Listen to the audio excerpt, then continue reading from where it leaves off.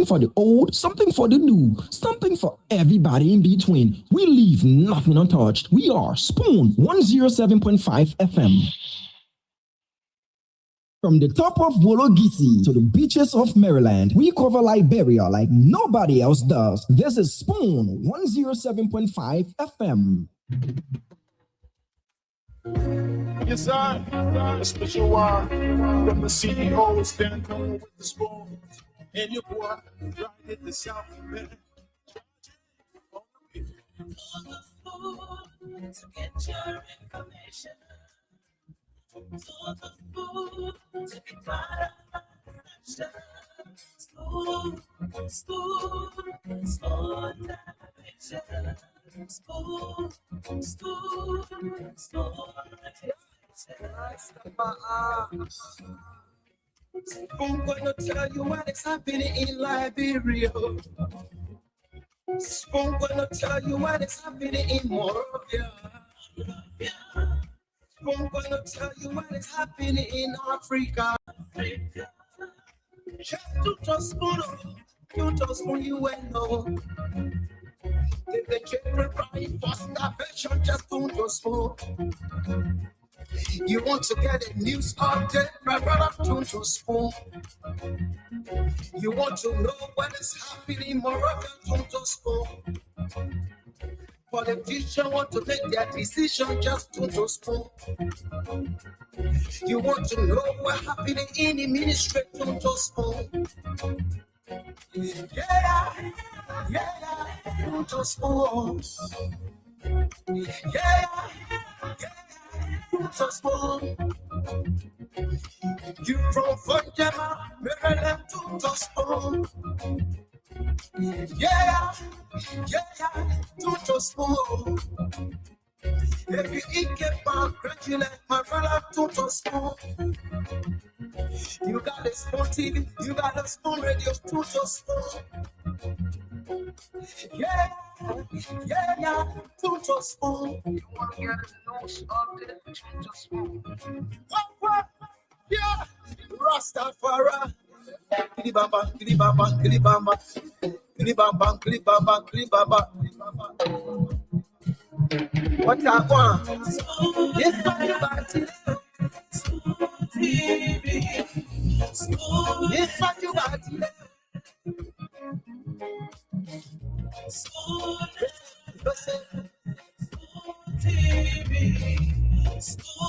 Balabadibadiba. Kididididabado.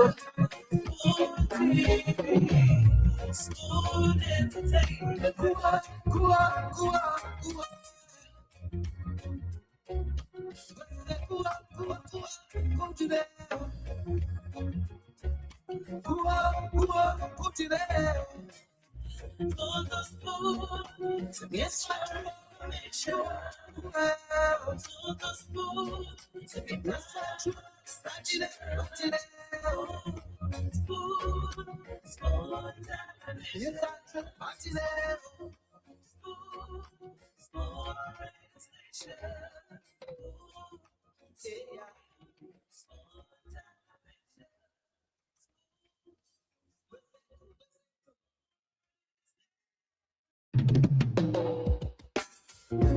Yes, a special one from the CEO, stand coming with the spoon. And your boy, right at the South man. to get your information. To the food, to be part of the spoon, spoon, television. Spoon, spoon, spoon. Spoon gonna tell you what is happening in Liberia. Spoon gonna tell you what is happening in Morovia. Spoon gonna tell you what is happening in Africa. Just to trust Spoon, you trust Spoon, you will know. If they can't provide for starvation, just don't trust Spoon. You want to get the news update, my brother, don't just spoon. You want to know what is happening, my brother, don't just spoon. Politicians want to make their decision, just don't just spoon. You want to know what's happening in the ministry, don't just spoon. Yeah, don't just spoon. Yeah, don't just spoon. You from Fontaine, Maryland, don't just spoon. Yeah, don't just spoon. If you eat my gratitude, my brother, don't just spoon. You got a spoon TV, you got a spoon radio, don't just spoon. Yeah, don't just spoon. You want to get a nose on the don't just spoon. Yeah, Rastafari. Kilibamba, kilibamba, kilibamba, kilibamba, kilibamba, kilibamba. What I want? It's my party. It's what you got today.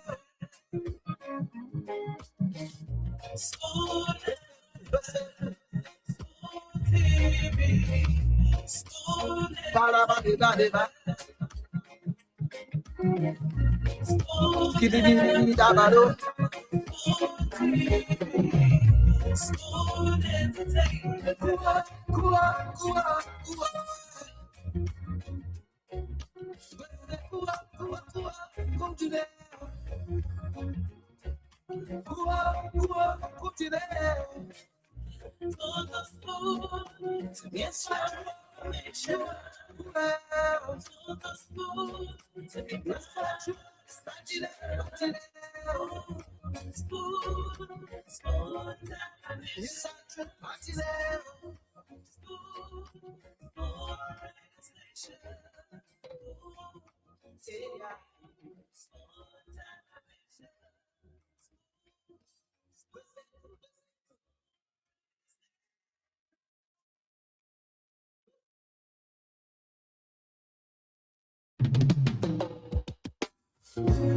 sir.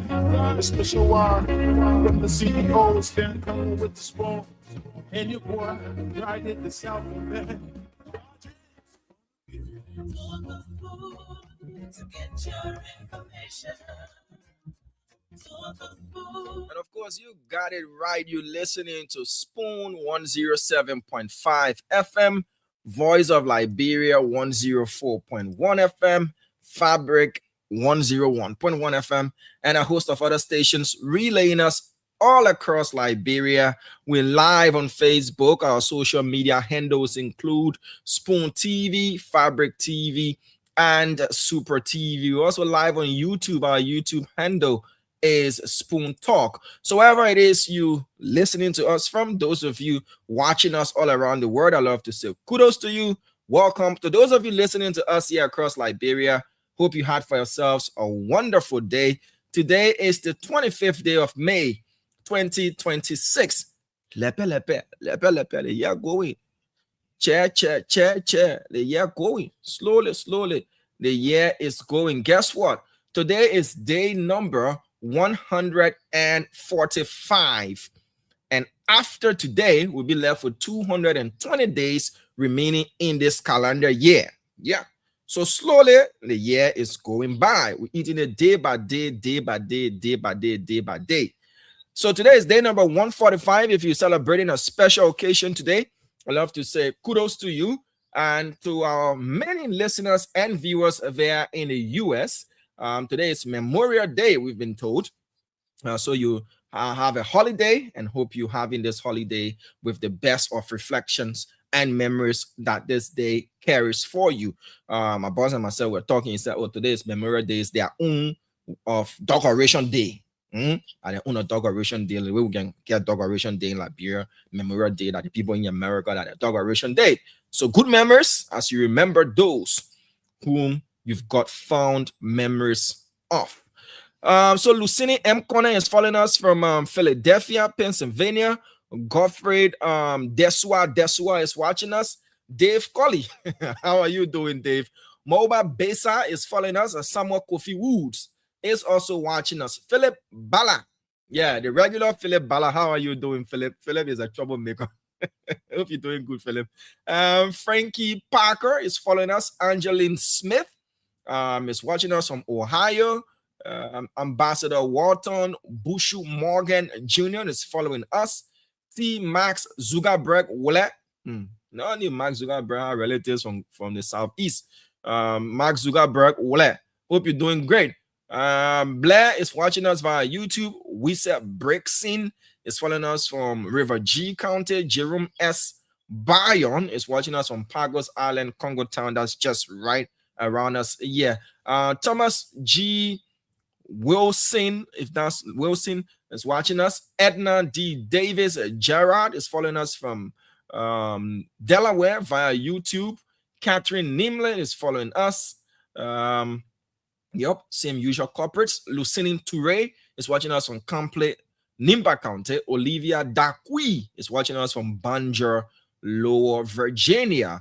Asata O. Dawson is watching us. Theodosia, if I got that right, Hart is watching us via YouTube. Ivan Wlesh is following us. Mambu Momo and the rest of the folks following us on the various platforms tonight. Well, a lot happening in the country. You know, the nurse that was accused of falsely announcing an Ebola outbreak in the country, she's being released in the custody of her lawyers, temporarily released as the police continues their investigation into that particular matter. Ambassador Sheikh Kuyate says, sorry, can take over the again pursue on your party heritage. So Ambassador Sheikh Kuyate went to the House of Representatives today before the leadership and other members who were present, you know, and say, yeah, sorry, yeah, my people had a meeting with the president prior to coming here. As you can see, the Minister of State is also here with me, and we've come to say sorry. I didn't mean it that way or any kind of way, but I just can't apologize. Yeah. Somebody said, well, you couldn't say sorry too, you know. By the end of the day, Ambassador Kuyate, whether he acted on his own to say sorry or he was coerced or instructed by the president, because he did have a meeting with the president prior and was instructed to come and say sorry, so he cannot spoil the good relationship between the executive and the legislature. Well, the Ministry of Health has issued a circular. I'll read that for you. And we on this program and on this network will make it our duty to always inform the public, you know, about what's happening. So this is travel advisory number 01. This is the first travel advisory. When I was on the show of Nelson on Saturday, I said this. I said, look, we need to ramp up our publicity. We need to ramp up measures at the airport and other points of entry.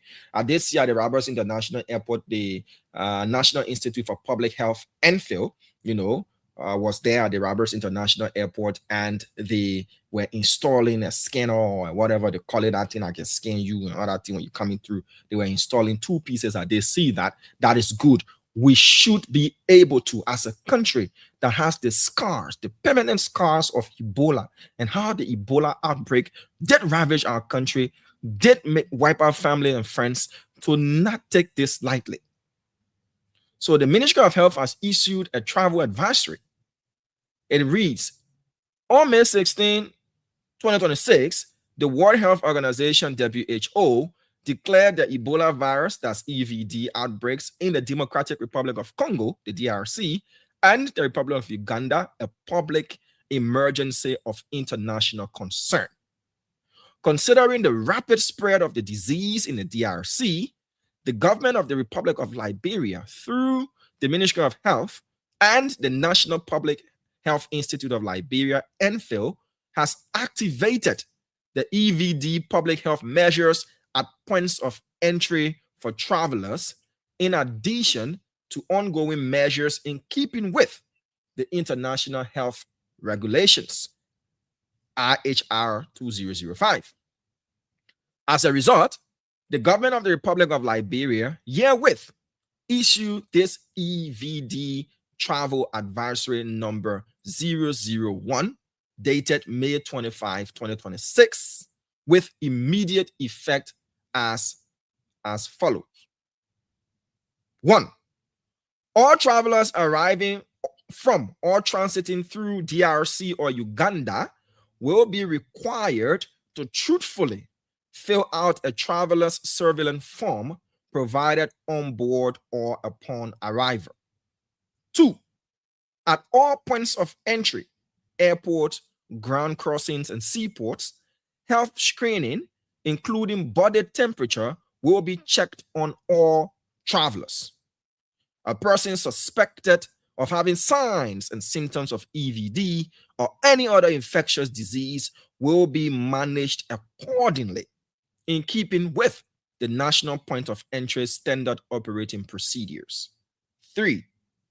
All travelers will be provided with health information, advised to self-monitor and report on signs and symptoms of EVD or any other infectious disease to the nearest health facility or call toll-free the number 4455. And lastly, all travelers and conveyance operators should adhere to infection prevention and control, that's IPC measures such as hand washing, use of sanitizers, and avoid unnecessary physical contact. 5.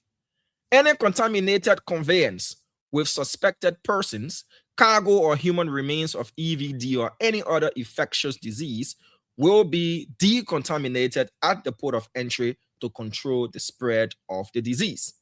6. All Liberian citizens and residents are strongly advised against non-essential travels to Ebola-affected countries.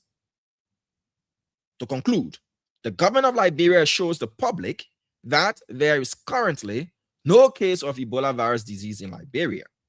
However, heightened surveillance and preparedness measures are being implemented to protect public health. Note, this travel advisory will be revised from time to time as need arises. Signed, Dr. Siawata Kamana, Interim Director General, National Public Health Institute of Liberia. Approved, Dr.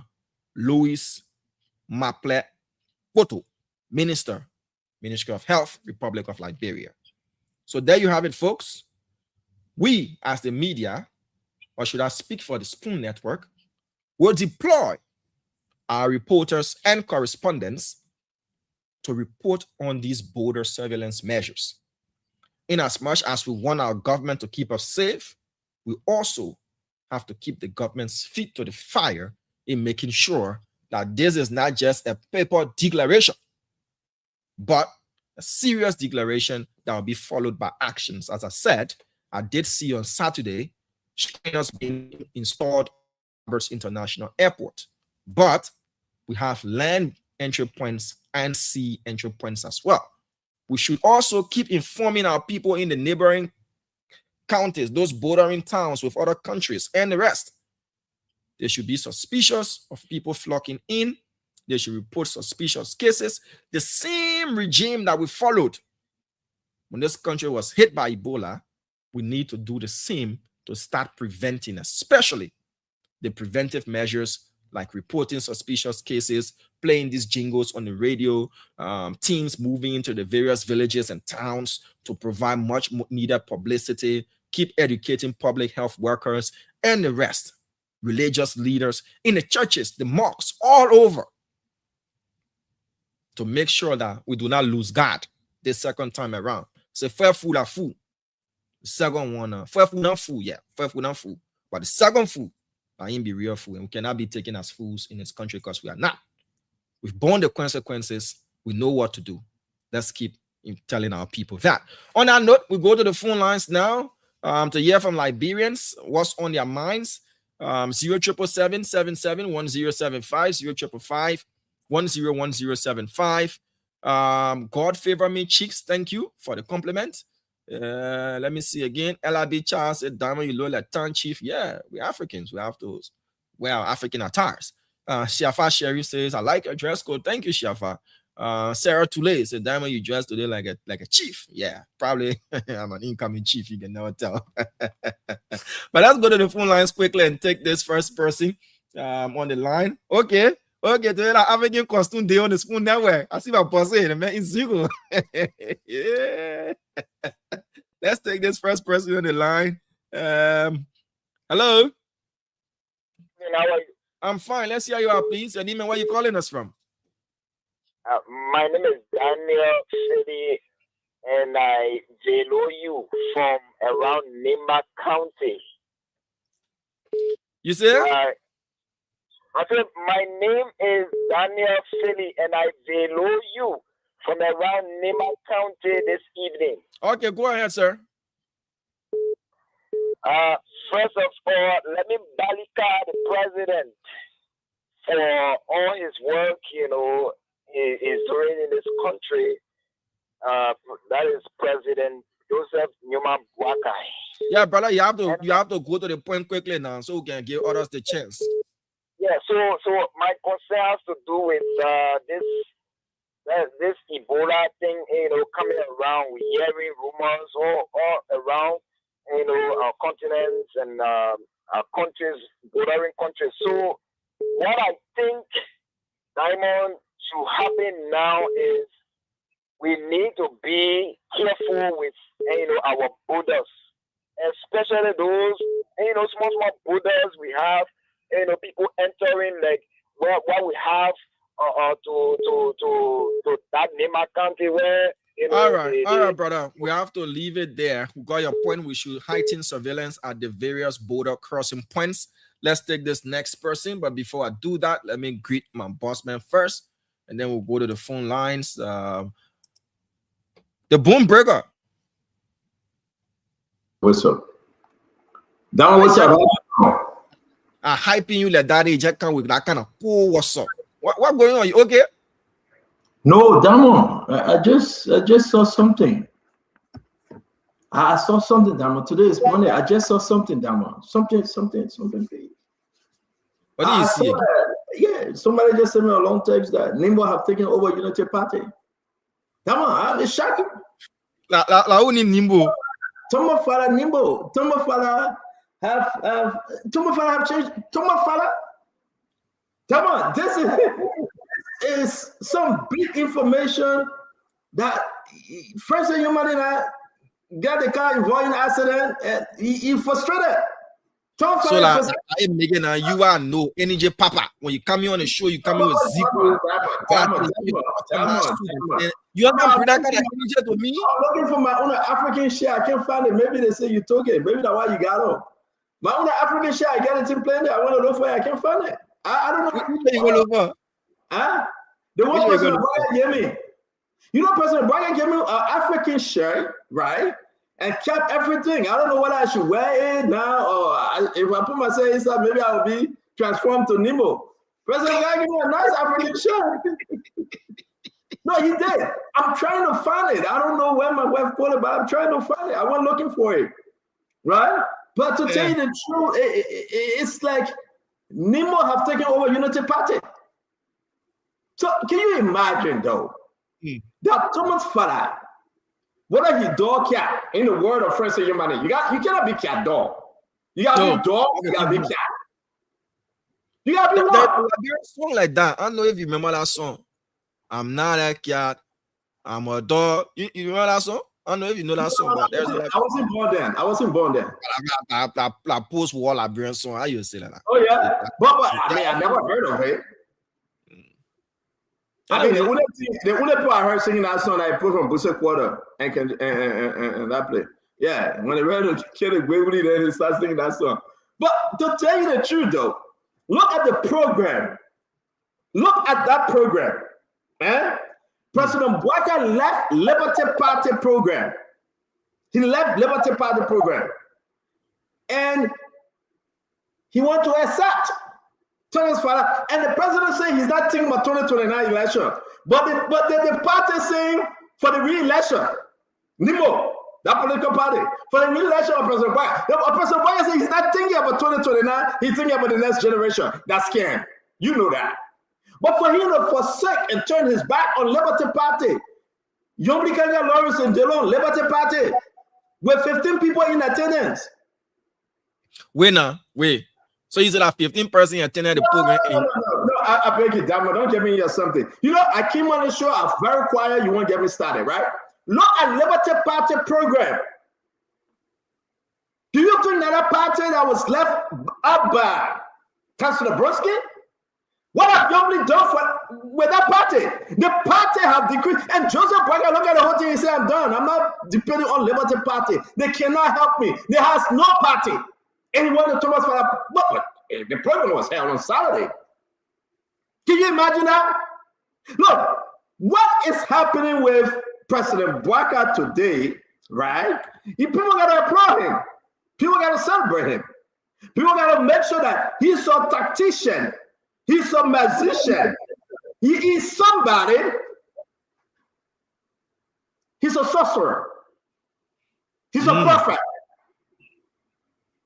He's a prophet. The man turned a person, that puppet looking. If that puppet sit down and fail at it, I wonder how you can do a fail. Something like that, right?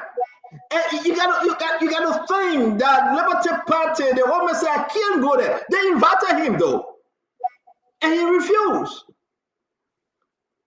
I begin to think though. I'm not serious though. I just begin to think. Are we? Dama, can you put a link in the chat? People say they're not seeing the link. You know, they get some lazy people in Spoon Talk. I can do it. I can put a link. Just say it. People in Spoon Talk chat room. The link was there, and they say they didn't see it, and because they won't go back. When you get a pocket, they're smoking in Liberia. I don't know how the guys there. Wife can allow them to go Liberia. My own wife can allow them to go Liberia. Come on. What kind of medicine they got them doing to all the women there? Look at Acido. 3 months now, you're not spending Liberia. Paul Kennedy, 6 months. So it hurting you? It hurting me by the way. I mean, I put Paul Kennedy picture up.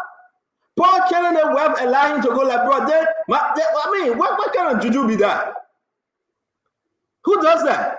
I mean, to be fair with you, man, just imagine that. Listen to these people talking about they are enjoying Liberia. They are enjoying Liberia. While you're looking at your friend and dancing video. Yeah, but it's kind of crazy, man. Can you imagine that they got him going to Liberia?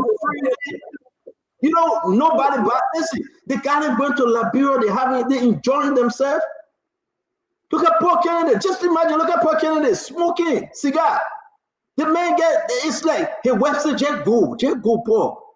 Just go. Don't worry about Stanton. Just go. I mean, but Diamond, this is unfair. You know, the man. I know you know Philip Bala. Philip Bala from Pennsylvania, man. The man always give me hard time. Yeah. I gotta take Philip Bala saying in the comment section. I can't even read it. Yeah, I can read it. I'm trying to upload this thing. Anything you say, just don't say. You're a crazy guy. I pass all that thing, but I don't know why he made that kind of comment. Yeah. But I'm not seeing the comment. Just read what I say. Just read it. We get to read anything. Read it. Another messenger, another conveyor of such news. I beg you. The web know that you're very dangerous. Oh no, I'm falling for that one. Oh, seriously though, how can this guy, the women allow them? But no, guys, seriously, we gotta talk about it. I'm gonna call the women in. I will personally do that today and tomorrow. They got them sitting in the comfort of their homes. Like they ain't got no children in America, like they ain't got nobody. That's enough, ain't that right? To be fair with you, they gotta enjoy. No, they gotta sit out there. They're going to club, poking, and smoking cigar, like nothing happened. Like nothing happened. I mean, to be frank, I mean, this is uncomfortable. Jetihad. I can't. Listen, it hurting me. Look at the other guy. Look at the other guy.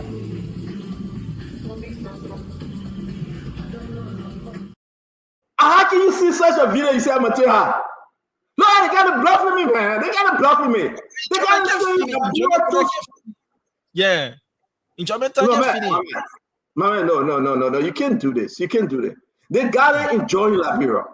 There'll be no way you tell me to take her. I can't take her. You know what, Dancing? You know who over there? Jacob Jala. It looks like Jacob Jala of CMC. Yeah. Jacob Jala of CMC. But then you're telling me to take her. When they got it on the Saturday, on the cool of the evening, man, they got to just sit, my man. Everybody just cooking for them and they just chilling. Then you telling me. Everybody be cooking for them. Okay, so you want me to go in there? I can go in there. You know me, I don't care. I can go in there. Seriously. Yeah, you want me to go in there? I'll go in there. No, but it's okay. How can Paul Kennedy leave his wife, right? And go to Liberia, right? And you want me to believe that he just in Liberia? Look at, give me the video of Russell. Can you imagine? No, I want the Liberian people to see in this before we get into the show, right? I want the Liberian people to see in this. Look at Paul Kennedy. Look at Paul Kennedy. Look at enjoyment. Look at enjoyment. Look at school Saturday afternoon enjoyment. Look at school Saturday afternoon enjoyment. Come on. Look at Paul Kennedy. Look at Paul Kennedy. Give me how you call the guy video, Russell video. See the guy enjoy. Look at Jacob Jala. Look at Jacob Jala. Look at him. Look at Jacob. Look at enjoyment. What man I done, man? Then you guys are Paul Kennedy. The CMC boy is really enjoying the country. The country is good. The thing is good. Enjoyment don't waste. It wastes away. Yeah, not small enjoyment. But I'm gonna put Acedo picture up. Where is it? Where Acedo picture? The boys are enjoying. Yeah, but can you find it? They were in the car. They got people driving for them. Yeah, but I'm driving all by myself. People are driving for these guys. I want Liberian people to see the way in which they got it enjoying.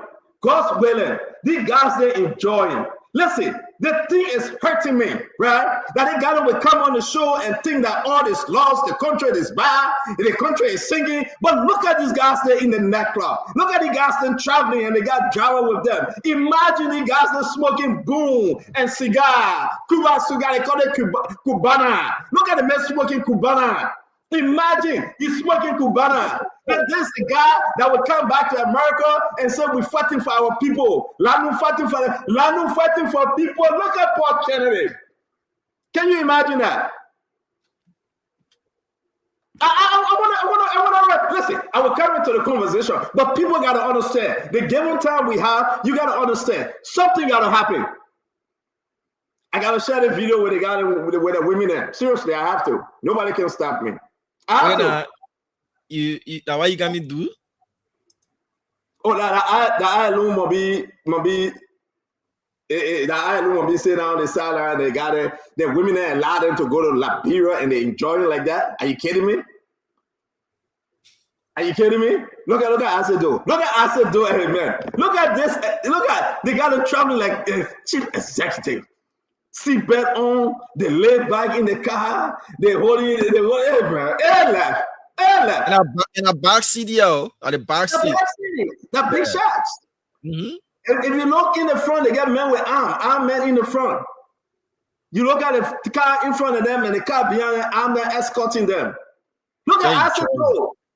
Look at Acedo. Look at Acedo. Lord. How many go? 4 months? Acedo going to the 5th month. Wow. Yeah. The boy enjoying. The boy enjoying, my people. Ladies and gentlemen, I don't know, but I will tell you the boy enjoying. The boy said they have never seen such an enjoyment since Charlie Quintan. Yeah. I want listen, come on. I about to call Acedo wife Annie. I about to call Paul Kennedy wife Mia. And tell him to do something. I call for the guys to come home. I about to. Seriously. I'm going to call him on this show right now. Y'all hold on 1 minute. This thing must stop. But that one though, it must stop though. Seriously, it must stop. Make no mistake. This thing must stop. What kind of enjoyment they got enjoying that, That will take the thing now, man. Let's talk to our people. What's this, Damo? What's this? I'm gonna tell her.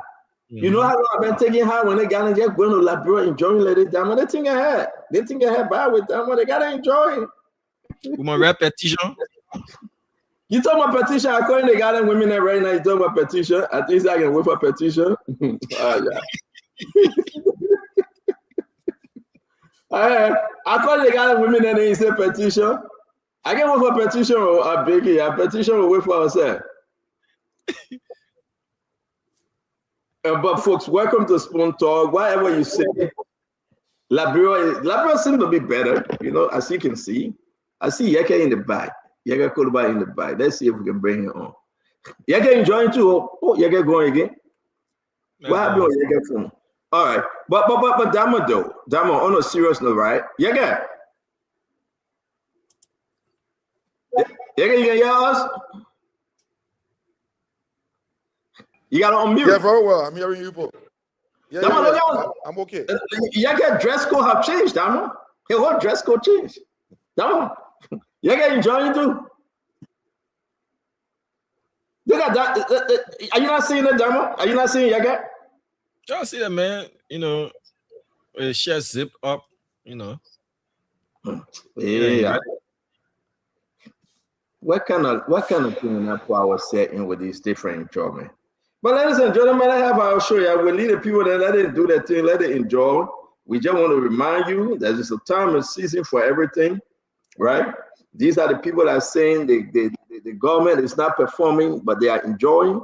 We want to welcome you. We got a lot to discuss today, Damo. We got a lot. We got somebody calling from the executive guy from Lofat, right? And did you listen to the ambassador, Sheikh Koite? I saw that Spoon ran with that. I listened to him, sir. Yeah. It's like the man was under duress when he was apologizing. He was under pressure. He was under tension when he was apologizing. The ambassador, when he was apologizing, and I hope I can have the chance to talk to him.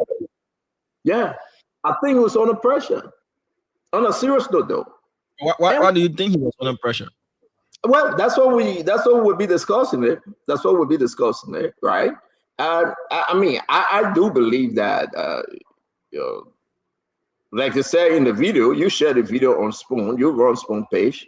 The message the president, as they said, the president asked him to apologize. So it just made me to think that then it was true when folks were telling Yeke, say President Barga, just say apologize. I think that's the same pattern. When they were telling Yeke, say they apologize to the president, then they will not remove it. I think they took, sure. They say apologize. So we just got to understand that President Barga wants to be pleased, right? And that's exactly. But I want to ask Liberian tonight, and maybe somebody can help me. President Barga went to Foya. We all saw that, but he didn't. He went to Foya, right? Yeah, yes, the plane here, Air Force One, Liberia Air Force One, right? He went to Foya. Huh? Is it what, Labrador? That one we saw on social media, Liberia Air Force One. And that's why they say, I don't know who said this. And that's why they say, that's why you got a problem. But but the president, the Liberia Air Force One, I'm not saying that what people are saying, that how they calling it, right? But the funny thing is that look how the people coming from in the plane. Yeah, because they too small. It's a small plane, so you have to bend down and count. Yeah. But we're talking about this, right? But the woman didn't go check the border to give us the update from the border. He was right there, 10 minutes away. Why he didn't go check to the border? Yeah. He went to Foya. He went to Lofa. But he was scared. All that he's talking like Air Force One.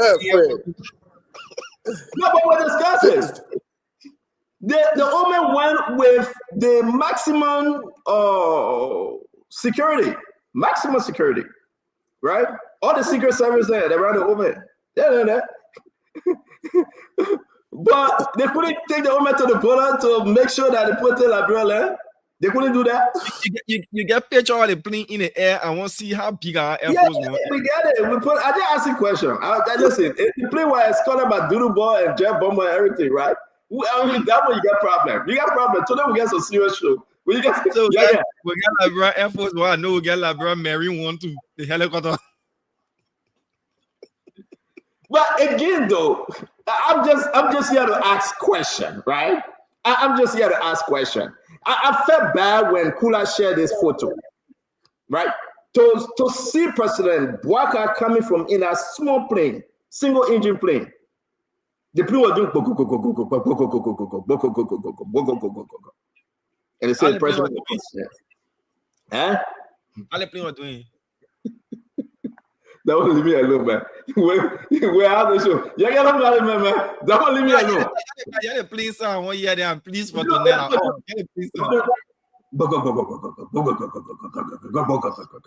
He said, President Bouaka had a plane head on the plane that day. He said, but what happened? I said, Chief, that's that you borrowed the plane from B. Martin. Now how the plane get wrong. So don't borrow me. That won't leave me alone, man. Leave me alone. I'm begging you.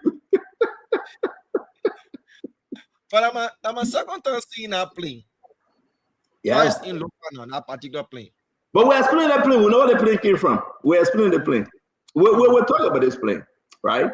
And the Liberian people just need to know the truth. I think the government owe it to the Liberian people, you know, where they're getting this thing from, how much they're paying, whether it's a free ride. You know, when they say, beat it, drive, beat it. We died our business, right? You remember that song? Free ride, free die. Yeah, so this yeah. You say you die like a that thing is concerning, you know. It is concerning. You cannot put our president in a borrowed single engine plane. You cannot. Then the Papa said the reason why he took the plane, because people will be begging him. He will have to stop and he will have to pay money. They will be begging. So therefore, he won't nobody to beg him for money, so he got to fly in the air. When you're in the air, nobody beg you, right? When you're in the air, it's on the tip. That's what he said. That's what he said. Then welcome to Spoon Talk. Let's share this show. Today we earned it because we're going to say a lot. Today is a holiday over here, by the way, though. Today is Memorial Day. We say we honor all our veterans, including myself. 3 days I served in the military. We honor. You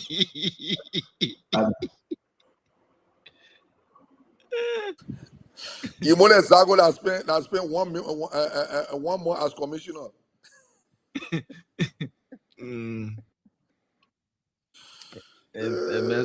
Steve Zago served as commissioner for 1 month, and you spent 3 days in the army, so Zago higher than you.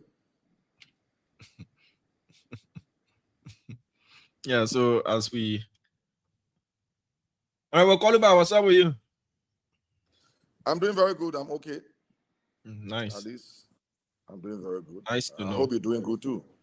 Yeah, I'm good as well, Chief. You got your 700 to go to Tomo Father program? If anybody pays money, they have to pay to the network for coverage. So no, not for coverage. To be part of the number. To be part of the number, not for coverage. Oh, they're paying 700 for each person. Oh yeah.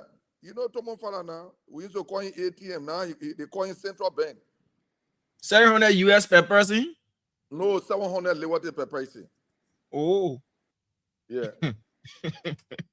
They have more people there. You know, Tomo Father wanted to impress the former president Joseph Bouaka. So you have to hold people there. Oh, like what happened, eh?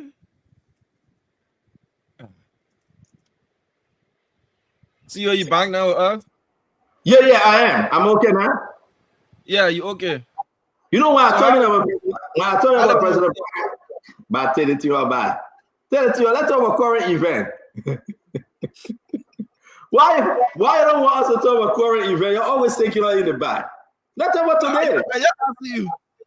No, because here's my thing though. Those are some of the reasons. It was because of that. It was because of that we moved former president. We are so we can go back to former president. But I want our cake. We ate that one already. Gone. Fagon ate that cake. Yeah. Now the kid I gave Fagon sugar problem. Fagon ate that cake. We ate that one already. Gone. So yeah, you can't, you know, if we all the time go back and talk about the past like that, then we'll mess ourselves up. But let's talk about, I think we'll be speaking to, what's his name? Eko? What's his name, Yeke? Kolba Akwe. Akwe, yes. Because we'll be speaking to Akwe today. And I also like to announce that Bawu Code is coming in studio. Bawu Code actually representing the lady that spoke about the Ebola issue. And they secure her release today. She's out. So we'll be speaking to her lawyer. Did she really say that Ebola in Liberia? This is a big one, folks. And we'll be speaking to Bawuko. Bawuko will be in studio. He's coming in studio. He'll be up by 9 o'clock. That we'll speak to him for maybe a few minutes and get exactly what's going on. There's a lot to talk about today. Information reaching us, yet to be confirmed. I may say that Francis Yumani, official vehicle, were involved in an accident and killed a little child. Damo, did you follow up on that story? Yeah, we got the information and we'll follow up on it. Yes. We see it, and I'm kind of surprised though. I really want to squeeze this in. What become of the Uncle Sam Weth? That investigation, Diamond, because her body stay at the mall, right? Past 2 months now. Who's saying what? What is Gregory Kuma saying? Is he not involved anymore? The high will be now, the body will still be at the mall and nobody can say anything. So we just need to ask these questions as to, what's the end game here? What's the story? Will they turn the body over to her family? The family reached out to Spoon for a statement. They are deeply concerned that what is happening in Liberia, they have never seen it before. And I think people got to be concerned. The Justice Ministry, how long they going to keep the body for? They got to bury the lady. You mean they did their stuff and then what? So again, we are talking about the issue about Uncle Sam Weth. If you remember, the Jackson family demands autopsy report as body remains unburied 2 months later. What kind of system we have? Seriously. And we gotta dig deeper into that. So we want to bring it to you. I hope we have the chance to speak to Uncle Sam on that. And I also like to say that, as you can see, if you go back 2024, Josiah Jokai talked about the code of conduct. So by he wearing the Nimbo jersey, right? Did he break any law? He's a CSA boss now. He fire people about code of conduct. And the other issue, thank God we'll be having Bawuko, the lady that was released today that gave the pronouncement about Ebola, said Bawuko, Josiah Jokai Weth, Johanna Jokai, as a nursing director, put up those information in an in-service, in a training. So how true is this? Is Josiah Jokai Weth involved in spreading fake news, false information? So therefore, we'll be speaking to this issue. We got a lot coming your way today. As you can see, Bawuko, he went to the Liberia National Police, signed up for his client. Do they have anything on hold?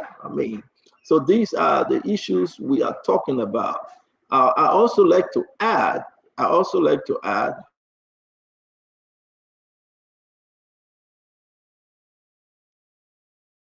Okay, so we will wait a while. I see Wilfred Bangura is here. Wilfred, how are you doing? Diamond, I'm doing very well. I'm really admiring your apparel tonight. I'm admiring this gown. Did you attend any occasion? Thank you first. I didn't attend any occasion.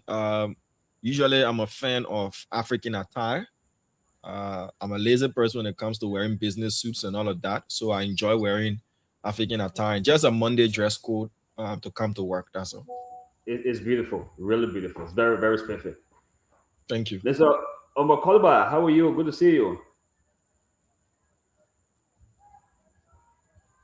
Chief, how are you?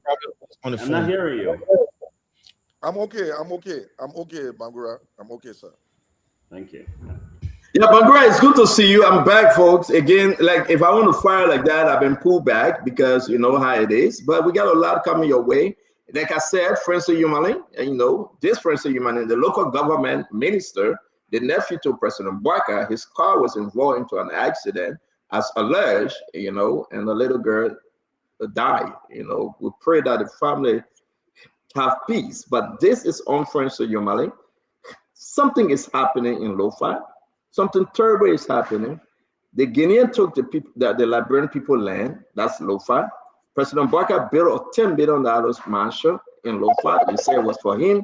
He said not for him, it's for MRU said no, and that's another problem. No, please take that call. We are talking about now, people are dying. The children, the babies are dying, and first thing money got to explain, he have to explain, right? That is in Lo-Fi. So a lot of stuff is happening in Lo-Fi.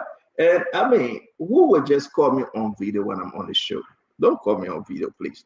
And at the end of the day, we just want to say, hey, that's what we do on Spoon Talk.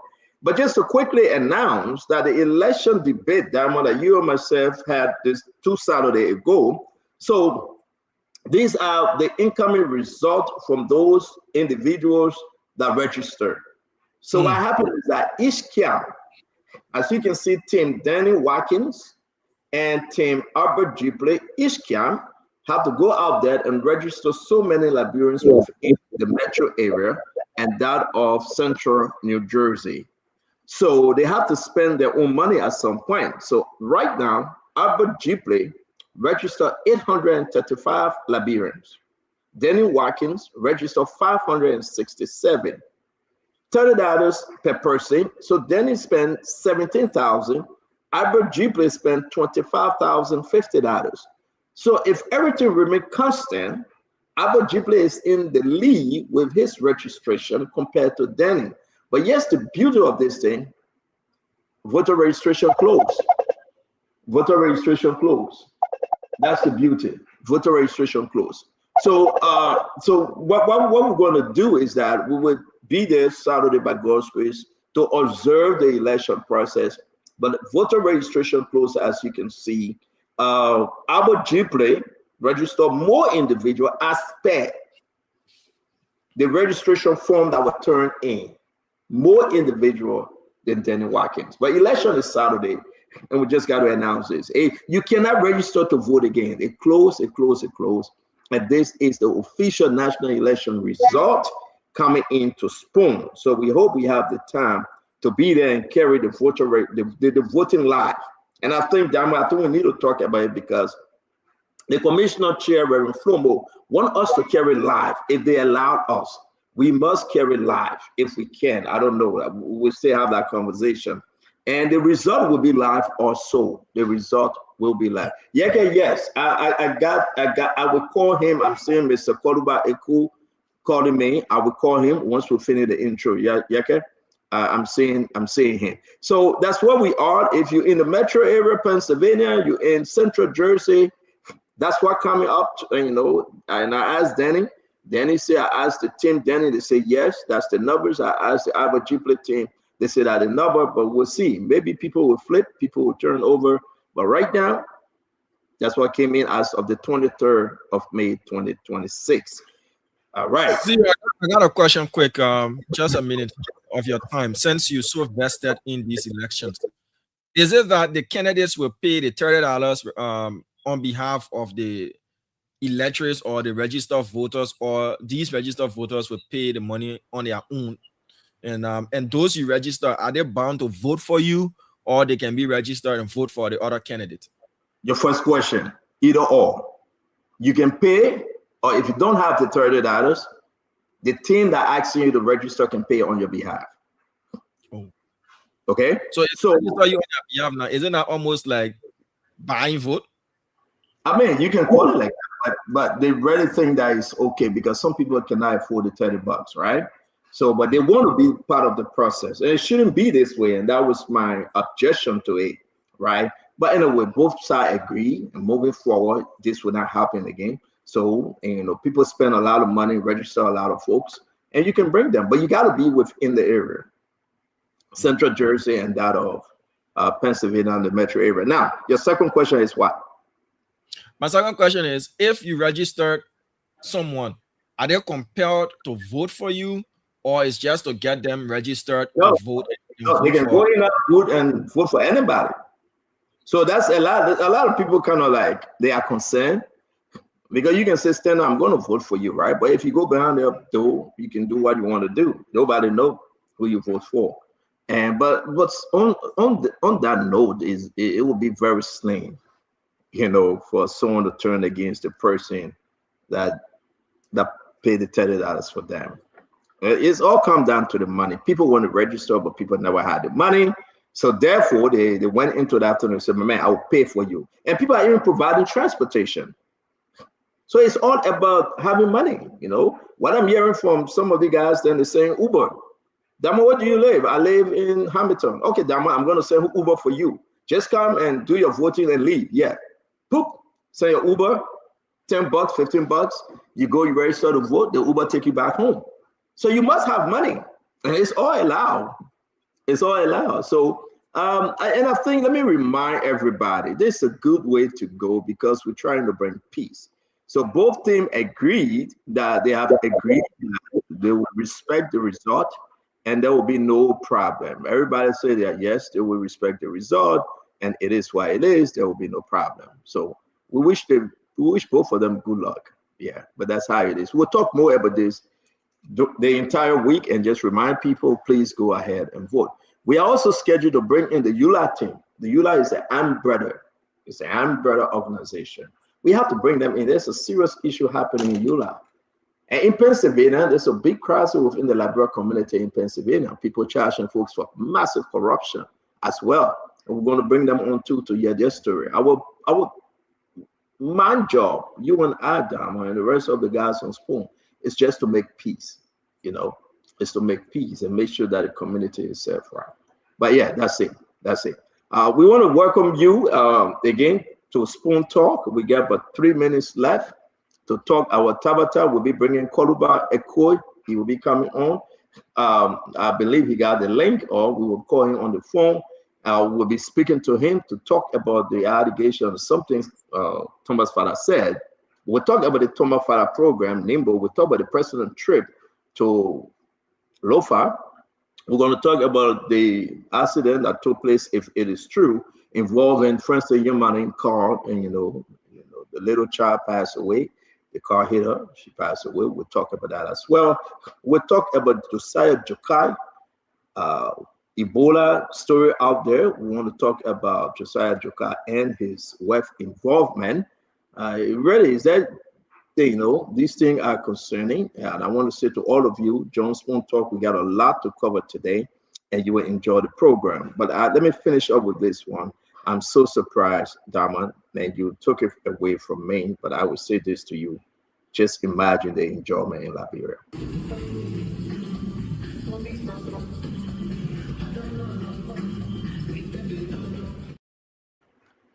How can this?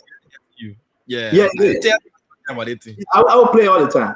And I just want you to know, how can this CMC member say Liberia high?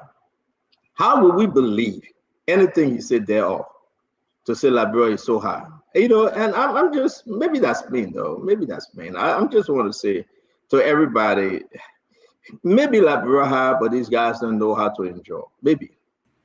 That's what you think. Maybe, right? Maybe. Just maybe. Just maybe.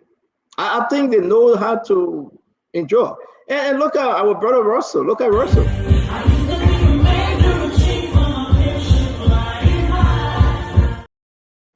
The Liberia had them.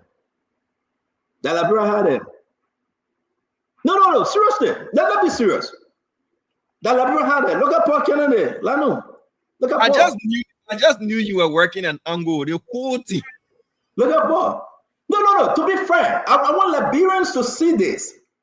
When you guys can come up and say the country tama, when you guys can come up and say the country is so hard, everybody's sweating like cat and dogs. My fellow Liberians, I want you to take these clips and remind them they're able to leave the comfort zone of the beautiful homes here in these United States and go to Liberia and dance and party.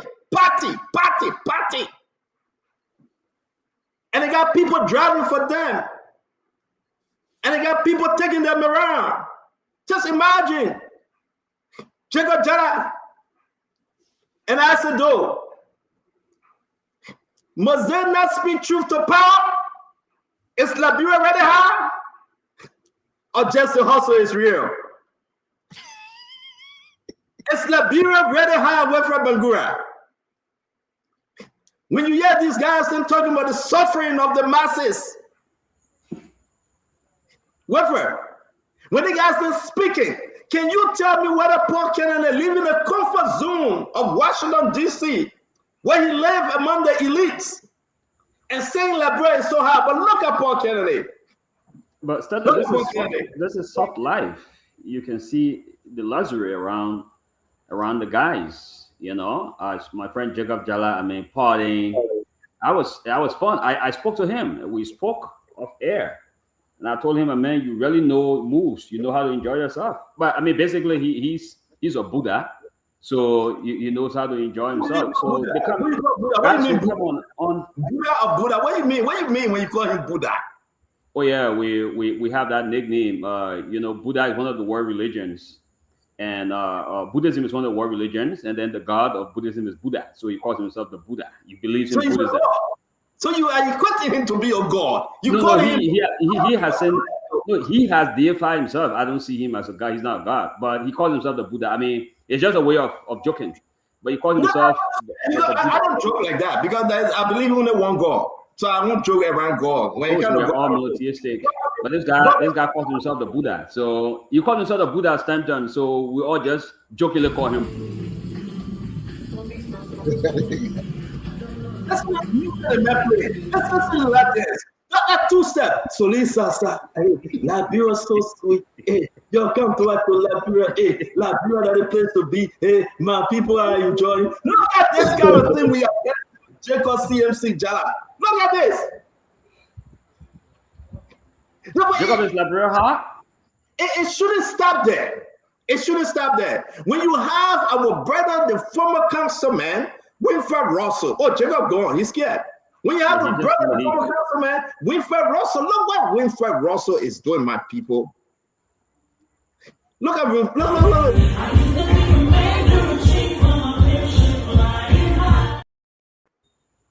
The man is waving. You can't hold Liberia.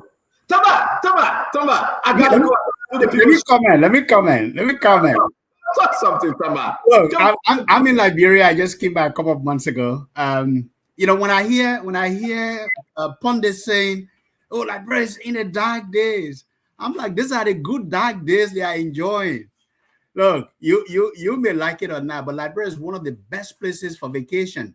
Your US dollar can go a lot farther because you can go to a club, you spend less than $100. You know, with your friends.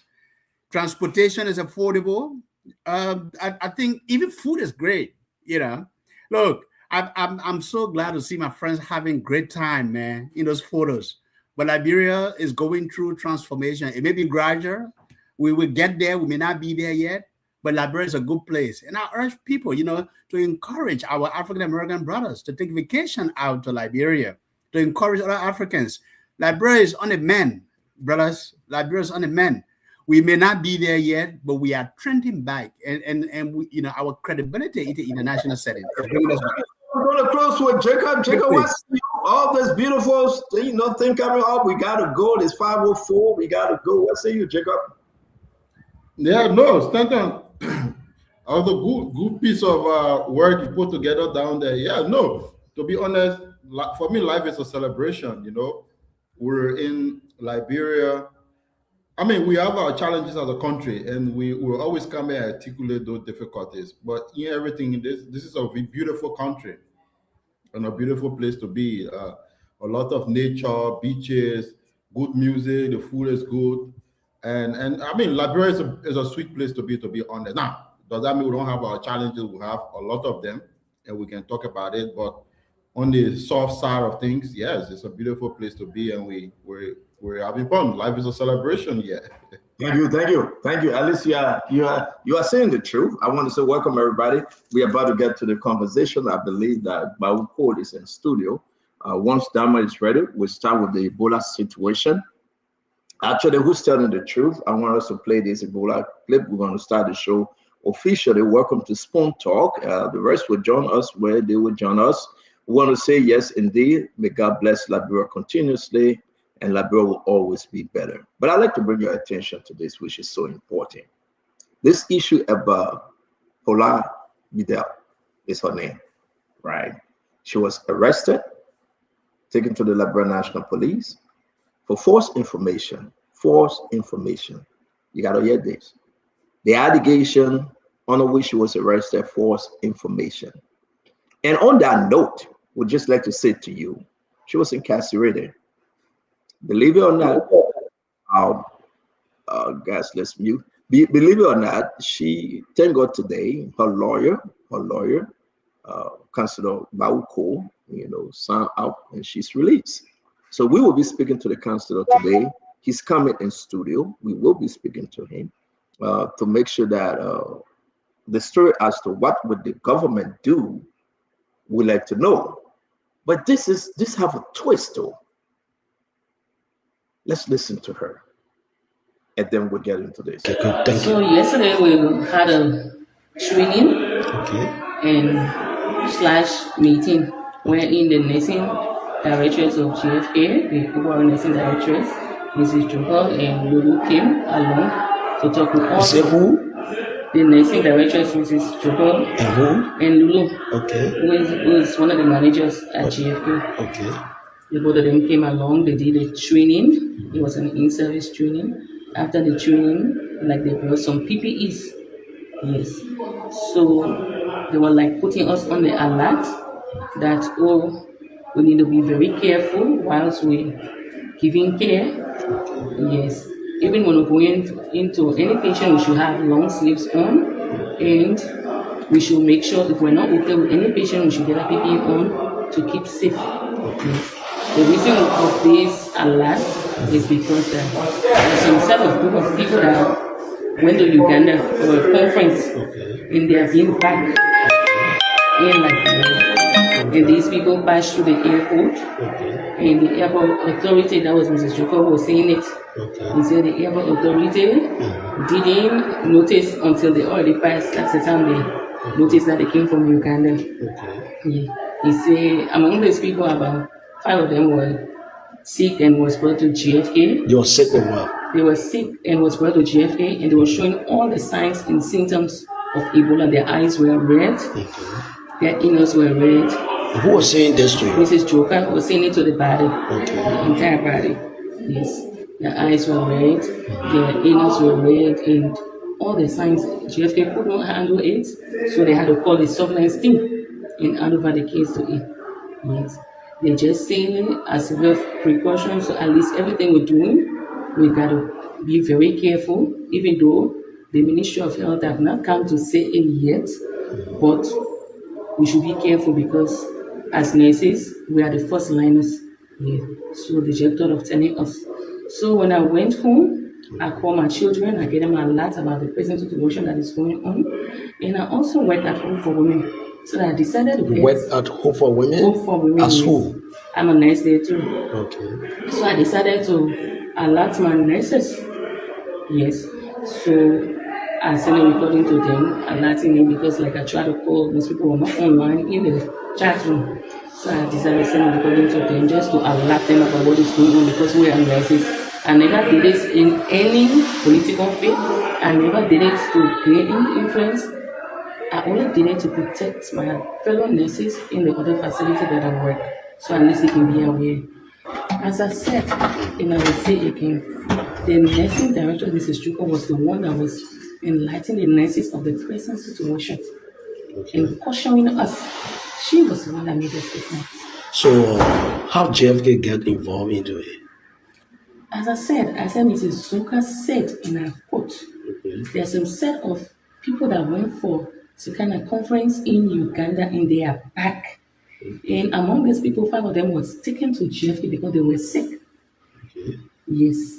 And they came down with all the signs and symptoms of Ebola, and GFK couldn't handle it.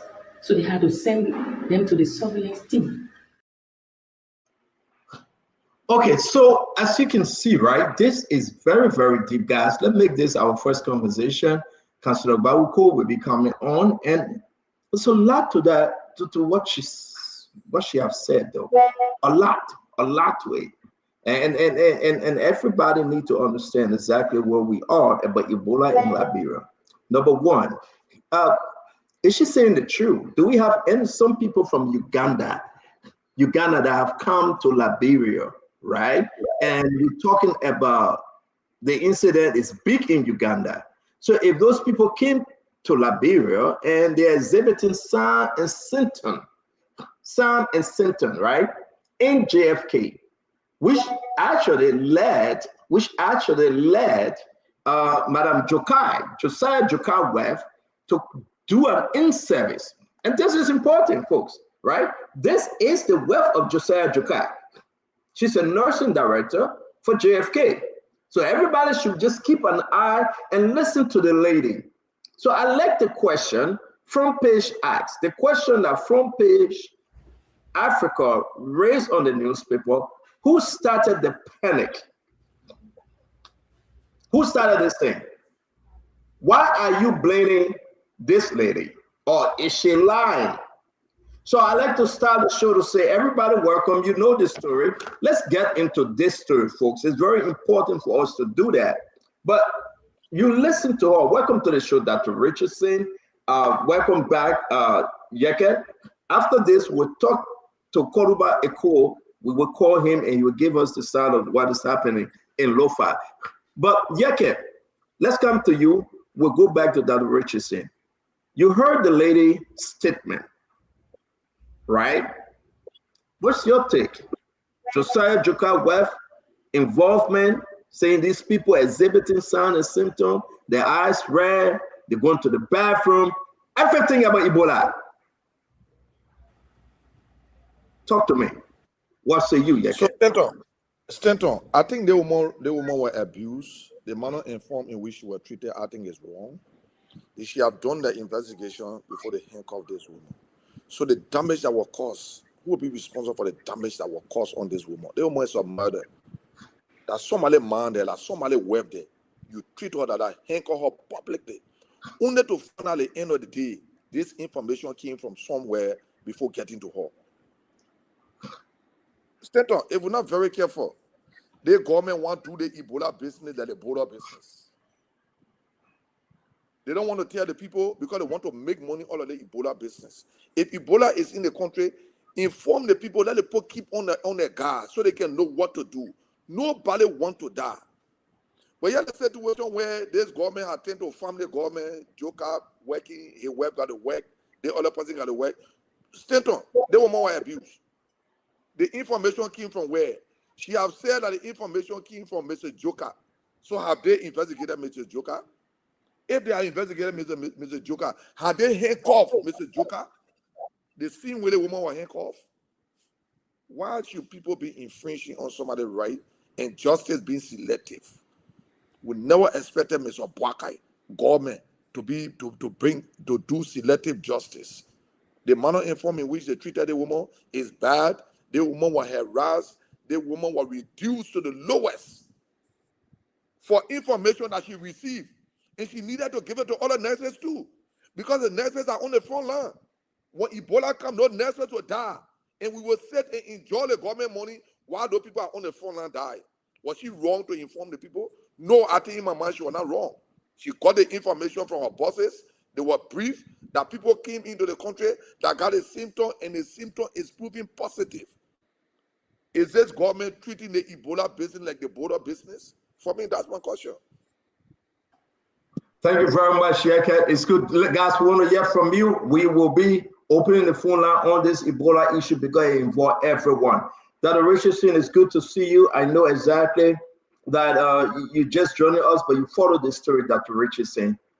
What are you saying with this whole thing? Then Madam Jokai, the nursing director, put out a statement. We'll read a statement, but just listen to the lady that was arrested. You think what the government did to arrest her without prior investigation? Talk to me, Dr. Richardson. With me? Okay, good. I think you guys can see me. I'm still having some trouble. I want to side with what Honorable Yeket Kolobai said. they have not done a full investigation. I woke up and I saw this one being taken to the police station, and while wearing some other people, as she said, and if it is true what she said, she heard the message from a permanent person, the director of nursing, not a lay person or somebody on the floor. She heard it from a top person in the government. And so if she heard that news, she was only trying out of good intention. She didn't sound like she had bad intention. She had good intention to protect her family, because she said she went and discussed with her children at first to tell them, be careful, no hugging, no kissing, no in crowded places, wash your hands. And then she followed her information to other nurses, and someone said nurses are on the front line, and it's true. So I think that our government was short. They failed in doing a proper investigation, calling everybody before even taking this woman to the police station or arresting her. I think they put a handcuff on her, so it tells me that to some degree her movement was restricted. So this is what needed to happen, and Ebola is a serious thing. It is a serious thing. I was in Liberia, I think, when COVID hit. I had just entered, and people were not taking this seriously at all. I mean, when I left here in January, I believe, Liberia COVID was rampant. It was killing people, and I went in full gear with my mask on because it was mandatory for us to wear masks over here. No matter where you are going, as long as you're leaving your house, you had to be in mask. And when I got to Liberia, people thought they were laughing at me for wearing masks. People thought that where are you coming from? Your COVID with your mask on, and I continue to follow my routine, but it was just an interesting dynamic where I am following the routine, and people are taking it seriously. So if we don't know the information at hand, I think we are required to take preventative measure. It is true. I understand, and I read Ebola is in Uganda. Now, is it in Liberia? I don't know, but I know the United States government have taken measure to send planes to Canada. That's one of the things they did. And number two, I also heard that there are certain places, airports, that they're designating to have planes come in from other countries. You have to go to those designated airports. If you're coming from in that region of the world where Uganda is, you'll be in this part of the world and designated to these airports until you are clear. So we need to take preventative measure. That's what I'm saying. Thank you, Stanton, for the opportunity. And thank you, audience, for sharing some of your Memorial Day with us here. It's Memorial Day in this part of the world where we are. Thank you. Thank you very much, Dr. Richardson. Thanks, and good seeing you. Jacob, what's going on here with this whole thing? This is kind of like getting very interesting. Do we have, first of all, Liberians want to know, do we have anyone from Uganda that have entered into the country that went and they checked themselves in at JFK? First of all, I think the nursing director need to answer that question. I think Josiah Joker wife need to answer that question, because it's the reason why she started an in-service. And it's a normal thing here in America, right? This is Mistress Joanna Jokai. She's the nursing director for JFK Medical Center. Jacob, do we have anyone from Uganda that checked themselves in at JFK? Then we can move on to her statement. What say you? Yes. So first of all, I think the leadership at JFK or NPHL, let me say NPHL, Ministry of Health, they need to provide additional clarification on this matter. I mean, absolutely, I follow their press statement. I also follow the statement from NPHL issued today on additional measures for on advisory, travel advisory and all of that. But on this particular issue that this lady raised at the police station during this interview, I believe wholeheartedly that we need another press statement that will clearly, factually speak to the allegation there. Now, I read Mrs. Joker's statement. It did not directly address her allegation about people coming through the border.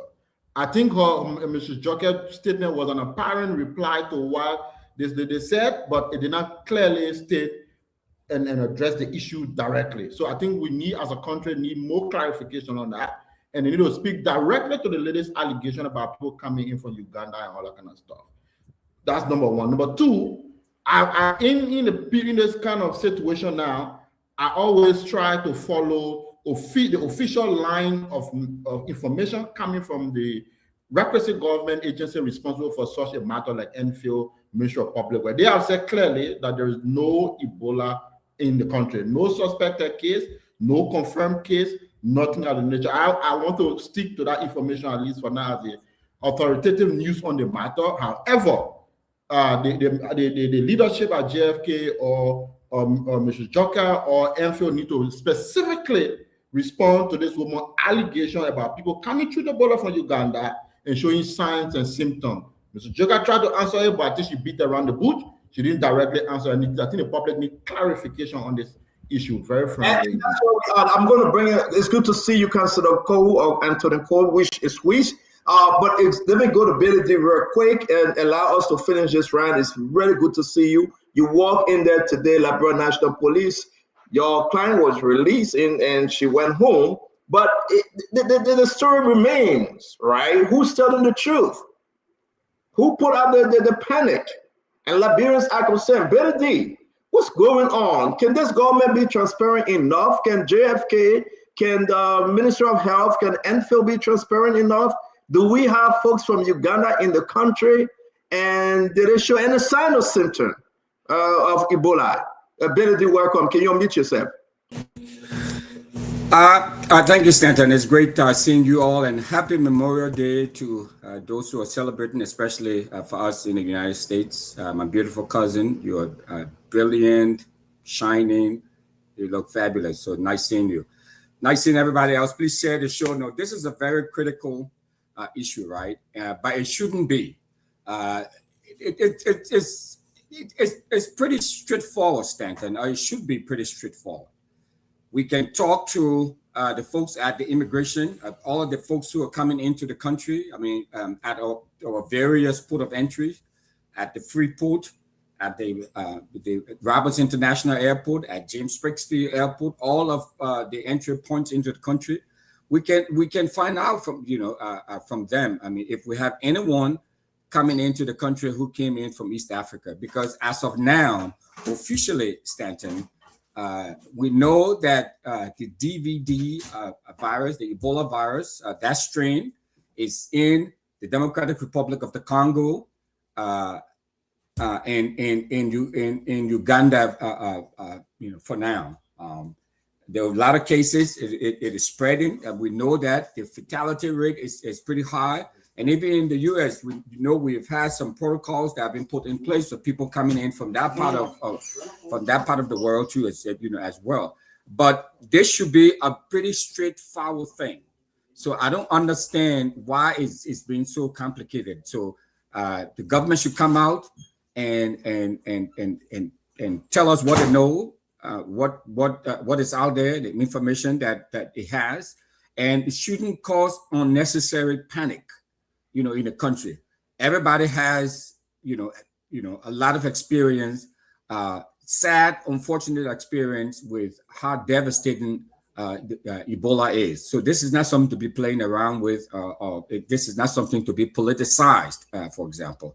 So we need to know, and it's not that difficult to find out, to know all of the folks who are coming in for all these various port of entry, especially coming in. There was not that many flights or coming in from the Democrat from Uganda, for example, so it is. I don't understand why they're hedging on this, Stanton. Oh yeah, we want to say to all of you again, it's very important. Let's welcome Bawuko. Bawuko, you will come to you briefly. Allow us to rest on the first round because a bunch of the question will go to you. And again, thank you for your intervention. That your client is out. She has been released. Then we'll talk about that. Let me bring in Tama. Tama, let's make this thing 1 minute only because we got a lot to cover today. Is Ebola in Liberia? Yes or no? Were there individuals that checked themselves in at JFK, thinking that they came from Uganda? Do we have anyone that came from Uganda that checked themselves in at JFK? That's the key. Can the nursing director, the Minister of Health, or Enfield answer this question? Right? I don't want to go and say nepotism, Josiah Joker Webb. That's not my interest today, right? My interest, that put this thing now on her own professionalism, correct? And the reason why she did an in-service. So talk to me. This is Joanna Jokai. Did she tell the staff, say we have people that have checked themselves in, that came from Uganda, running symptoms, signs of Ebola? Are they at JFK? Was that a truth? Can she speak to this? Then we'll put her statement up. Talk to me, Dama. Thank you, Stanton. It's a pleasure to be here, and good evening to everyone and to our listeners in Radio Land. There are three cardinal points I'm going to make on this point, Stanton, to make it quick so we can continue this conversation. I think, first of all, the government has come out. Someone saying the government needs to come out. The government has issued a statement and categorically informed the nation that there's no Ebola or cases of Ebola in Liberia to date. And secondly, the director of nursing, at JFK, Mrs. Jokai Joanna, has come out to also refute Mrs. Paula's allegation that she was told in service, during the in-service training, that there were individuals that came in and were showing symptoms of Ebola. So her statement has been debunked by the director of clinical services. But here's the gist of the matter. This is where I think, one, the government should be proactive, educate the public. But Mrs. Paula Bedell, basically went against protocol. Did she violate the NDA, non-disclosure agreement as a professional by going, even if she were to hear that there may be individuals? Were there any? That's the question I'm asking, Senator. That's the question we should ask, if there were any NDA. Well, as a professional, they are expected to sign NDA. So did she violate an NDA? Not the expectation you were taking court. Right. Any. Secondly, Senator, let me just make a point, then you can ask me additional question. Secondly, I think the second point we should be asking the question is that, was she given the authorization to say she can inform other nurses within her network about what was discussed, right? And then the third thing, as professionals and as Liberians, there seems to be a lack of trust in government. So government will come out with a position, but the citizens are still not trusting of government information. And those are the issues I think we should discuss, but also continue to educate the public that the government has said that there's no Ebola in Liberia today. Okay. Vendetta, welcome to the show, VP. Let's hear you. We'll go to Alistair, then from there we go to Councilor Bauko. VP, welcome to the show. Yeah, thank you. And to my distinguished panelists, it's good to see you guys again.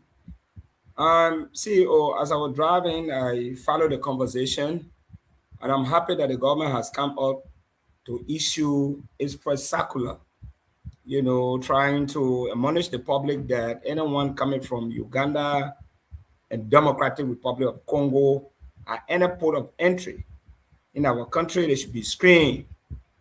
But it wasn't clear that Ebola is in the country, which is good. We pray that Ebola is not here. Secondly, I don't expect JFK to be silent, especially on this kind of issue. I think they have a communication department, especially when an allegation is leveled against the institution. JFK should speak as an institution. And I don't also want us to, the flyer I see going around, trying to, I think I see this as pure propaganda, attaching somebody who is working a different position because the web is at JFK and you print a flyer and this and that. Let's deal with the individual as a professional nurse and leave out the personality out. JFK should muster the courage based on what transpired to speak as an institution, because this individual, the director of nursing, worked for JFK. If anything happened, JFK, she has a reporting authority. She doesn't run the JFK as head. The head of entity should be in a better position to coordinate, because this is how mis and disinformation comes out. And as victims of Ebola in 2014, we know what Ebola did to our country. It is now time for us to collectively work together and preserve every information When Ebola is here, they should be brave enough to say, we have it here. We have confirmed cases. It's nothing to her, but I'm happy NPH, National Public Health Institute, and the Ministry of Health, I saw the circular in our chat room. I think it's important that we follow that, because at the end of the day, they will be the same people to tell, oh, Ebola is here or Ebola is not here. So I don't want to live in disbelief. I'm following the protocol. We pray. Thank you very much, VP. I asked you to talk to us, and then we'll go to the counselor. A very important topic, but I don't want to go on without saying very quickly that already saying you look so nice. You look like my small sister. Keep it up. So let's go to the topic, Stanton. Thank you for breaking the word, which is very important. Are we seeing what the government has done to itself? People don't seem to believe the government anymore. People doubt anything the government says simply because the government can lie. The government has put itself in a shoe where people doubt anything the government says. And my brother, you say it's not about individual, it's about individual. No. This is about the wife of Josiah Jokai, the man that dismissed many poor people because of no reason. And so let me answer your question quick that you asked. If Ebola is in Liberia, the answer to that is unequivocal, no. No Ebola in Liberia.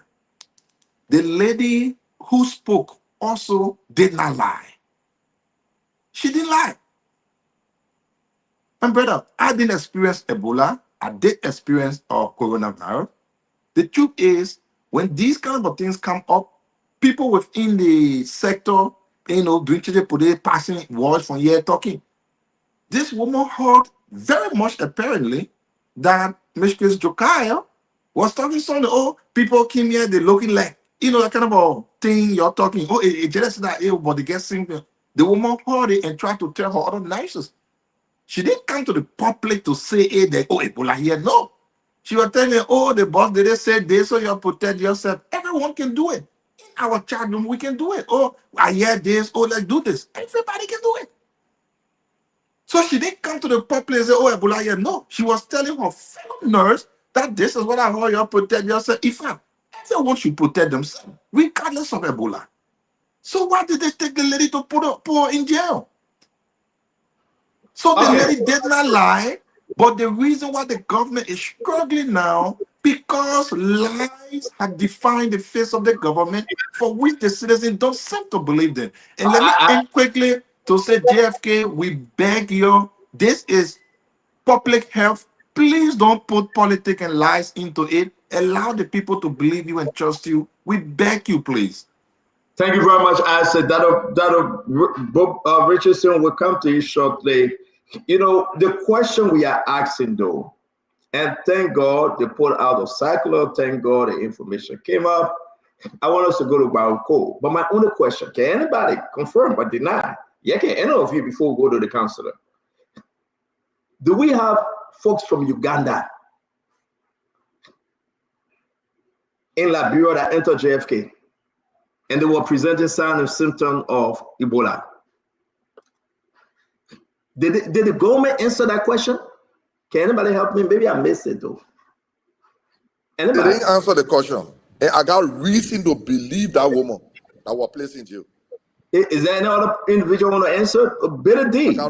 You live on social media, Better D. Did you see any answer from Enfield, from Ministry of Health, from JFK, that some Liberian or some individual, maybe not Liberians, came from Uganda, right? And went to JFK. I gave reason that Josiah Jokai left. Said, when it was reported in the morning rounds and the morning meeting, because nurses and doctors would sit and do the morning meeting. And then the nursing director said, we got to do in-service here. Some people checked in yesterday from Uganda, and they were presenting these signs and symptoms of right eye, running stomach, and everything. Maybe those are signs of Ebola, so you guys be aware. We're going to have an in-service. let me come to you, Bauko. What's the story here? What's the main story here?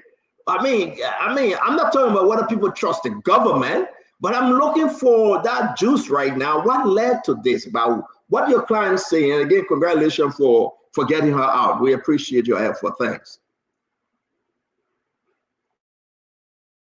Saying it's always a pleasure to come on here and make the clarity. And I need to clarify, okay, my presence here is to firstly, I'll share with you the experience of my client and to also make it clear that this is beyond politics. So whatever my presentation is, or whatever you hear, if it's not in your interest, please do not interpret it as a political presentation, because I know Liberia, we are dangerously divided along political lines, and whatever comment one's make, I mean, you see the fight. Okay, so please do not put me in the middle of a political sandstorm, please. Now let me go straight to the point. Our client, Ms. Bidel, went to a meeting which the nursing director confirmed, which was a briefing. And if you were in those frontline organizations, or what is military, emergency response personnel, you will understand there is always this routine to brief your staff as to what is obtaining, and if there are new procedural protocol that those involved at the front line will follow. And so in that conversation, the director of nursing made it clear that there was suspicion of Ebola in the country. And so those nurses who are at the front line should now take the necessary precaution. Now, bear in mind, they are already taking precaution, but at this point, she's asking that they reinforce those precautionary measures. Now, Ms. Bidel, as a personal professional, long-time professional, made a decision that this is very important. She shared that information with her colleague nurses. She did not go on Facebook. She did not call Stanton. She put that information in a group chat and shared with her colleagues who are all on the front line. Now, I don't see anything wrong with that. Within that network, somebody with ill intention took that information and put it on Facebook. So the question here we should be asking, did she do anything wrong? The answer is clear. No. What she was doing was done in good faith, trying to alert her colleagues who are already on the front line to reinforce those precautionary measures so that all of us, Liberians, can be safe. Because once the nurses are safe, and when it comes to health, we are also safe. Now, the person who spread that information had ill intent and they did it. Ms. Bidel has absolutely nothing to benefit by sharing false information or raising false alarm. She is not a politician. She is not associated with any political party. She has no interest in running for representative at this time. She has no antagonistic relationship with the government. Absolutely nothing. So there is no interest here for which she would now sit by herself to go and spread misleading information. No, she did not. She was not the one that spread that information. She only provided some information to her colleagues, at least as a way of giving them heads up that, look, whatever you are doing, I know you are doing the right thing. You are carrying out the precaution, but you need to now be on the alert and exercise more precaution because there are suspicion that Ebola could be in the country. So the point here is, when that video went out there by whoever did it within that group chat, again, let be clear, that group chat was, you have nurses and doctors in that group chat. So whoever made that decision to publish it and made it a big issue should be held accountable. There is no ill intent. She had absolutely no intention to do anything. That is why even up to tonight, the Liberian National Police is finding it difficult to establish intent. Because there's absolutely, she has no connection with anybody who wants to be antagonistic to government. She has no relationship with anybody who has no interest in the progress of this country. She was simply doing a professional job in good faith. Simple. Now, what is very alarming is the manner and form this woman was arrested. Individuals who should be professional. Because for me, the question we should be asking, what was the objective of her arrest? Is it to gather more information and find out what's going on? Or it was simply intended to harass her, disgrace her, and embarrass her? What was the intention? Because for me, I strongly hold the view that if there is suspicion, government has a responsibility with respect to public safety and national security to invite anyone for clarity. That invitation is simply to be able to gather more information.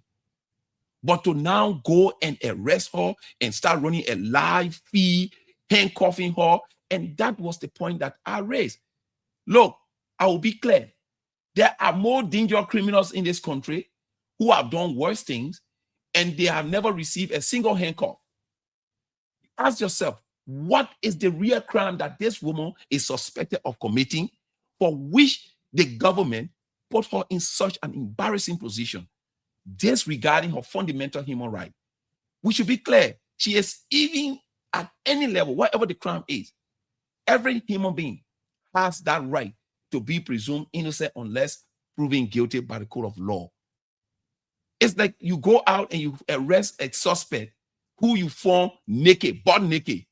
And because you are arrested in committing crime and you are butt naked, it means you have the right now to bring it out butt naked to the public.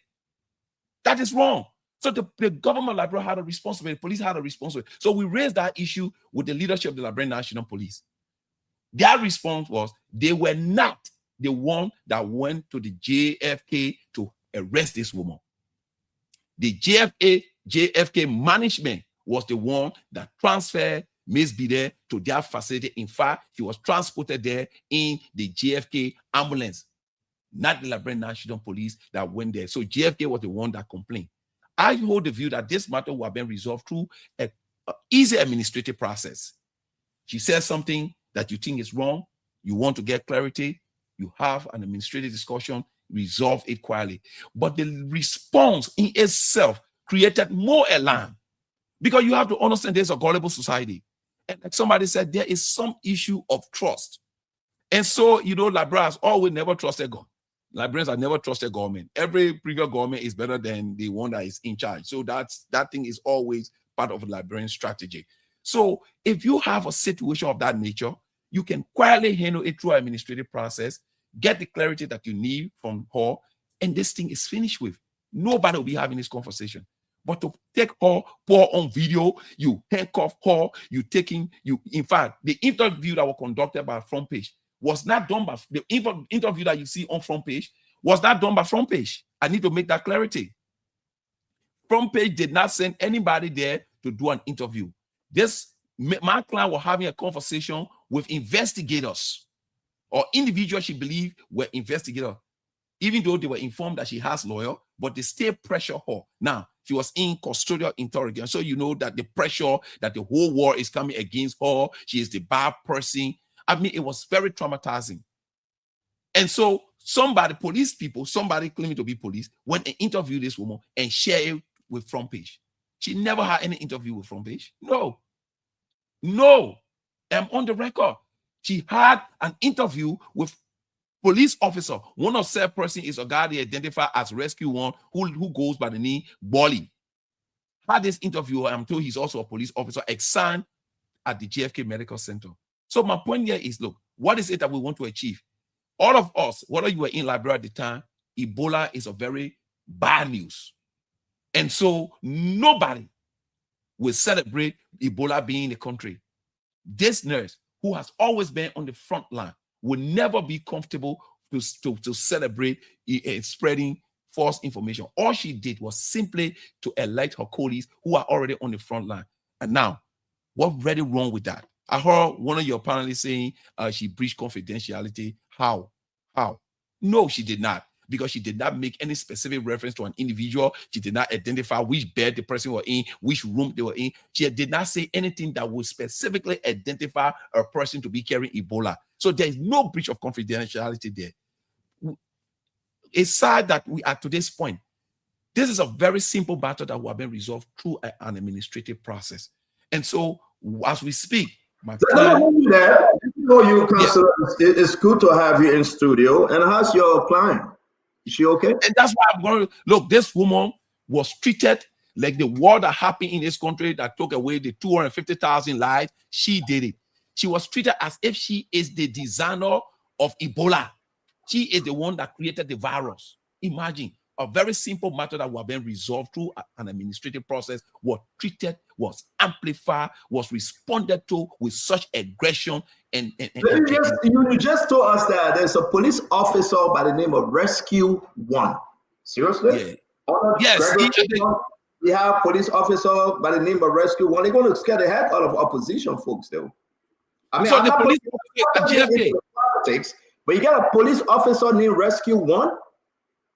Yeah, that code has always existed. And now bear in mind, I was once upon a time commissioner. I need you to clarify. Help me. Existed before any political discussion about who is rescue and who is not rescue. I just want that clarity. Thank you. That's why I really needed you to say that. When the police officer assigned to places like JFK medical area, that area, they go by that code. That is not a political code. I just want to. You got another police officer by the name of Bwaga 12, JMB2, right? But anyway, let's come back to the conversation. I just had to pass that through. Let's come back to the conversation. Yeah. So the other thing, but on a serious note, though, did your client? We heard her saying there because I believe you spoke to her. Did she confirm to you that some folks came from Uganda? This is what I would say. Yeah, please. To you, okay? This Miss Bidel is a frontliner. If she was never a frontliner, she would not have been given access to that very strategic meeting. That meeting was intended to give Nurse the tool needed to protect themselves as this rumor and suspicion of Ebola. Okay? I'm not a medical practitioner, but any medical practitioner will tell you right now that the symptom of Ebola will be no different from the symptom of malaria, diarrhea, typhoid, and all those things. Now, never did she say to anyone that she's now in the position to confirm whether there is Ebola or there is no Ebola. I just want us to be straight here, because when we listen to her video, right, from front page, because she says somebody recorded it and sent it to front page, which is wrong also. If this was done under the Liberia National Police by and through the investigation, why would they do that?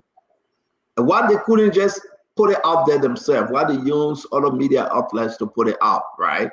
That's not fine with that investigation. But did she confirm to you that folks came from Uganda or East Africa and checked themselves in at JFK? Okay, so during the conversation, yes, what she said clearly was there were information of individuals who have come out of the country from Uganda and some part of East Africa. Now, you know, Liberia was saying people come from different countries, in and out. Yeah, so they checked themselves because they had symptoms. They were not, they were sick, right? Yeah, because anybody can get sick, maybe from long flight.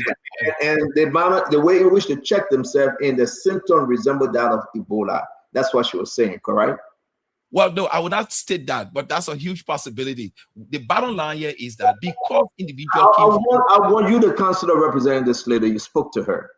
What she said on the recording, that some people came to JFK, has symptoms like the Ebola symptom, correct? Of course.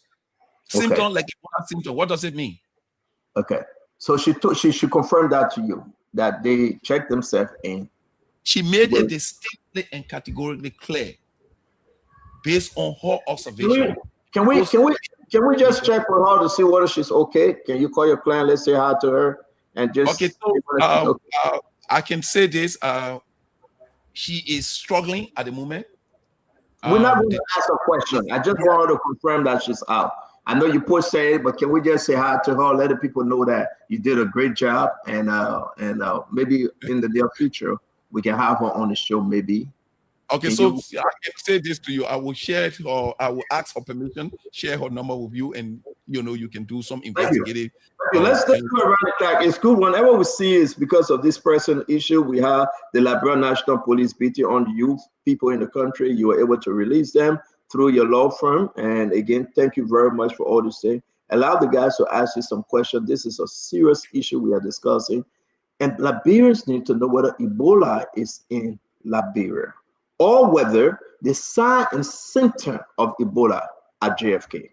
I mean, somebody need to clarify that. And not you, the lawyer now. You just doing your job. Dr. Richardson, Yeke Koruba, let's go quickly. If you have questions for the counselor. I just wanted to make a comment. I want to tell the counselor, thank you for clarifying the issue regarding ethical codes. I believe as a person who works in the healthcare system, I happen to be a doctor in psychology. We do have the ethical obligation to follow confidentiality. And with confidentiality, if you're going to breach confidentiality, you have to have specific person. Your person got to be in imminent danger.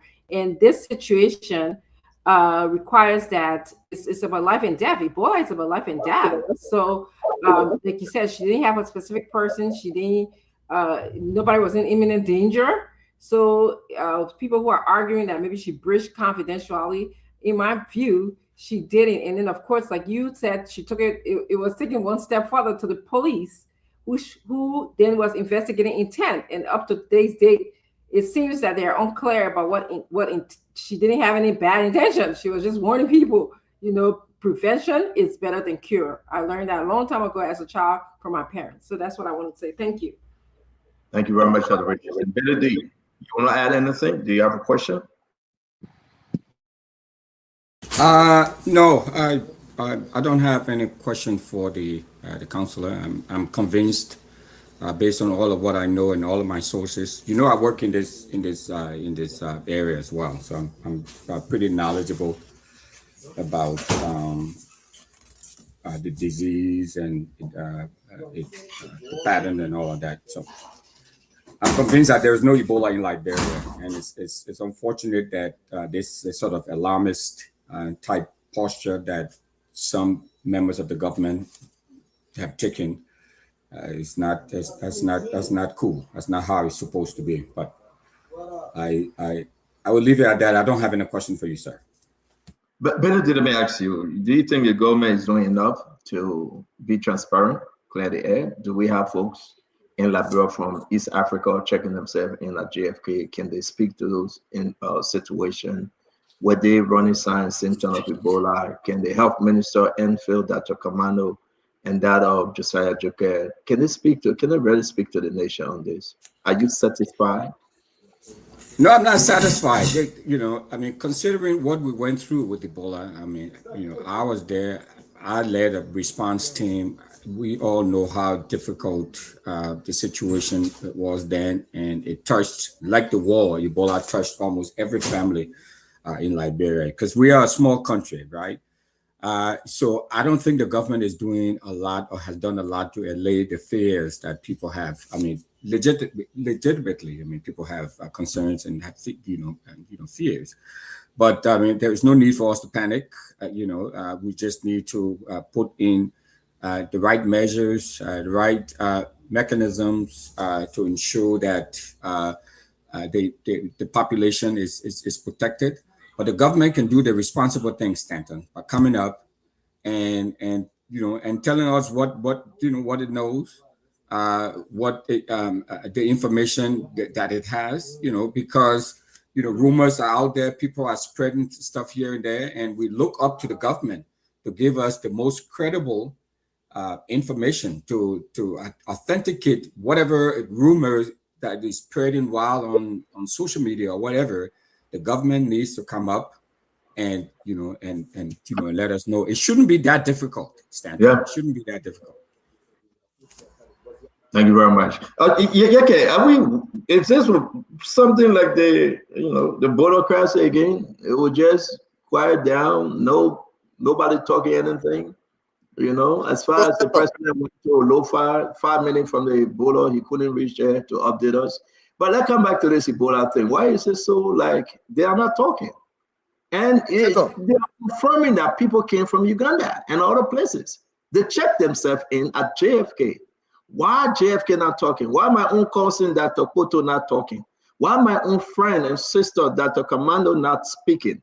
Can they really tell us whether some individuals check themselves in and those individuals were tested and they are clear? Yeke? Stanton, let me say this. If this information was a false alarm, they were not going to release the woman at any time. But they know what the woman is saying, it is true. That's what they release on. Because let me tell you something, Stanton. I don't want the Lebron people to believe this government. They should believe the lady. What she said, the Lebron people should take precaution. Because if they don't do that, this government want to do that, they can manage the thing and put it under control. The Lebron people need to be informed. This lady was harassed. This lady right was disrespected by this government. I think in my mind is wrong. If this country, if Liberia was a serious country, they will take the government to court. You harassed a woman, you brought the woman to public relative for nothing. The woman spoke the truth. The woman got the information from Mrs. Joka and put it up to her friend Nices. She didn't put it up to the public. Who make the thing big? The government make it big.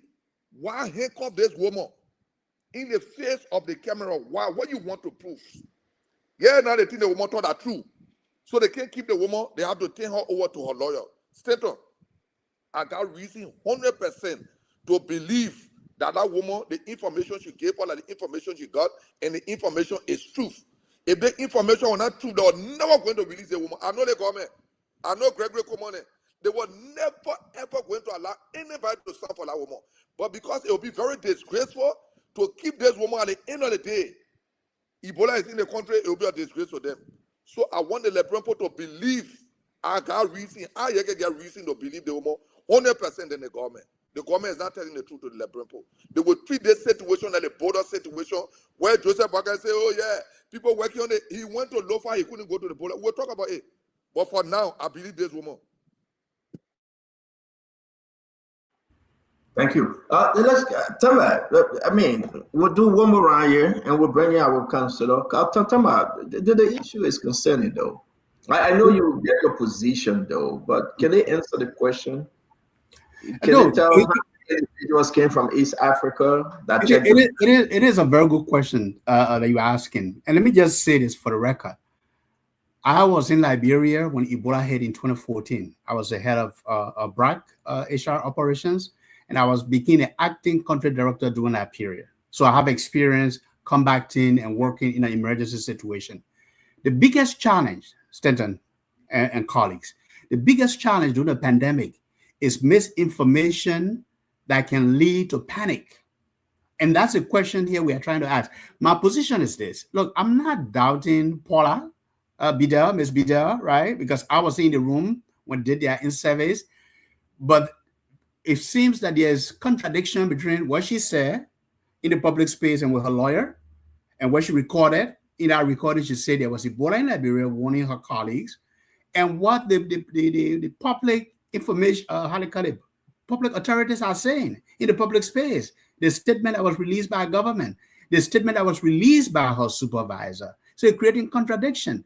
And we as Liberians, we owe it to Liberia to make sure, Stanton, this is one of the biggest platforms today. You are on radio and you are online. Hundreds of thousands of people follow. We got to ensure that whatever information we amplify through this network, that it is backed by information, that it is truthful, that we are not creating panic in our country amongst our citizens. Because today, if there's Ebola, God forbid, there's no pick and choose. It impacts travel, it impacts foreign direct investment flow back into the country, it impacts a lot of other things, and our citizens will be caught up into this again. We've dealt with Ebola, we've dealt with coronavirus. We know the impact on our people. So what we are saying is that the information must be factual. It must be backed by facts. But I do agree with you, the government owes it to the people.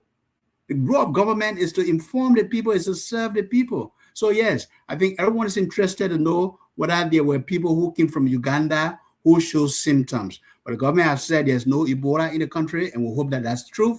But look, the government has to always be on the forefront. Thank you. The government is saying that when you come in, they put some protocol in place down that you got to check yourself and do some testing, which is fair. Vendetta Patrick, though, I don't believe we have Ebola in Liberia. For me, I don't believe it. Strong measure coming from the United States and other countries that if a country have Ebola, your green card holder, you're not coming back. They cut everything from you. They will help you from a distance, right? And not because of that we should hide Ebola. And I think not because of those reasons we cannot announce that somebody came from East Africa, like a country like Uganda.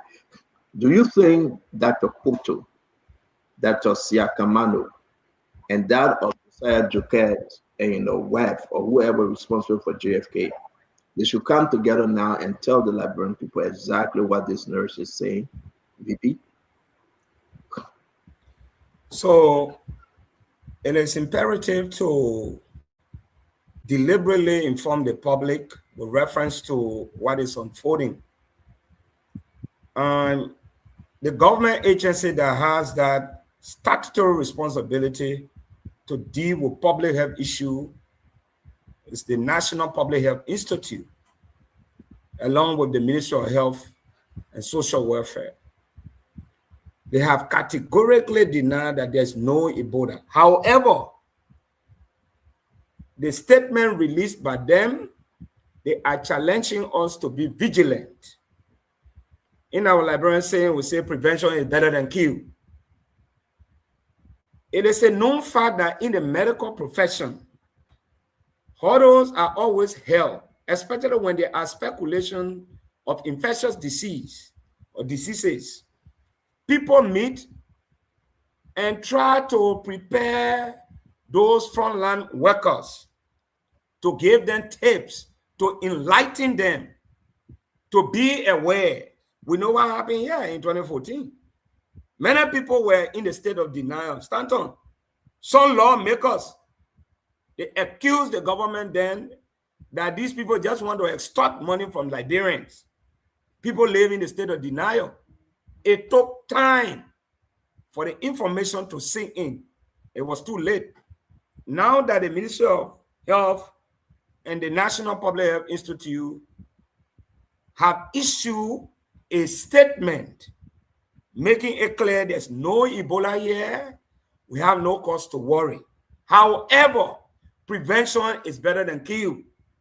Just on Sunday, my pastor had a whole section where a medical practitioner went in the church to enlighten the citizens to be aware, to take precautionary measures. Can we conclude that Ebola here because somebody sensitized? We say no. But I want to ask if, our counsel, your client was arrested. I'm really, really interested on what charges. And you said she posted something in her chat room, in a group chat, and somebody shared it with the police. What was the content of the information she posted in her chat room? But me, I'm specifically interested in knowing the charges. What charges, level against her that led to her arrest? Thank you. Councillor, can you please answer? All right. So, Bandela, as of this time, the Liberian National Police has not charged Ms. Bidel with any crime. The police has informed us that they will continue their investigation. And one of the cardinal things associated with criminal investigation is to establish intent. The noise out there is there was panic, there was misinformation, there was false alarm, everything. When you sum them out, you need to establish intent. And so the individuals now who are handling the case, many of whom actually I know to be professionals, are going deeper beyond just what she says and what is out there. They have strategically removed the emotions and the politics from the investigation at this point and are going deeper. I do not want to say anything that will contaminate the police investigation, but what I can say to you is that as of this moment, the Liberian National Police has not charged Ms. Bidel with any crime whatsoever. Thank you very much. Let's hear you. Welcome to the show, Glennie. It's good to see you. I said, let's hear you. A statement or question for us to wrap this up. We announced we'll be bringing Koruba Ekwa on next concerning Nimbo story that everybody, executive members, will turn over to Unity Party. He will be speaking to us by way of the phone. He's coming next. That Isaac, let's hear you, my friend. Yeah, so let's be very, very clear. Ebola is not in Liberia. Let's be clear on that. Another clarity is the nurse did not lie. She's not a liar. She conveyed information she received from briefing. That is not a lie. It could have been possible that people came from Uganda or somewhere in the East African area. It could be possible. Coming from there does not mean automatically you get Ebola. During the coronavirus time, I was here when the COVID thing came around. Even when somebody coughing, people can say, "Oh, maybe the person get on." It is possible people can talk these things. Maybe the people came from somewhere, probably somebody's stomach running, normal stomach running. They say, "Oh, maybe they're ill," and they were all talking in a cycle. But to have seen the government treat this lady like a real normal criminal, it's so hurtful. That woman must have been in that field for a long time, giving her best to humanity. And in no time, you put handcuff on the woman, treating her like a real criminal. This is demotivating. I can only imagine how that woman, her children, her husband will be feeling after the many sacrifices their mother, their wife gave this country. But I want to ask you, Counselor, you are a lawyer, maybe you said something which was very shocking, that the police up to now has not charged the lady that they put on camera with handcuff and carry her in prison. Is there a normal thing in your legal profession that the police can arrest anyone with no charge yet? Is that normal? Is that possible? Is there something we should know about it? Okay, so just for the record, I used to be a police officer, okay, and I was able to elevate to the level of commissioner of police. The police must have first reasonable suspicion that elevates to probable cause, and then they execute an arrest. Under the framework of our law, the police also have what we call a 48-hour window to be able to officially charge an individual or let them go. She has been in custodial interrogation since Saturday morning. So the police have made it clear that they are still investigating. And so as part of that investigation, instead of holding her in their custody, the 48 hours has already elapsed. So that part of it, they are being very professional to ensure there is a balanced year. It is not strange in criminal investigation that sometimes, the amplification of things, you want to go there and then you get there and you realize actually, well, there's not much here. And like I said, the individuals that are now handling the investigation, because I know them to be professionals. And so they have demonstrated to us that they have successfully removed that emotional and political effect from the investigation. And they are doing what they're supposed to do as professionals. And so we have been assured of that. They also clarify that let me make it. They also clarify that video of her being arrested was done at JFK, and the JFK leadership should be the one that should be talking about it. Because the police officer assigned to JFK, yes, he's on the supervision of the police, but he is in close relationship with the leadership of JFK. And so there's a huge possibility that out of pressure, they instructed him to do this. They did not. Cancel up. Begging you. Your lawyer, stick to the law there. You know, you saying everything like a defense lawyer here. You are defending something that is so wrong. And I don't think but you are not representing the Liberia National Police. Are you? But I need to but listen, Stentor, I gotta be Chief, Councilor, and you know, at some point you must get tested with this thing because I'm a common man. Yeah. You are the lawyer, right? You cannot come to tell us that Gregory Coleman gets sub police station at JFK. Gregory Coleman get a sub police station, right? Maybe zone JFK, that they're allowed to do anything they want to do under the authority of JFK. The police officer assigned to JFK should listen and follow the policy of Liberia National Police while he works at JFK. But you cannot tell us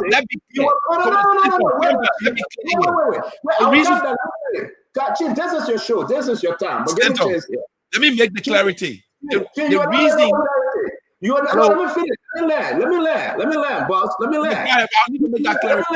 Let me land. Okay. You have Dr. Linda Birch, CEO, JFK. You have the president's son-in-law or his son, because he married Louis Tamba, right? And they built a big clinic. A man working there as a CEO for clinical services, and he built a clinic around the country. This is the guy, Emmanuel Tamba from Minnesota. You have him, right? And you have the beautiful lady, Ms. Benu Menza. I respect them. I respect them all. Are you telling us these three individuals authorizing the Liberia National Police to go and handcuff somebody, and you can only listen to them? Why they should be talking about Ebola situation? I mean, are you seriously telling us they told you that? Greg, you don't know about it? And so, all of them, talk to me. I'll be clear with you. You see, my job here is to provide you the information as they are presented to me. Now, we are doing a critical analysis of everything that we have gathered from Liberia National Police and all of the individuals associated with this investigation. The police said to us, and then I'm talking about the leadership of the Liberia National Police, that they were not aware of this live feed of the arrest of Ms. Bideh. That is their claim. Now, if the police leadership makes such a claim and such irresponsible behavior was conducted by a police officer. Bro, people are lying, man. You're wasting our time. People are lying. What we do is this. The police will demonstrate to us, since they are not aware of this behavior, they will institute administrative action to demonstrate to us that they are not aware of the conduct of the officer that they claim carry out such stand on. Brother, please. I'm not here to antagonize relationship. I respect you. Councilor, wait, hold on. Let me conclude.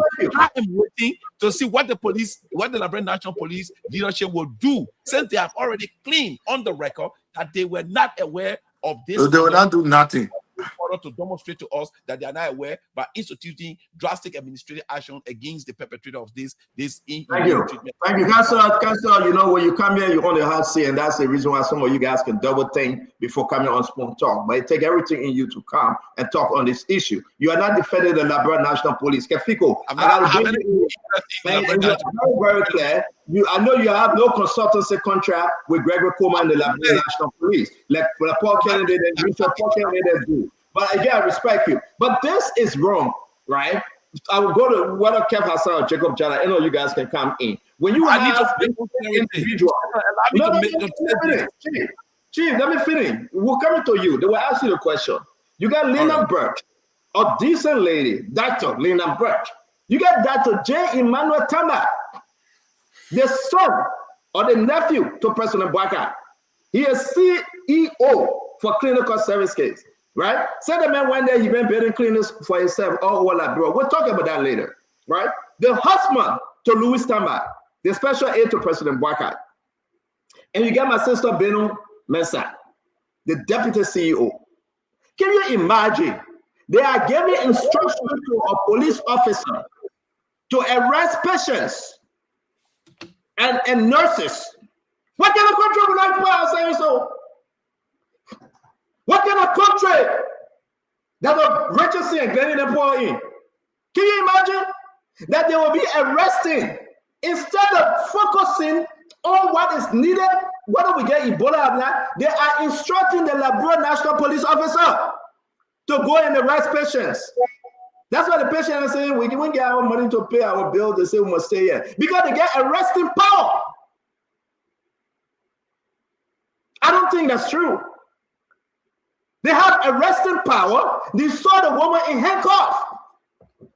And Gregory said, I knew that the president's son, Emmanuel Tema, not me, Kev.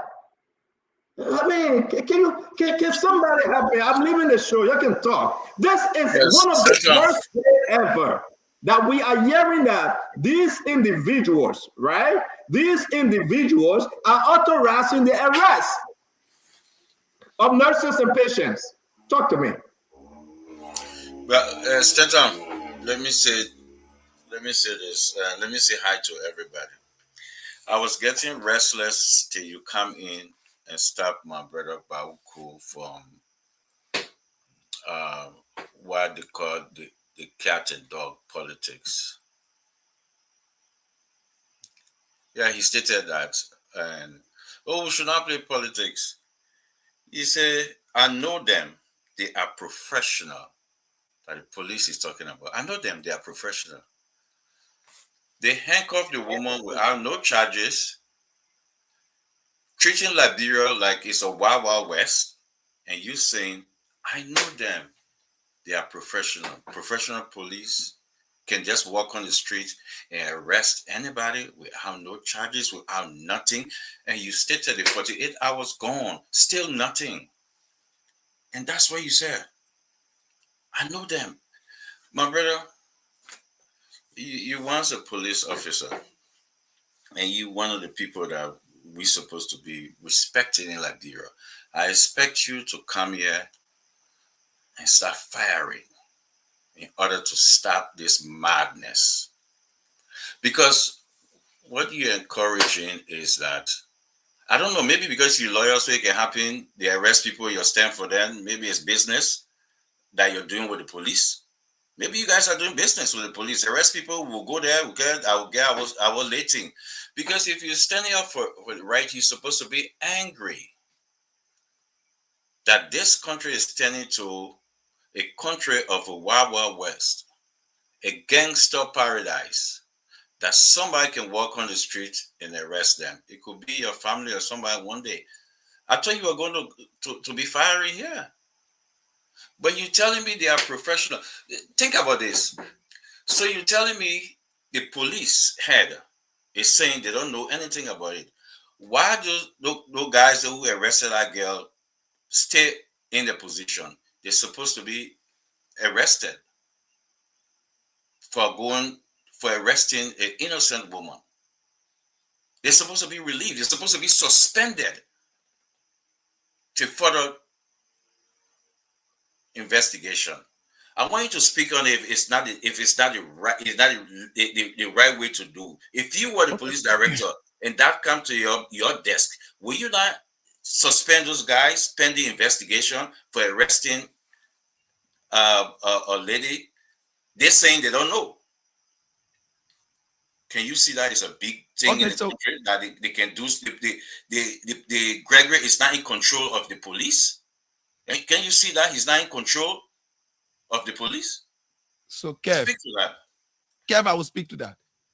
Here's what I will say to you, Kev, and I know there is this expectation as to what I will say and what I shouldn't say, but I'm going to be very factual. Like I told you, I have been a professional police officer before. The police is saying, the leadership of the police is saying that they were not the one that sent people to JFK to arrest this woman. Now, I saw the video. I saw how she got to JFK. I saw she was handcuffed. She was being. Now, what I saw was an ambulance from JFK that took my client to the Liberian National Police headquarters. The police is now claiming that they were not told about that until the people from JFK brought the woman to their headquarters to say this is what she did. Now, my expectation is that the fact that the Liberian National Police leadership is now claiming that they are not aware, I'm giving them the benefit of the doubt. That is to say, they will take the appropriate administrative action to correct this. And that action should lead to disciplinary action up to and including dismissal So I will Why that wait. not happening yet? So Why is that happening? that is something like the police leadership should be discussing. I'm not the legal representative for the police. I'm telling you what the police told me. And while representing my client, they said, because we put them on the record and say, look, you send people to my client's office, disgrace her, embarrass her, put handcuff on her hand, dehumanize her, and make her look Why small. are they not suspended? So that is a conversation. Now, I'm officially telling you that I had a conversation with the leadership of the Liberian National Police. But don't call them professional. Also on the record They're that not they behaving are not professionally. So let's wait. So Kai, let's wait to see what the Liberian National Police leadership does about this. It is important for us to give them the benefit of the doubt. My client is now in the care of a family as we speak. We are looking up to the police. Up to today, up to right now, the Liberian National Police has not charged her. We are getting credible information at this point that even the leadership of the GFK is now preparing a dismissal letter for my client. So a lot of things are happening here at the same time. We need to be So very. you see how it's going? You see? You see? We need to be. We Oh, need to be careful. This is not family conversation. Let me talk about it. I will not be able to speak the way you want me to speak. I beg you. I want to say that's what everybody. Councillor, thank you. Councillor, thank you very much for quick correction. Yes, the actual picture of Dr. Tamba, Emmanuel Tamba, let me put that out, quick correction. Dr. Emmanuel Tamba, Louis Tamba husband, Dr. J. Emmanuel Tamba, yes, indeed, the nephew to President Bwaka from Minnesota, right? We'll talk more about Dr. Tamba and all the many clinics he building. Yeah, the husband to Louis Tamba, by the way, the special business manager to President Bwaka. It's good for us to make this quick correction. This is Dr. Emmanuel Tamba, right? We got so many pictures. We're going to put them up and we're going to say exactly what is happening. But if he can authorize, if this is true as to what Councilor is saying, that they authorize the police officer to handcuff the lady because of information she gathered in an in-service from Josiah Jokai's wife. You see that right there, right? That's Josiah Jokai, beautiful wife. May God bless them. And the question remains, again, will the government tell the truth? Will the government tell the truth that yes, indeed, we got Ebola people in Liberia, or they were just tested, or they show some sign and symptom of Ebola? They got to tell us, right? This is the Enfield executive director. Like this is all Dr. Sia Kamado, right, from Enfield. She got to say something. Whether people check in, did they test them? And she got to say something though. And let's say I'm not picking on any of them. This is, my own cousin. I heard that we are related from Lexington. This is Dr. Quato, right? Dr. Louis Quato, right? She is there from Ministry of Health. What are they saying? These people need to talk. Are they going to go back in the Zoe Bush again and have this story? Are we having another round of people paying some of the father to test for COVID or to test for Ebola? Is this a money-making thing coming up here and there? Can the government be transparent and don't be like this border issue? Well, I mean, we are about to leave Councilor Bawuko for a second here, but let me bring in Wilfred Bangura. Wilfred Bangura, you go last, and we got to move on, but this is very, very important for us to talk about this issue. What's the message out there? The government came up and said, well, this is some of our report, blah, blah, blah, based on Liberia past, blah, blah. I don't even want to read this thing from Josiah Jokai, but I don't want to read it because she got to be even more very, very clear, all right? And the end figure got to be clear. Liberians people are on edge, to tell you the truth. Bangura, I think the government owe us more to this story, Bangura. Thank you, Stanton. Good evening to everybody on the platform. Good evening to Councilor Bauko. Good evening to you. Good to see you. I'm aware that there are laws on the books, both public health laws and laws in the penal code, that forbids anyone from making unfounded and unauthorized health emergency declaration. Anything that tends to create panic in the population, anything that tends to undermine public health services. Anybody who does that, according to our laws, should be subjected to police investigation because it's a serious offense. Let's establish that. So this is supported by both public health laws and the penal code, and the council should be aware of that. Before I ask him my question, there is a very important experience here by a Liberian who traveled to Germany. This was during the days of Ebola. He had gone to Germany and he was the only black man on the plane. When the plane landed, they were held on board the plane for up to an hour without anybody knowing what was happening. And whilst he was on board the plane, they saw lots of ambulances and a lot of security personnel and people in PPEs dressed up in the full regalia and preparing themselves for the emergency at hand. But no, everybody was oblivious as to what was happening. Little did he know that it was because of him. When they opened the door of the plane, they called his name. They asked him to come forward, and they asked him, "Are you okay?" He said yes. They said, "Where are you from?" He said, "What country are you from?" He said, "I'm from Liberia." And they asked him, where are you from right now? He said he was from the United States. He was transiting and through that route, and he was on his way to Liberia. And then the health practitioner said to him and the others, "That's fine, he's okay, he can leave."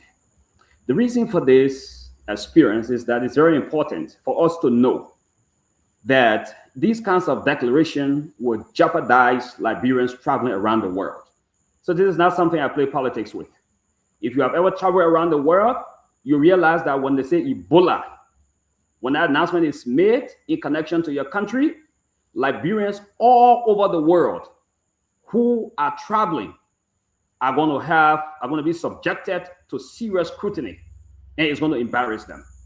This is the reason why the laws are on the books that only authorized personnel and authorized institutions are responsible to declare epidemic or declare a disease outbreak, because they are clothed with that responsibility. Anybody without that authority coming up and coming forward to declare it in whatever way you want to do it, whatever way, you do not have the authority to do that, because it has a very dangerous consequences for the population. People traveling, people at home, people who have been traumatized by this disease, they know what Ebola did to Liberia and to the region and to the world as a whole.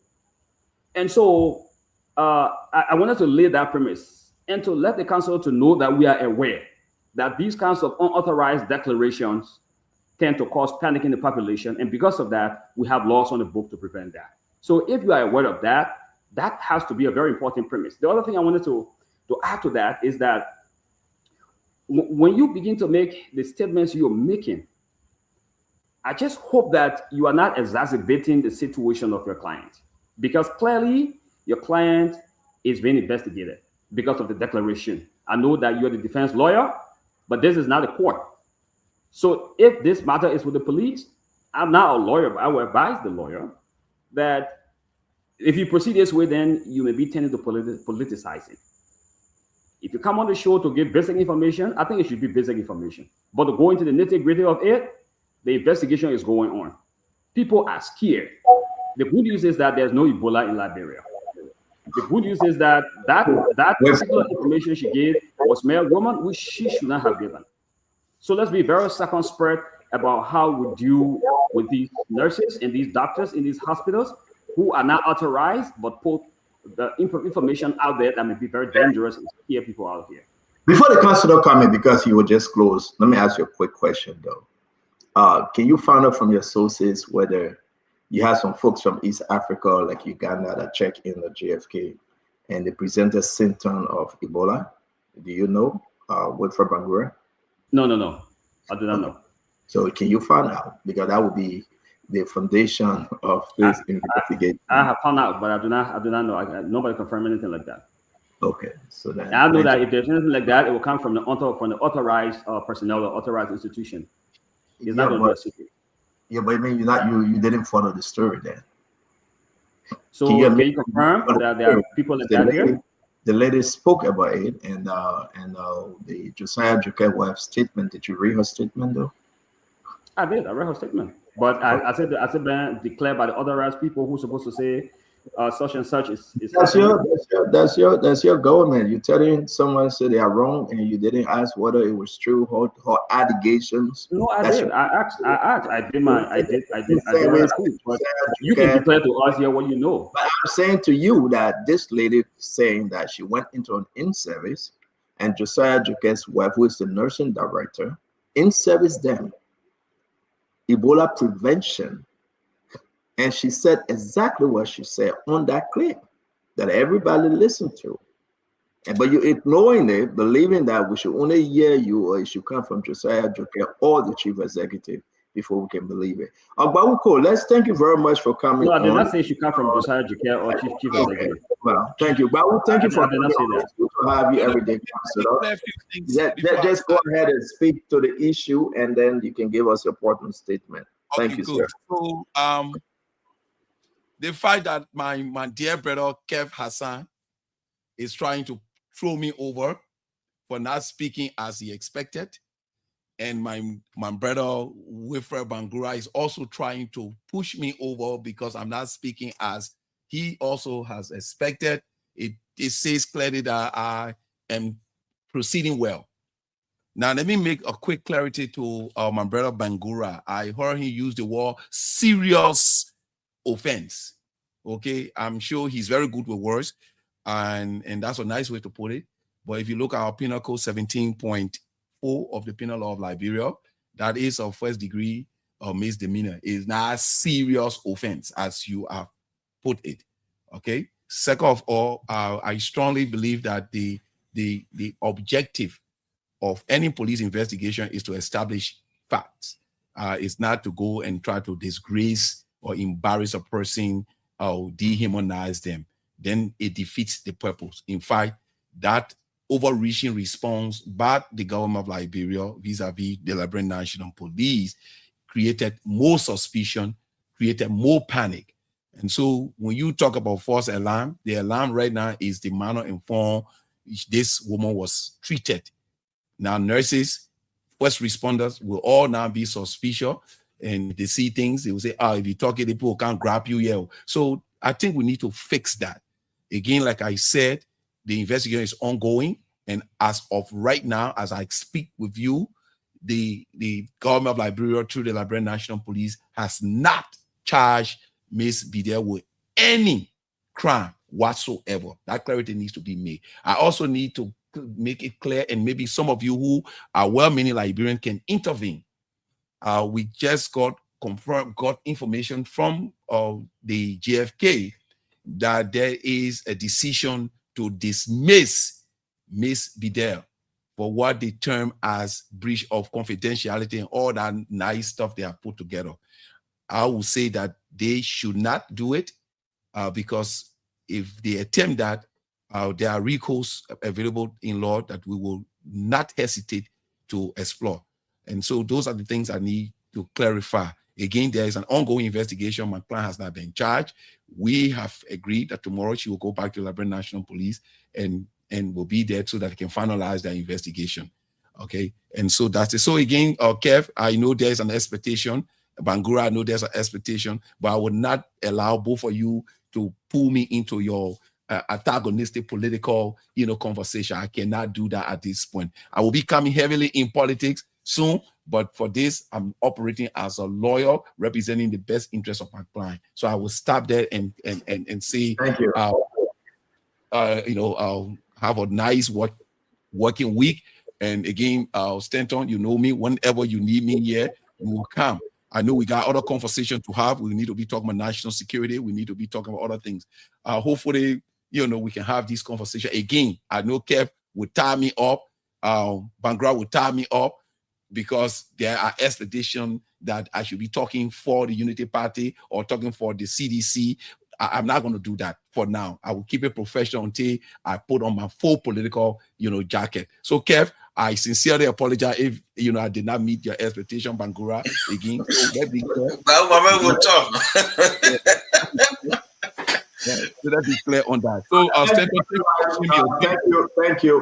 thank you very much. Anytime you're ready, just let me know, and we will discuss all of the now.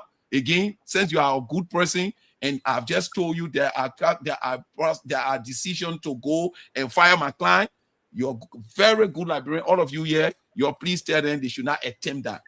Because Yeah, but if they do that, I will say this on the show. if they do that, Counselor, let me say this. They will fire your client. Okay, I can tell you if they do that. Counselor, let me finish. I know you're the lawman.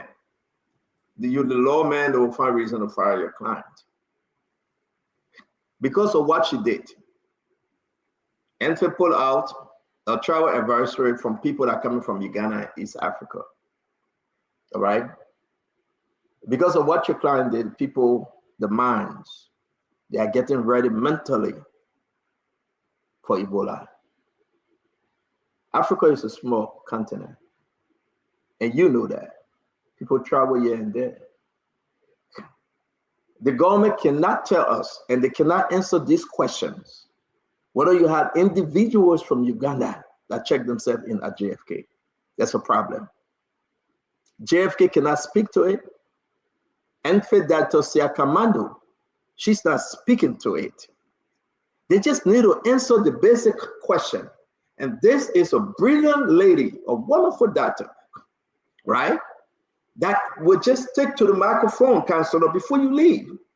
Tell the Liberian people whether she received information that some individuals, church members, entered Liberia from Uganda. Can we rely on the president's nephew, Dr. Tamba, the husband to Louis Tamba?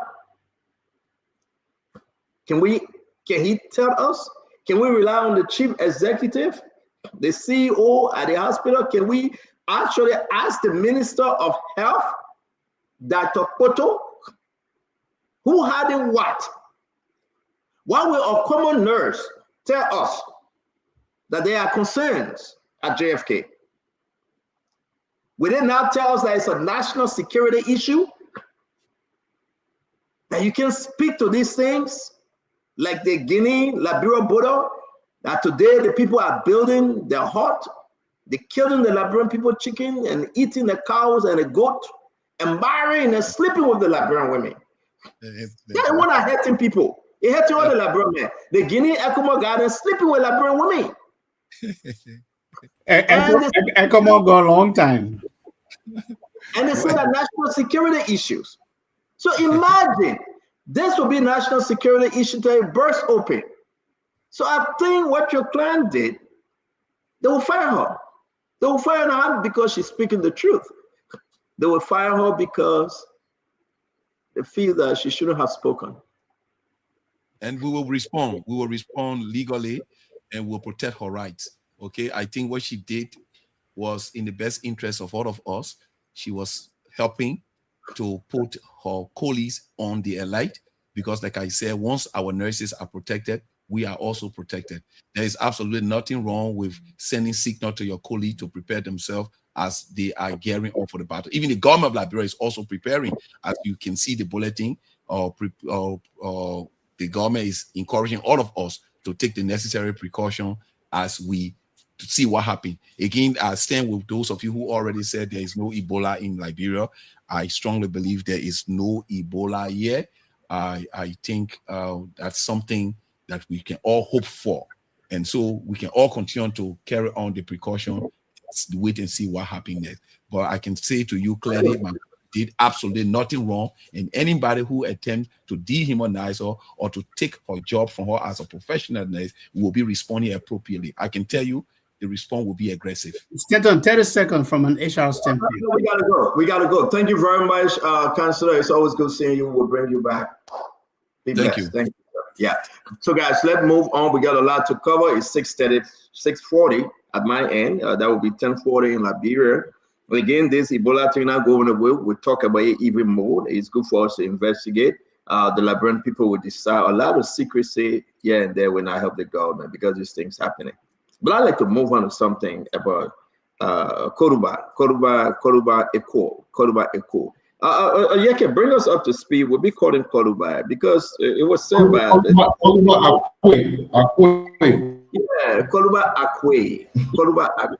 Eku Akwe, yeah. But we're going to be calling. Yeke, bring her up to speed. Why is he calling? We are placing a call to him, but talk to us, Yeke. Stanton, so are you hearing me? Yes, sir. So Thomas Fala got on his platform on his program day and said all the opposition people have joined him, in which it is false. That information is not true. The information Mr. Fala led out to the public is not correct. So Mr. Akwe wanted to come to do, Mr. Akwe is the acting chair of the CDC in Lofa County. So he wanted to come and make that clarity that the information is not true. Only the LPDP people that joined the collaboration at the time left and joined Mr. Thomas Fala and his people. So that's the clarity Honorable Akwe wanted to come and make. Thank you very much. We have Honorable Akwe Koluba Akwe. Thank you very much. Welcome to Spoon Talk, sir. How you doing? Thank you so much for allowing me to be on the platform today. I'm happy that I'm here. Thank you so much.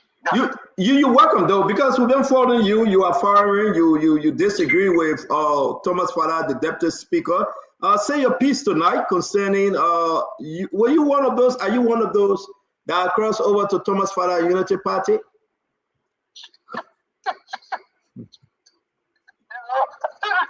The question is that if I ever had a man to cross over, now I'm out to see it.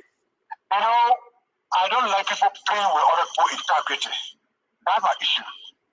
If Honorable Fala go on that podium to say what he had to say, that will invite the entire people, I think that was an overstatement for him. And that's what something. Yeah, but can you call your full name? Koluba A-K-O-R, right? Yes, Koluba B. Akwe. Akwe. A-K-O-R. A-K-O-R. Koluba B. Akwe. Yes, go ahead, sir.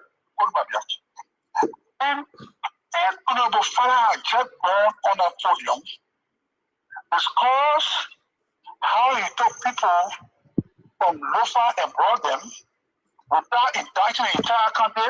Well, you may have heard me say anything, but the fact that Honorable Fala knows everywhere that there are integrity people in the country. In a kind of focus on and said the entire CDC leadership has turned over to me.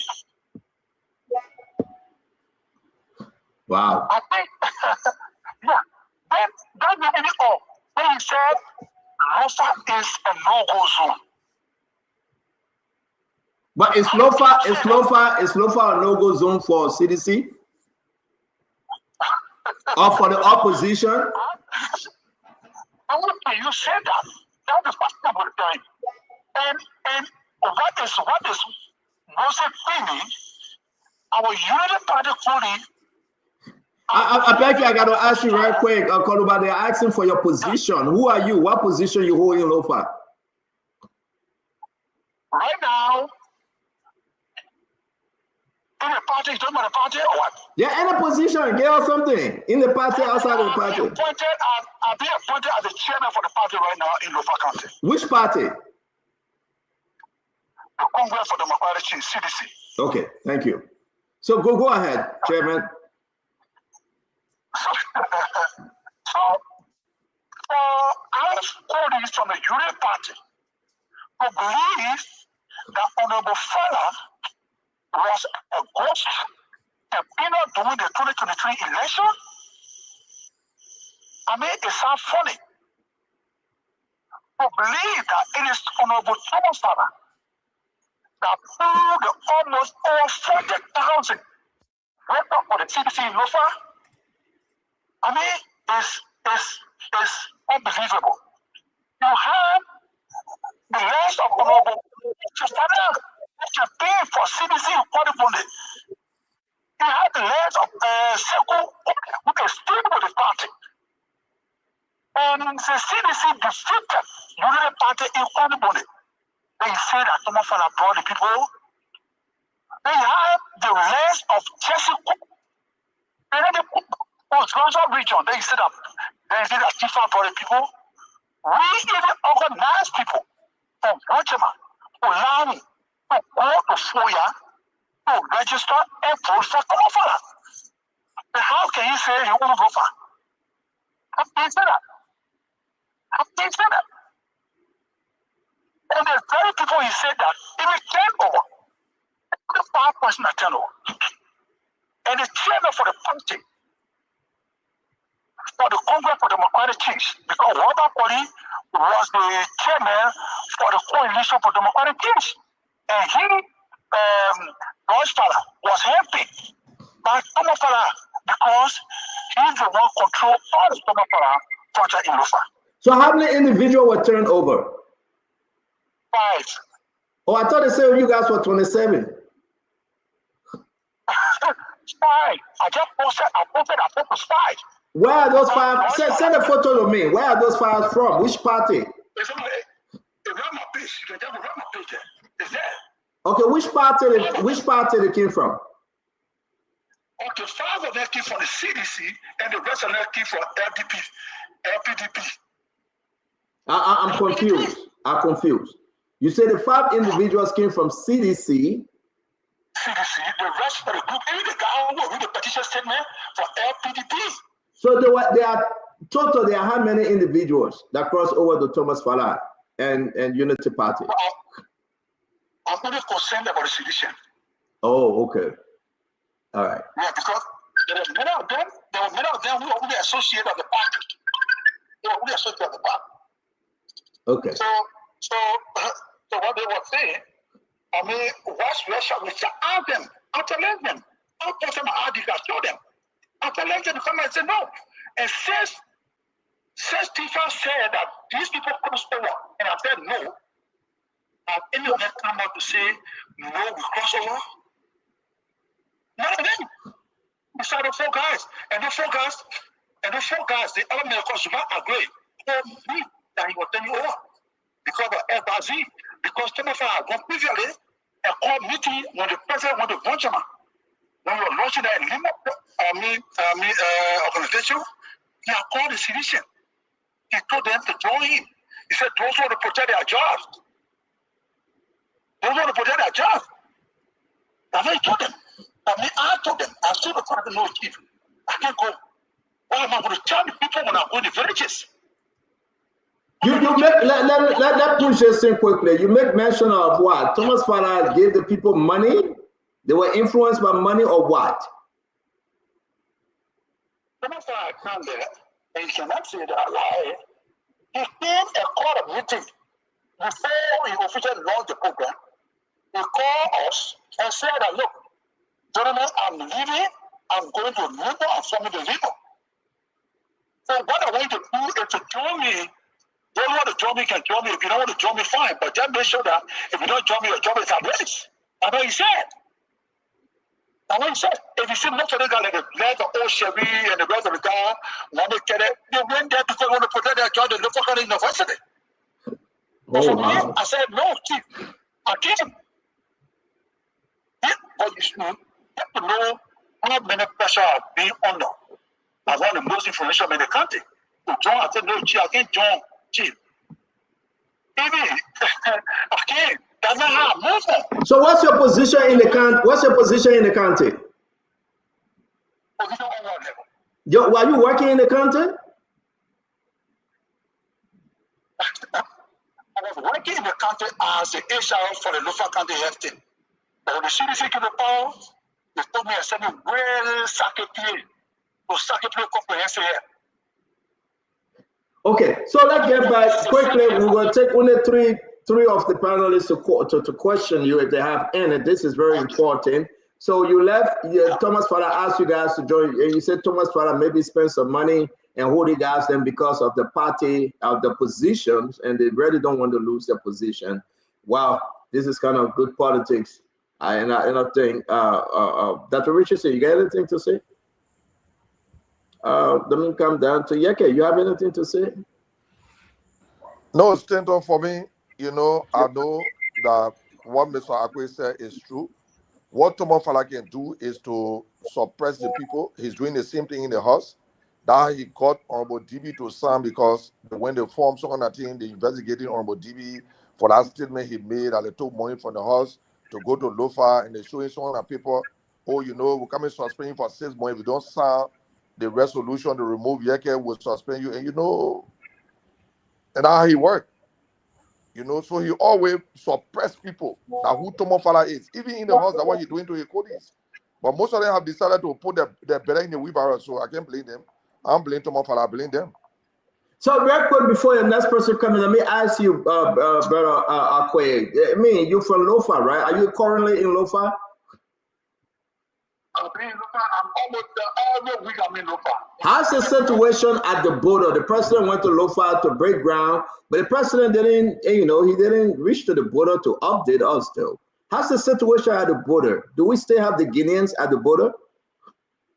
What me tonight, the Guineans are still there. The Guineans are still there. Same market, they are still there. We have said that we have reported it over in the Guinea, we just got there and everything and the rest. So if the Guineans are still at the border, I mean, have you been there? Have you seen the Guinean? Have you, you know, gone to the border to shake hands with the Guineans and ask them what are they doing on the border? No, in fact, they don't allow you to reach them. Who don't allow you? The Liberian government or the Guinean government? No. The Guineans don't even allow you to even go and even shoot photo.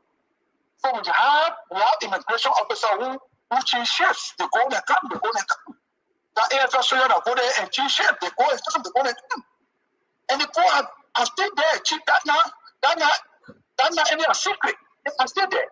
That's a secret. If they leave, you're gonna know. So the people in that area, what are they saying though? Are they concerned? Is it that's it? I mean, whenever God ready, the Guinea will go back. I mean, that's how it is now. You know, Senator, this country is very interesting.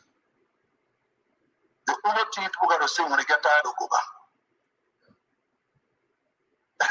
Oh, that's how it is? When they get tired, they'll go back? That's the way they say that when they're tired, they'll go back.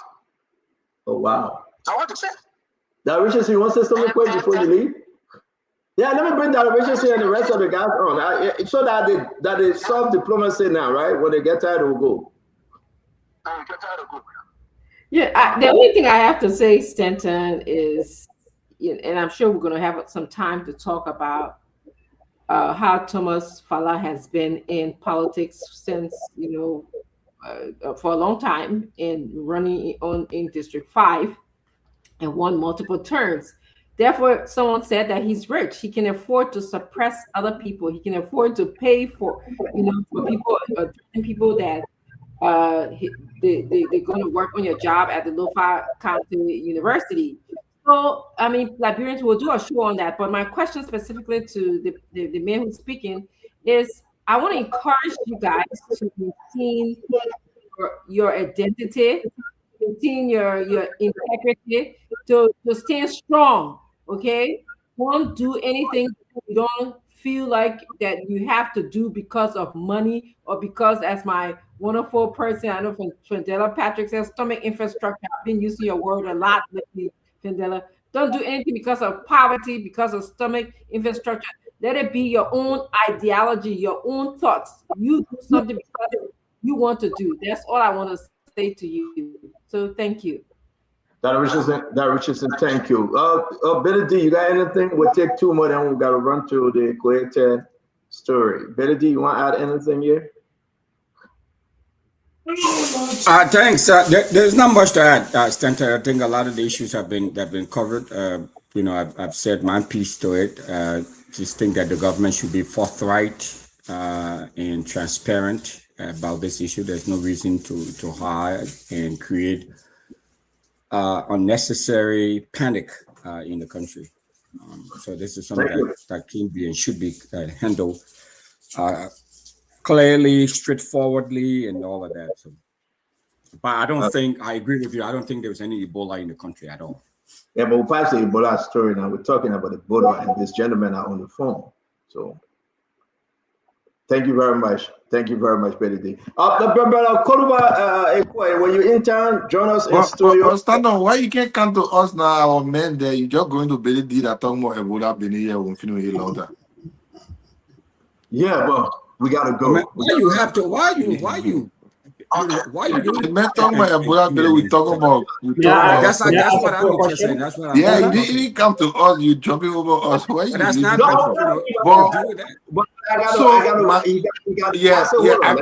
Akwe, this is Isaac though. I say, hold on. The brother left. He got to go to bed. He has short time with us. Oh, he left. Let you know. Yeah, he left. But just to say, I said, let me come to you now. You can make your point. Not the Ebola issue, but just to say that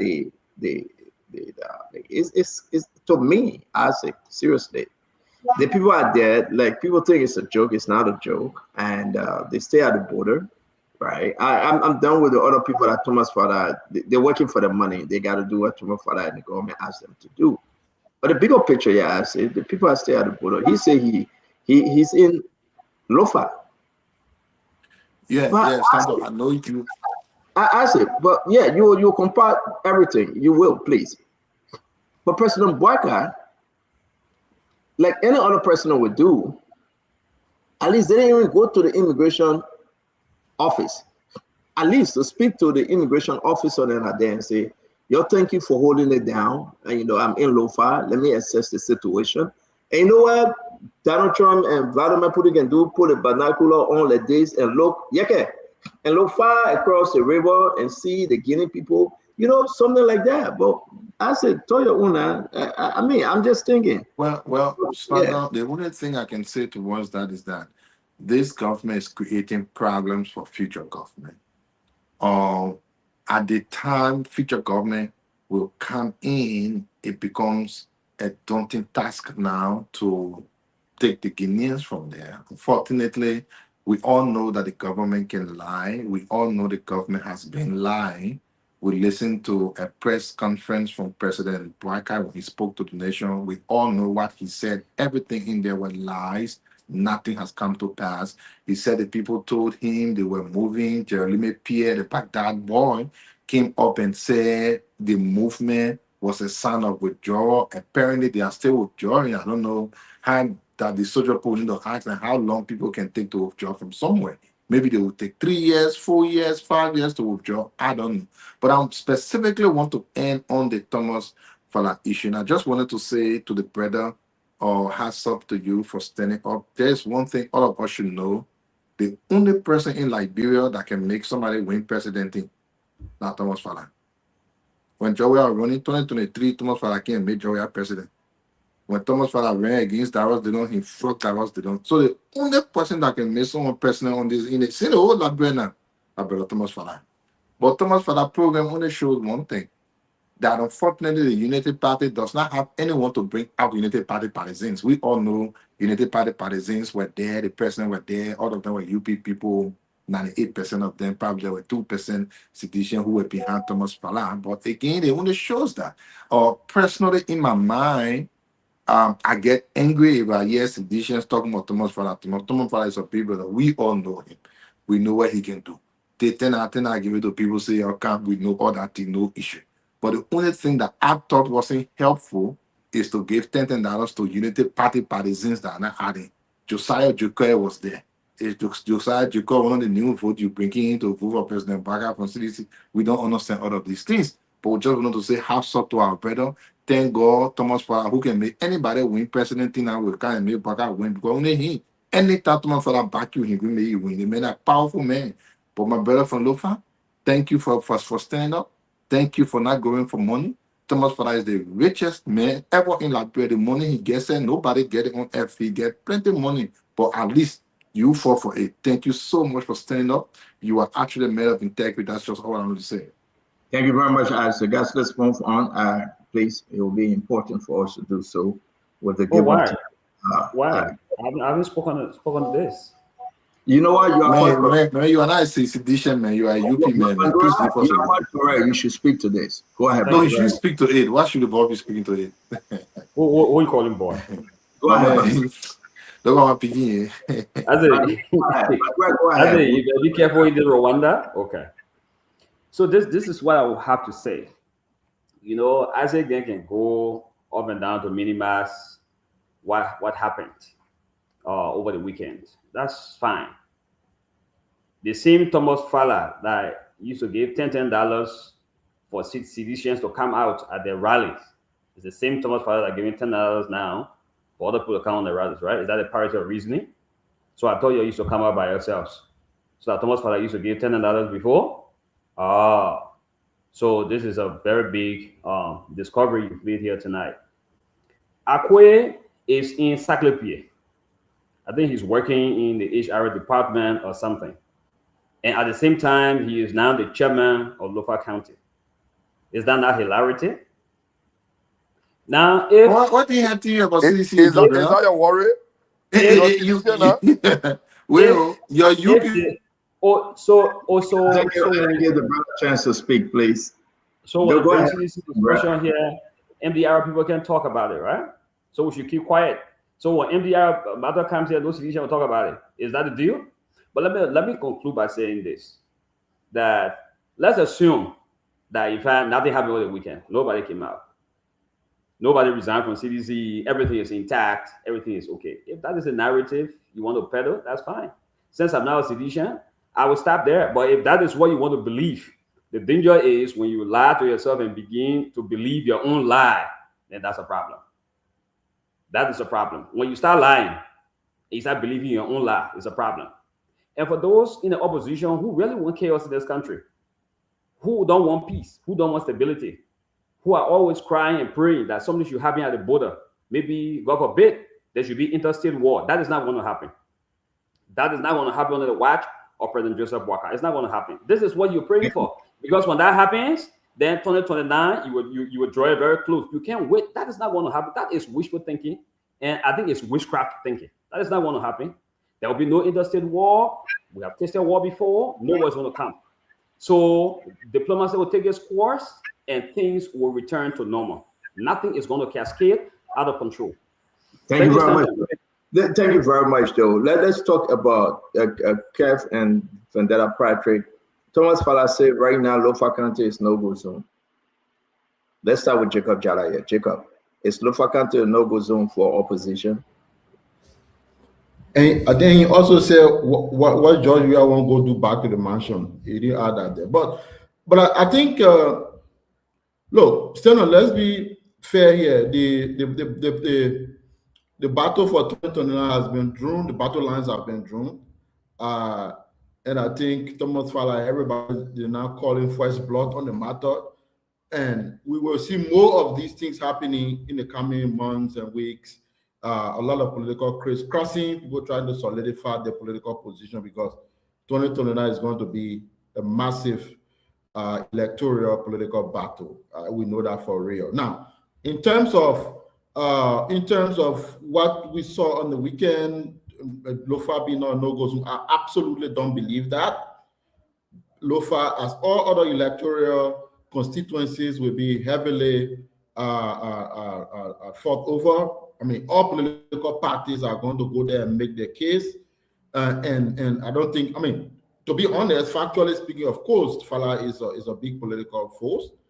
He's proven that by winning consistently in Monserrato and then changing the constituency, going to Lofa and winning, and also pinning the United Party down quite substantially in the vote in 2023. And I think much of that work was done by Fowler, particularly in the Foya district, reducing the United Party political advantage in Lofa County. So nobody can take that away from him. However, I think many things are going to change.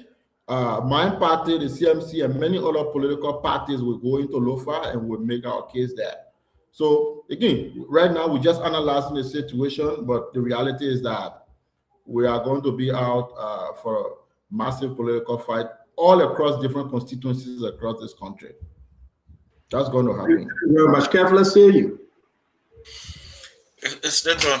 Yeah. Let me say this. You know, when people say Thomas Fowler is a huge political force in Lofa, and it's like Thomas Fowler, the only person I was working in Lofa. We were in the campaign.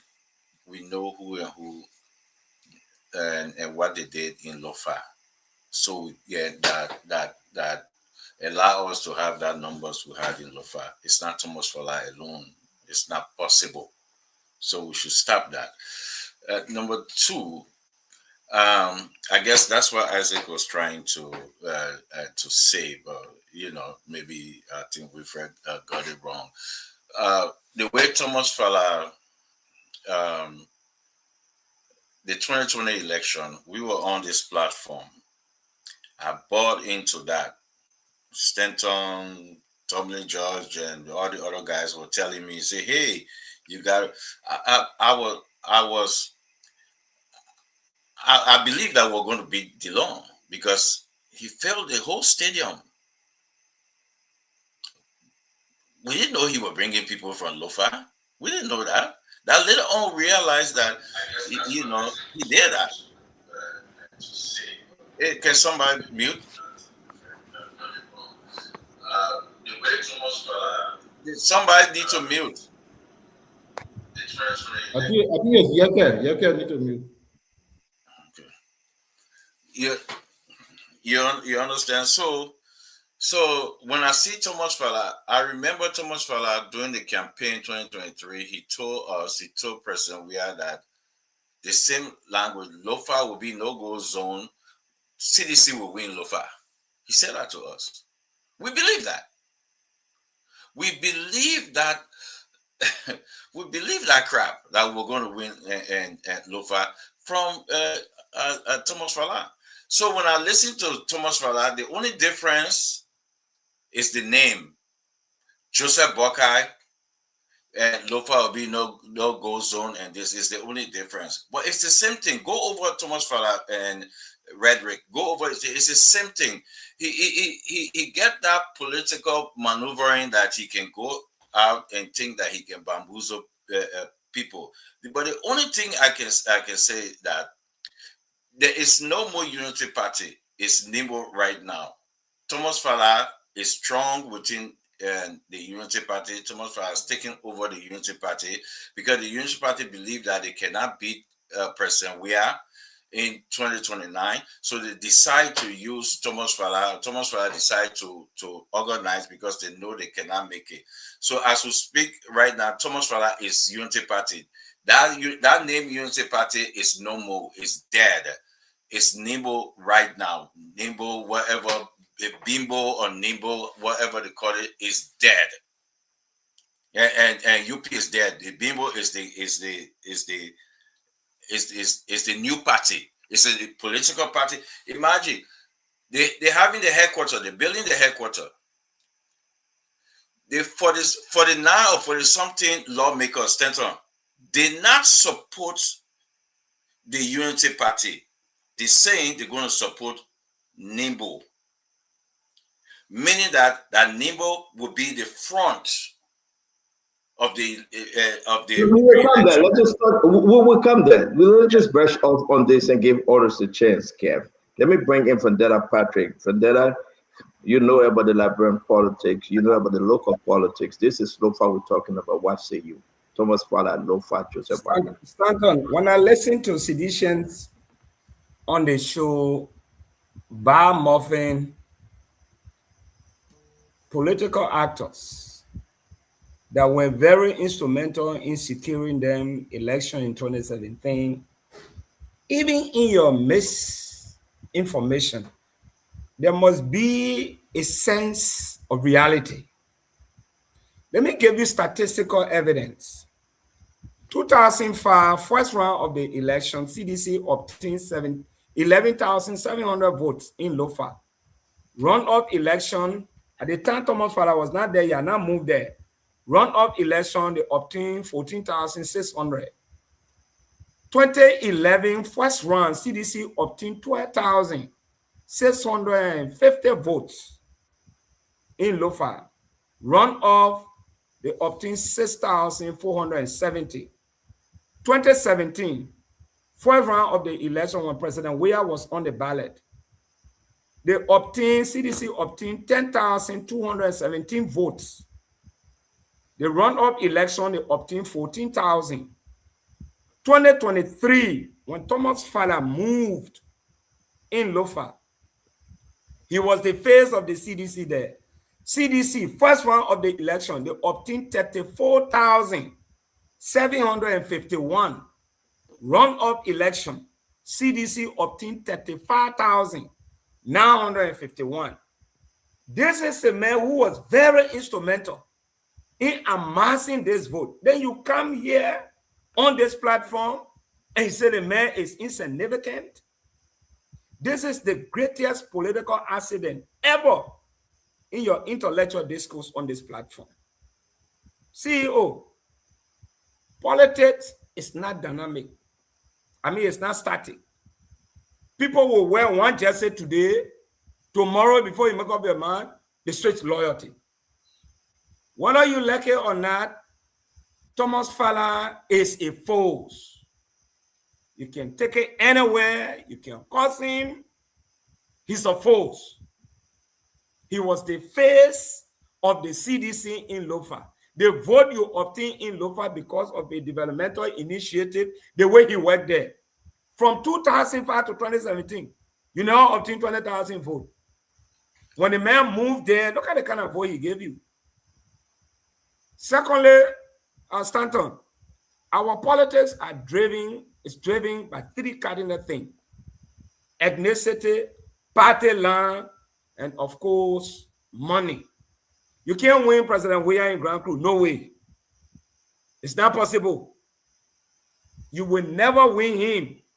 The same way you cannot beat President Bouaké in Lofa. Then the man who was instrumental in giving CDC vote from Lofa, he has crossed over. Then you come here to say things. I'd like to encourage. Let me ask you a question, VP. And I thank you very much for going back in history, because I just opened the NEC and your information are quite correct. But are you telling Liberians that listen to us today that Thomas Fowler was the only moving piece? It's the dumbest thing this boy ever said. Thank you, Stanton.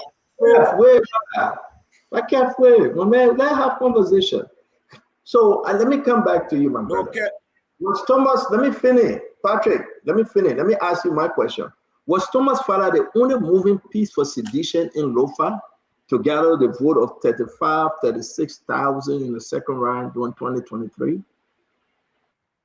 In every political institution, there's a face. He was not the only person, but he was the key actor. The same way the CDC. CDC is a political institution, unity party. But let's go to 2029. President Bouaké is now on the ballot. President Weah, former President Weah, is now on the ballot. There will be a new narrative. So you talk about the arrowhead in Lofa County. I just gave you the statistic. At the time he had now moved there. I don't want you to change this thing to say who not on the ballot. Brother Patrick, we shouldn't change this now to say who would be and who would not be. I'm saying to you, he was not the only person. Okay. He was not the only person. Thank you. So you cannot give him you are putting him and giving him that victory lap as if to say he were the only person. But it's good that you corrected No, you can't. Thank you. You answered my question. Billy D, can I get 10 seconds of your time, Billy D? Don't interrupt me, please. Wait, I beg you, my man. Wait. Go ahead, Patrick. Finish up, sir. I'm saying, let me clarify for the record. He was not the only person that worked to give CDC that vote. However, he played a significant role in every political institution. There is that political actor that people look up to for direction. On this platform, you are the biggest mouth. You're the president and CEO. You conductor on the show. We make comments, but your comment carry weight. Can we say you are not the most significant person in terms of shaping policy decision here? You are one of them. So in Lofa, Thomas Fowler was very instrumental. He had the resources. He carried on development. He mobilized the people and he inspired confidence in them. That's how the number one. VP, it's cool we're having a conversation. Do you think Thomas Fala had that influence? He had everything, the charisma, everything to bring people because the name CDC, or you think they only come because Thomas Fala? Which is which? So politically, especially in Lofa, is a traditionally political setting. The fact that he's Kisi, he comes from there, he speaks the tribe, and he had the resources, he could influence people. And that was the key reason why the people saw him like one of them. You know, he spoke their dialect. And you're right. Do you think you also have the negative to Thomas Fala? Now you get Francis Yumani, you get Steve Zago, you get all these other players that say, hey, Thomas Fala only going to bring Kisi, whatever the Mende, whatever the Loma, whatever the Pele, whatever the Madingo. I mean, talk to me now. To put that in perspective now, do you think Thomas Fala gets his weaknesses with the other tribes? Now that it is a national issue, because at the time he mobilized the people in his district, I think District 2, he was concentrated there. He carried on a lot of investment there. He mobilized the people there, and he got the number. Now that he has stepped forward, he's going across the country, even in Mosorado County, where he controlled for 3 terms. You cannot rule out that he does not have a constituent. People still believe in him. Whether he is attached with CDC or not, people believe in him. So yes, number one, he still has the money. And like Dr. Francis said, I don't want to cut you off, but I think your last statement that he still has something in him that will bring the people. Now he landing himself with Unity Party. He also now tapping into and elevating the Jose Yuma Barka Unity Party group as well. But thank you very much. Billy D, I saw your hand up before we go to Tamba and the rest. I was asking for 30 seconds, so he was trying to say. Yes. Billy D, we'll come to you, Kev. Billy D. Yes. I'm giving 30 seconds of my time to. You got only 30 seconds. If you give me 30 seconds, you get no time. My man, yeah, okay. I'll give him my entire time to the show, man. It's okay. Give me 30 seconds. Yeah, but Teto, we were in the campaign, so we know how Lofa was divided, right? Thomas Fala was heavily concentrated on the Foya, the Kisi side. You have the likes of Percy Yeke, Finda Bondo, all the other folks, especially Percy Yeke. What he did in Lofa, we know that in the Zozo area, the development he carried there, he did a lot of stuff, but because he's not a flamboyant person who will just make noise. So there, we know we were in the campaign. You were not there, VP. We were there. So we know in that foyer. So it's not Thomas Fala alone. We got people. What Findabondo did in Lofa was huge. What Percy Yeke did in Lofa was huge. You're talking about you were in Lofa? Well, because we were in the campaign, so we know. We know. We had to lose election. You were running election on internet. Listen, VP, just do your hustle. Do your hustle. Do your hustle and just keep quiet. Do your hustle and keep quiet. Because you know that in Liberia now, that military. When somebody speak their own, it means that they are hustling, Kev. I don't think look. When somebody speak their own with our facts, that dog whistle, he's selling something. But you don't have fact either. You were never. No, because I was in the campaign. You never fought in Lofa. Did you go to Lofa? But I know, because I was in the campaign, I know how it divided. You never put foot in Lofa. But I was in the campaign, so I know how it divided. I was in the campaign. I was member of the campaign team, so I know how it divided. They may not know. Thank you very much. I don't know who's the cat door yet. Seriously, somebody is the cat door, like Francis Yumani say. But Tama, let me bring you in. You should get out of that dog cat politics, as Honorable Yumani would say. No dog cat politics. Either you dog, or you cat, you cat. But look, a dog or cat, or is he a cat dog? Oh no, I'm an independent. I'm no dog cat. I'm not saying you. Okay. Yes. No, I think Thomas Fala right now. I think Thomas Fala supports Barkai. That's why he had Nimbo. He's he's not joining. I think Thomas Fala is on the Unity Party side, even though he's not Is he institutional. a dog cat or he's a cat dog or he's a dog or he's a cat? Which one? No, right now I think he's a dog cat. Oh, he's a dog cat. Okay, thank you for I being think right now honest. he's a dog cat, but and I have my reason for saying that. But here's the you know, when I hear Kev, and Kev, I'm not going to attack you. I know how passionate you get.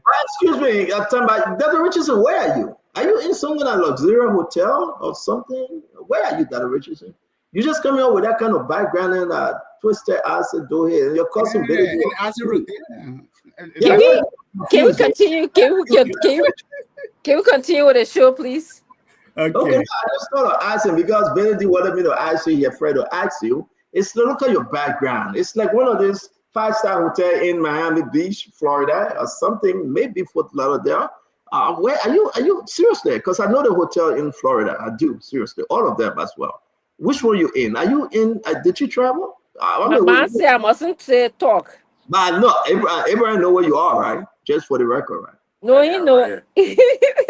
You heard Abraham's voice say, right? Yeah, he listened to you. Dr. Richardson, can you imagine? Can you imagine saying not say you know all the hotels in Florida? Yeah, all right. So, all right. Dr. Richardson, by the way, the view look great. So thanks for sharing. On the Thomas Fala issue, back to the crux of the matter is that, you know, I hear my brothers on the CDC side. It's like you had a great marriage, and this marriage was full of everything, great surprises, resources, love, and everything. And you had children in the process. And for some reason, the marriage fell apart. And there was no way that the couples could come back together. And then they decided to go their separate way. One was how do you call it? Sent away, right? So CDC basically said to Thomas Fala, we don't want you again, we expel you. But now all I'm hearing from my fellow panelists on the CDC side is that is complaining why Thomas Fala left them, why Thomas Fala is now creating Nimbo, why Thomas Fala is supporting Wakai, why Thomas Fala used to give $10 for people to come out and now he's not doing that. But here's what I say. You can overlook Thomas Fala all you want. I'm not a Thomas Fala spokesperson. But Thomas Fala, over the last 20 years in Liberia, has built a base for himself. He has the Falasian, and you must know that, both in Maserado and in Lover County now. And as VP shared earlier, I'm just going to share the 2023 and 2024. Why you went out from this number 5? I'm coming there, Kuluba. Yeah, okay. I tell you. I'm coming there. You know, politics, as VP said, it's not static, it's dynamic, right? So CDC went from 7% in 2017 in the presidential election, 7%. We are 7%. And when Thomas Fala got involved, when he moved to Lofa County, he elevated CDC to 37% in the presidential election. Now you see, now someone may say, oh, Thomas Fala bring nothing. But Thomas Fala got involved, he built a base, and he was able to move people to vote for CDC massively, even though Unity Party carries Lofa County. Now, so, thank you very much. I want to ask you the last question. We got to go to Koite video. Is Thomas Fala still a thief? Is he a thief to you? Is he still a rogue? Like he was described by Unity Partisan. Some of us call him thief. Is not Unity Partisan. Joseph Waka in particular say called Thomas Fala thief. If I can answer. Yes, is Thomas Fala still a rogue? Look, Thomas Fala, I would not brand Thomas Fala as a T5, right? And politics make extreme bad fellows. In political season, tension get high, people brand people in a certain way.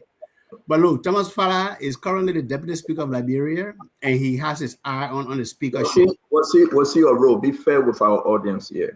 Until someone can show me evidence to say Did Thomas you ask Fala. for evidence 2023 to call him a role? Did you ask for evidence 2020 when you were calling him a role? You were running. When you were running, though, you call him a role. You call him T5. You have any evidence then? Stanton, I never called Thomas Fala T5. I did run.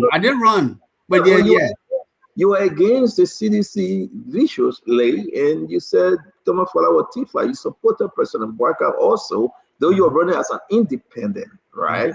And We all call Thomas Father Thief Far. Do you think then he was Thief Far? Well, as I was saying again, I never called Thomas Fowler T5, but if there's evidence against Thomas Fowler or any government official of having embezzled, so you know that the Unity Party called him T5, right? No, I know that there was that brand of him. So can they now explain that he have been transformed from Paul to Saul, Saul to Paul? Well, that's up to Unity Party to You explain. support Joseph Boakai, aren't you? I support Joseph Boakai. Do you think Joseph Boakai now looking at Thomas Fowler to be that born again politician? No, still, as I say, politics makes strange bedfellows. And if that's Thomas the Fowler question. if Thomas Fowler today have taken his support, he said he support the president. I have no problem, right? Let me tell you this. I will answer it like this, and we'll move on. Yeah. I got no problem. Thomas Fowler was called Thief Far because we believe that he was Thief Far. I will say this openly. And I supported Joseph Yima Boakai for holding to that position then. Because CDC made us to believe that Thomas Fowler was criminal. My seditious friends here will get back with me, right? So we took that and we ran with it, and the Liberian people bought into it, and Darius Dillon won the election. They bought into it, and Joseph Boakai was elected president. Because we believe that Thomas Fowler was one of those that were destroying this country under CDC. But if Thomas Fowler has seen the light today, and he was transformed inwardly by means of political Holy Spirit, and Thomas Fowler is no longer Thief Far, he's welcome to the light. And he came to the light, and he was accepted by the light who is Joseph Yima Boakai. So he was transformed. He's I'm a new creator, I'm a brand new man. Old things pass away. So Thomas Fowler is a brand new man now under the umbrella of Joseph Yima Boakai. So under Joseph Yima Boakai, he's not stealing no more. But he preaching redemption and he preaching the truth. Under Joseph Yima Boakai, he's not putting hand in the cookies jar no more. So he's forgiven. For all have sinned and fall short of the glory of God. For the wishes of sin is death, but the gift of God is eternal life. So Thomas Fowler have seen the light, and he have repented, and Joseph Boakai have accepted him. So don't be afraid that you call Thomas Fowler Thief Far under CDC government, and now you're saying you're scared to say, yeah, we said it. But he has seen the light, and he have come to the light. So every man that have come to the light will be forgiven. And Joseph Boakai have forgiven him. I like your justification, though. I like your justification. If Thomas Fowler and I, we have never had a personal fight. I was running against Thomas Fowler. Yeah, I agree. But let's move on. Let me bring in the traditional man from Grand Judah, Diamond Slanger. You want to come in? You got to be leaving us shortly. We're still online to be there for another 30 minutes. Diamond Slanger, I don't know why Unity Partisans can be afraid when they ask them this question, Diamond. You call Thomas Fowler Thief Far. Order to it. Yeah, we did. But Thomas Fowler has seen the light, and he have repented. So we'll work with him. There's no place to put a bad child. You got to accept that child. You got to work with that child. And when that child repent, you got to now work. And Thomas Fowler is working with Joseph Yima Boakai because Joseph Yima Boakai have transformed Thomas Fowler. The Bible says, I can only work with you if you steal no more. And Thomas Fowler said, yes, sir. I will not see any more. That's what you're laughing for. Jay, you are there when the people are having a conversation. That's what I'm laughing for. I know. You're not sitting right now. Can I say something now? That'll good now. See you. Dama, we'll see you tomorrow by God's grace. Thank you for producing. Keep us on Facebook. We'll finish this social. Thank you. I like your outfit, Dama. Nice. Thank you, Dr. I mean, wait until I take finish before you go, man. Dama, Let us finish. Dama, have a good night. Thank you. Thank you. Have a good night, Dama. All right. So I said, go ahead. Let's hear you and Tamba. What you guys doing, like, brother? We got to talk about the Koyate tape. So I say you spoke already. I want to go to Koyate tape because I didn't speak, man. If people speaking, you all come to people. You know they can like when it take that long. On the Thomas Fowler issue. What are you talking about? No, I didn't. When Ekwa spoke, you were the first. You keep me. You interrupted. No, I didn't. No, it was too Thomas Fowler topic. The second when Thomas that Fowler guy topic, the thing he did is, not speak. Yeah, you know, plenty when it take. I said, go ahead. The thing say can make you weak. The thing you want to say, yeah, man. But anyways, I just wanted to come all the week, but yeah, he told whole day, man. I only wanted to ask. Let me just pass on it. Is there anyone here that believes I said I can hear you. Well, I don't know what happened to your FOMO, but I think everyone's hearing. We can hear him. Maybe it's you. Can you hear me, Dr. Richardson? Yes, I can hear you, but I did not hear Isaac. That's okay. Just manage it. You're not saying anything important. I will translate later. Just manage it, Dr. Richardson. Oh, okay.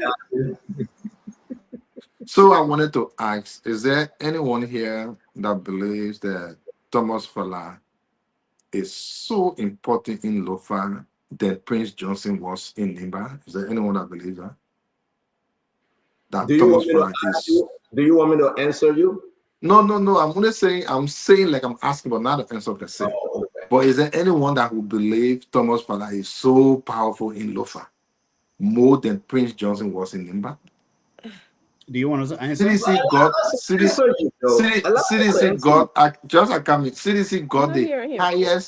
the highest vote ever without Prince Johnson's support in 2023. Though Prince Johnson there. And let me tell you in Nimba what happened. In Lofa. Jefferson Koji, as an individual, has done the highest thing for the Lofians that Thomas Fala who have ever done. He built the city hall. Thomas Fala built his personal property. Jefferson Koji built city hall for the first time.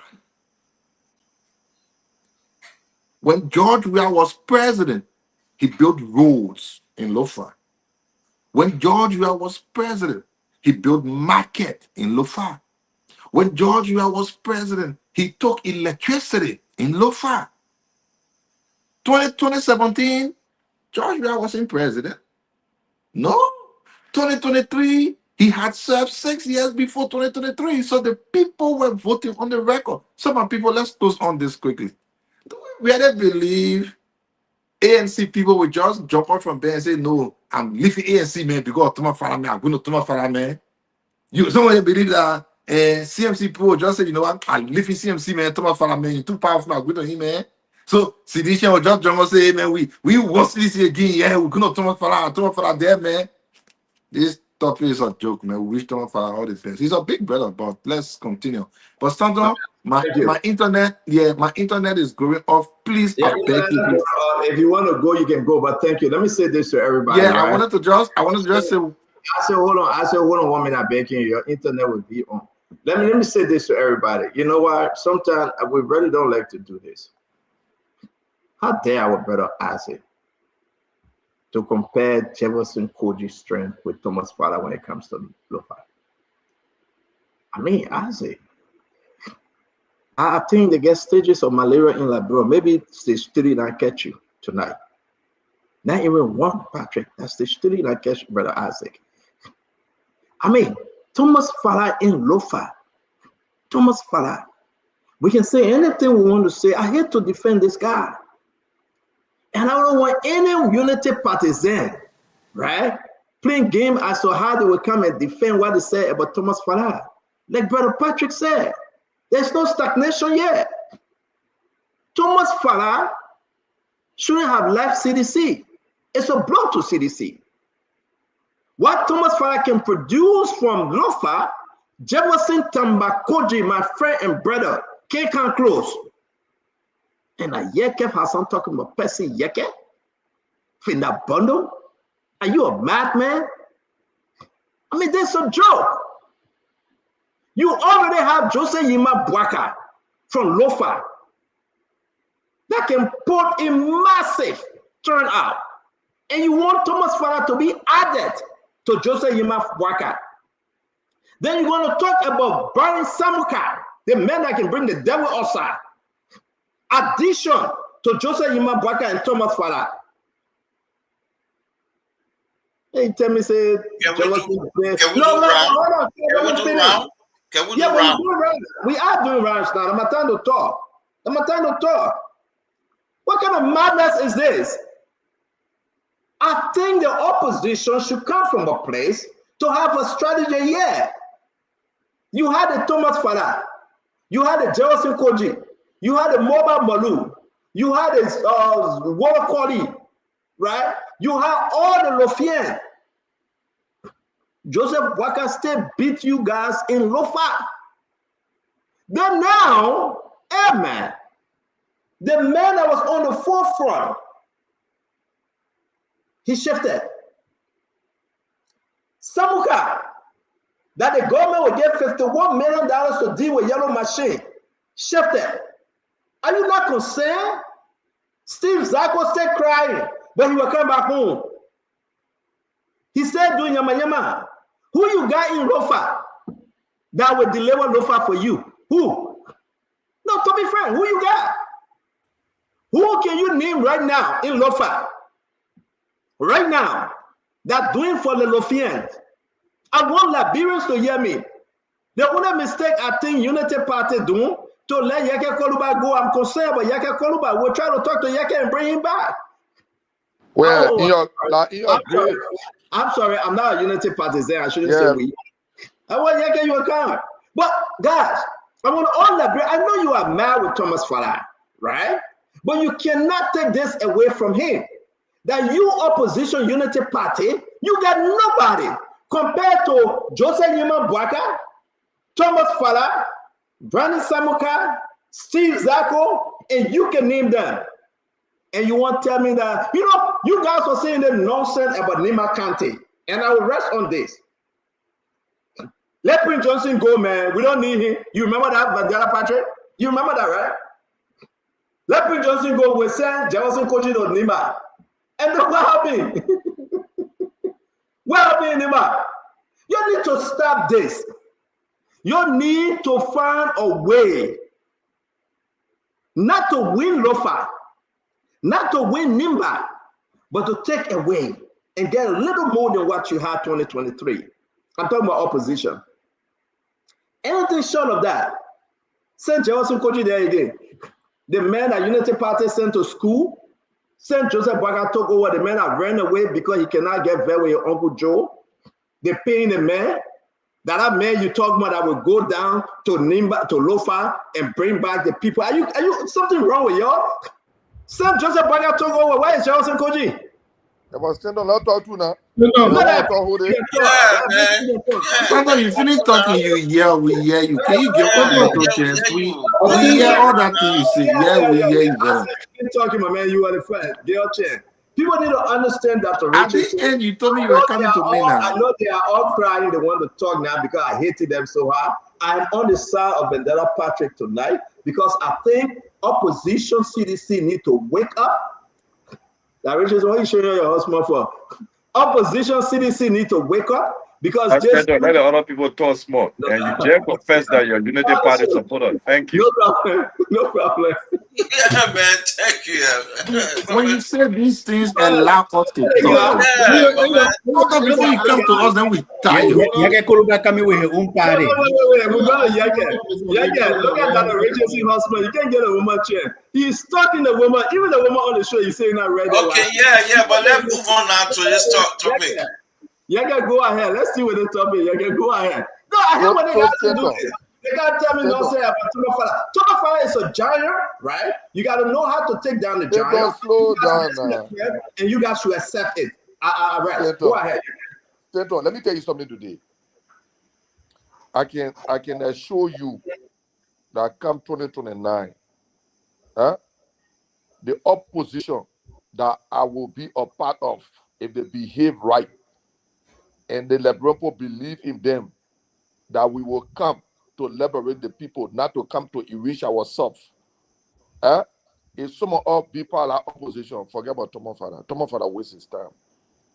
Look, Thomas Falah was certificated by Election Commission to be the #1 trucker. You know that Election Commission certificated. You say you truck. You say you truck. What are you talking about? You got over 50 so you want me to turn now?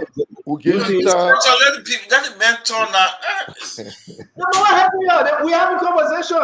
They make it fire now. Let the man talk. I have to hear my voice though.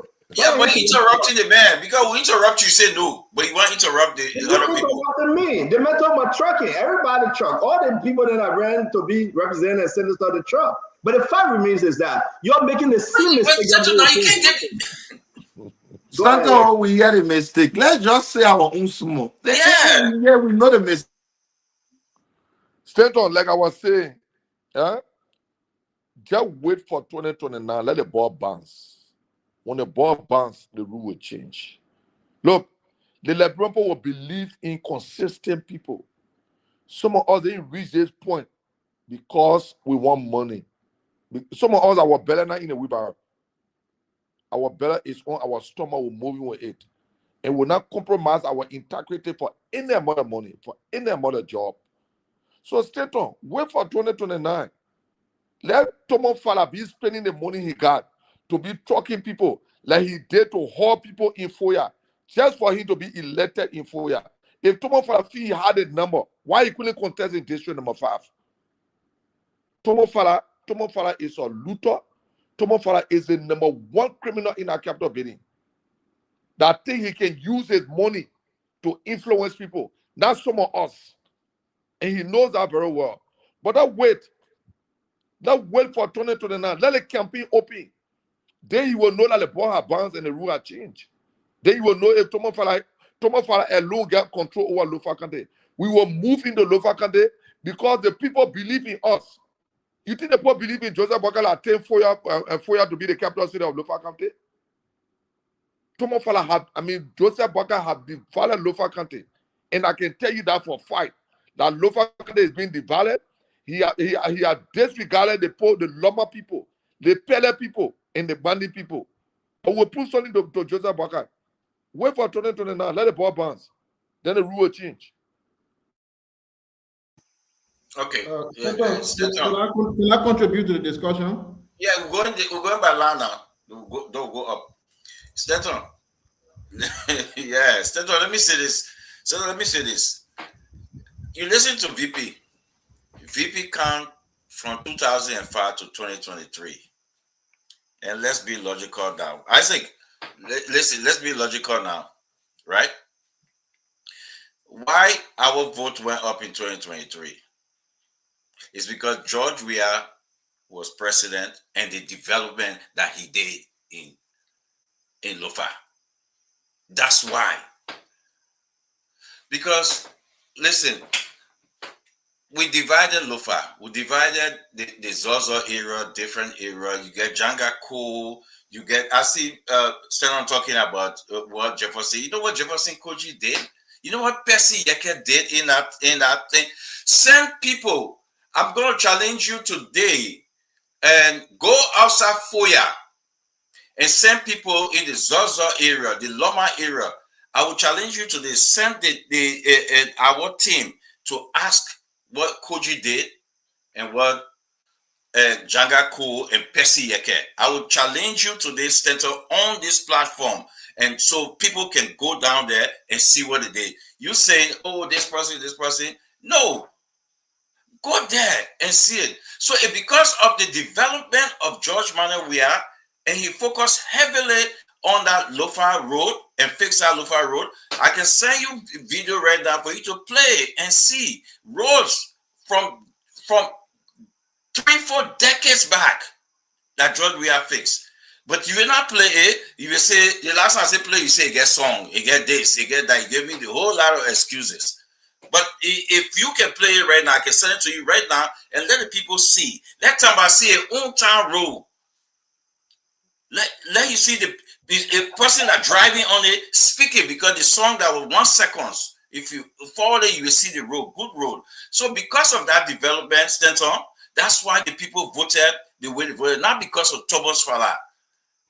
Not because of Thomas Fala. And we know that. So we who there telling you and you telling us no, Stanton, then I challenge you to send the journalists there and let us see what Percy Yeke did, what Finda did, what Jefferson Koji, Janga Ko, with President. We have mandates. And Thank you. Let me go to Jacob. Kev, where's my time? And it's good that we're having this conversation. Jacob, I'm going to bring you in. Let me put a video in the chat room so you can see. Jacob, I will bring you in. It's just good for us to just take our time and understand each other. We are not fighting. George Weah Wea, President of the Republic of Liberia, 2017. He was sworn into office 2018.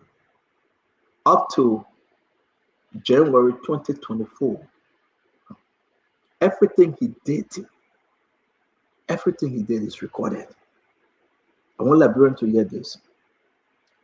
Prior to the election of 2023, Jacob, the people said no to George Weah. While president, they rejected him. He's not president today. It will be on what President Bouaka is doing in Lofa that the people will say, yes, we either reject him or we re-elect him. That's my argument.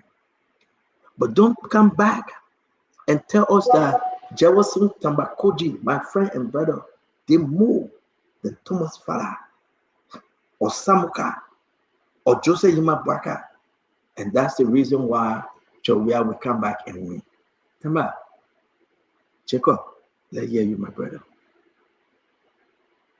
Stand up. I think few months to the opening of the campaign in Lofa in 2023, I was there. And I can tell you for sure, I'm from Lofa also, I can tell you for sure that the impact of Thomas Fala, particularly in one of the largest electoral districts, or even political district in the county, Foya, was massive. And it did contribute massively to the CDC number in Lofa County. And nobody can deny that. I mean, that's not even an opinion, that's a statistical fact. If you look at the numbers from Foya alone, that saw, I call him Fala greatest contribution, you can see that the number rose for the CDC significantly in those areas. It's a fact of life. But one thing I'll also say here is that the last 2 years, and I've been having a number of discussions with some prominent sons of Lofa, somebody who comes from Lofa. The last, there's about 2024, up to 2025, there was a growing resentment amongst many active players in Lofa, including as Lofa citizens, in terms of people are getting a little bit discouraged about the impact of the Unity Party or Joe Bouaka in Lofa County, to be honest. I mean, many thought that they were not seeing a lot of inroads going there in agriculture. Lofa is a basic agriculture county. The roads were not moving fast. We want to connect the road to be connected to Vonjama, to have access. I'm always on that road. It's difficult during the rain, difficult most part of the year, and many roads around the counties.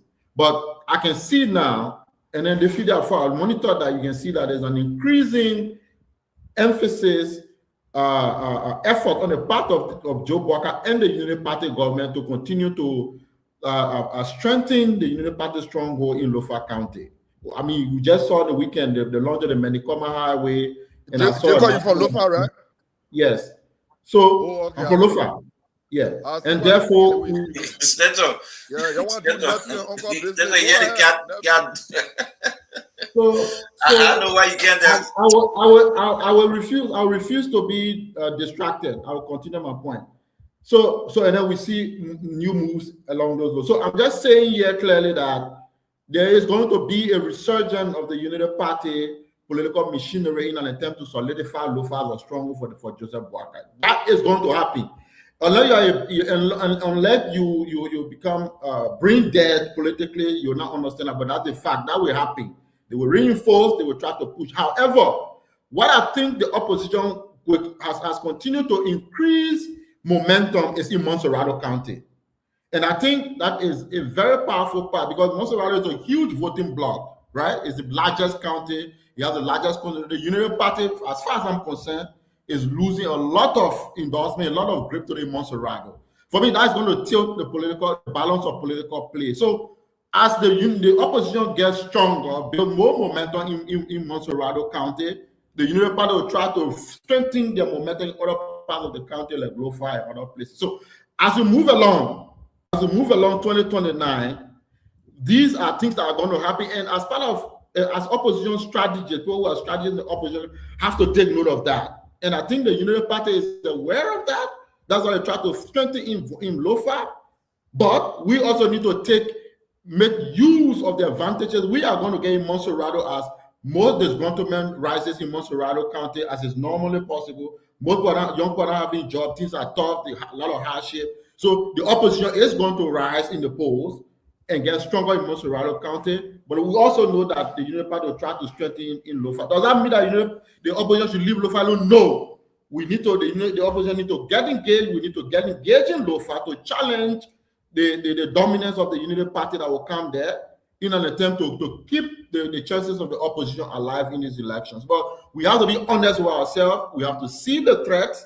We have to know what is happening across the political map and be able to prepare ourselves to take the right decision.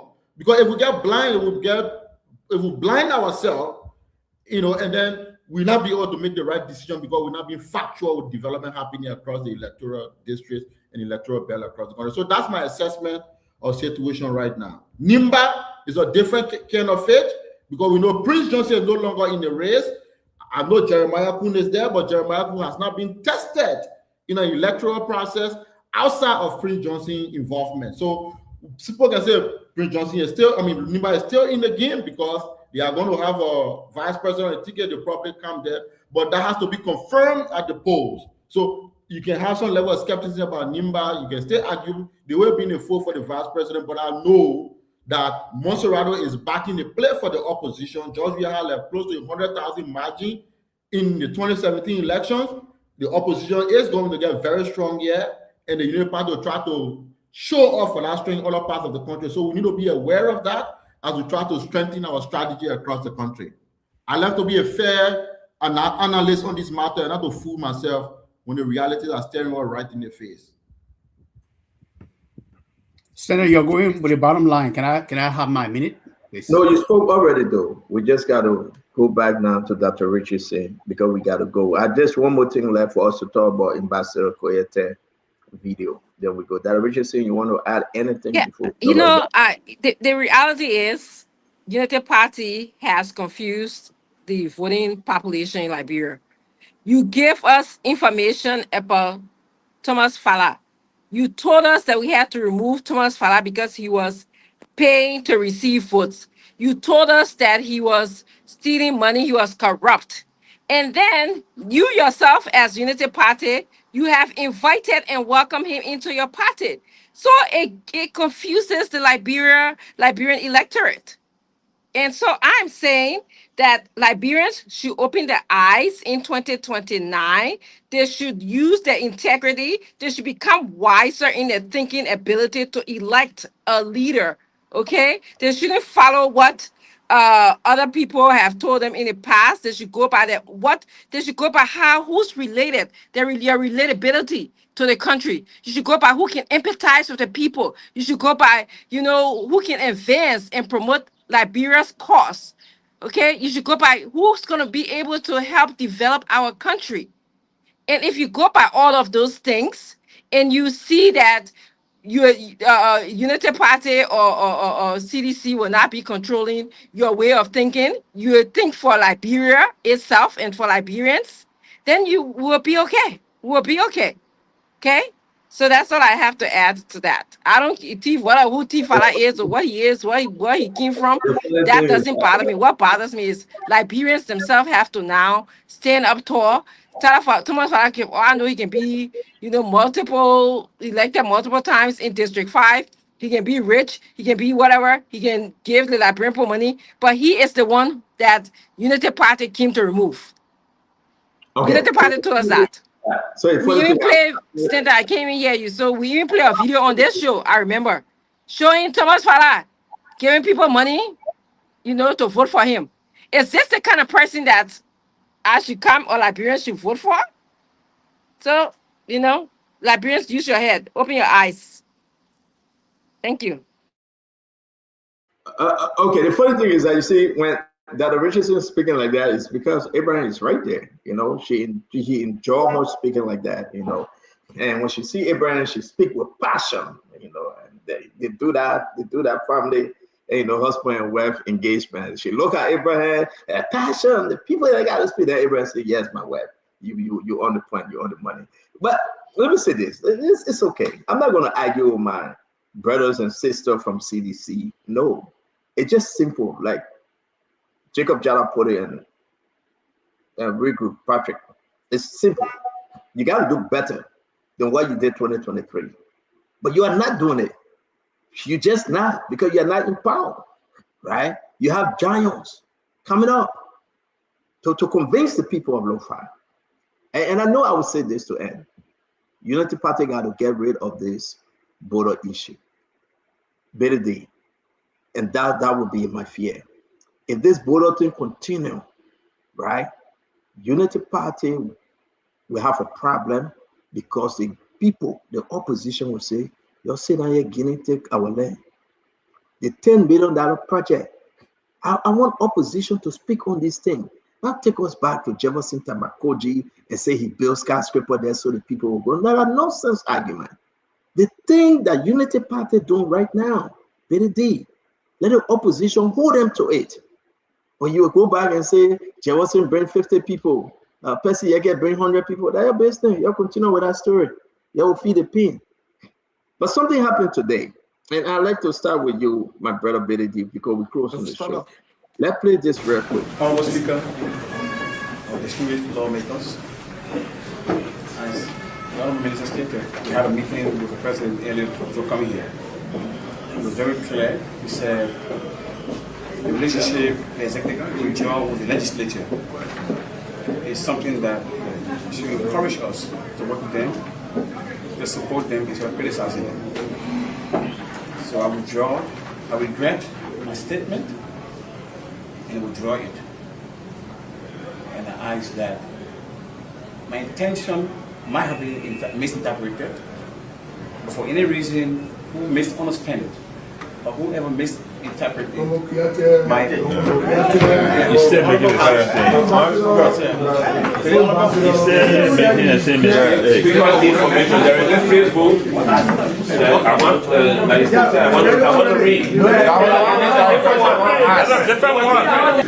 So we expect something to come after to conclude this thing. And when you keep dragging, apparently you don't want to believe. We don't respect your president's view.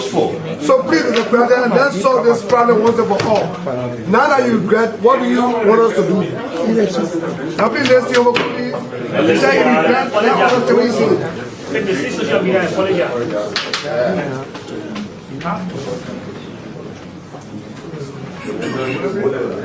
Social media and newspaper. Honorable Speaker,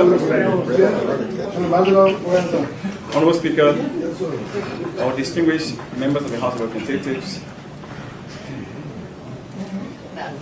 as I stated, I regret my statement and I still hold this August body in high esteem, and I have great respect for you. And by the direction of the President, I also want to use this time to say to you, I'm sorry. Thank you so much.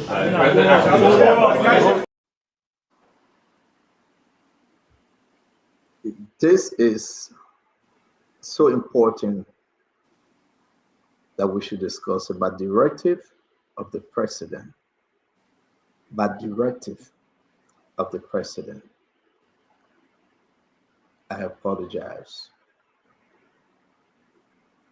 Yeke, Representative Koluba, let's just be serious for a moment. What say you about this?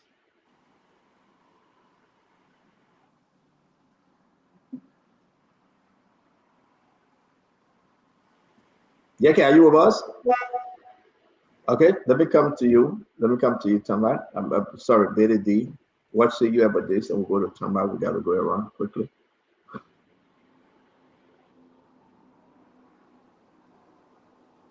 Well, it's pretty obvious, Stanton, that oh my God, that hey, you know, he said he's carrying on the directive of the president. So the president may have spoken to him and told him that I guess it was important, it was prudent that he apologized. And so he apologized. I mean, that just, again, goes to show the imperial nature of our presidency. You know, I mean, the president can pull folks here and there and get them to do things that many of us may think ordinarily that is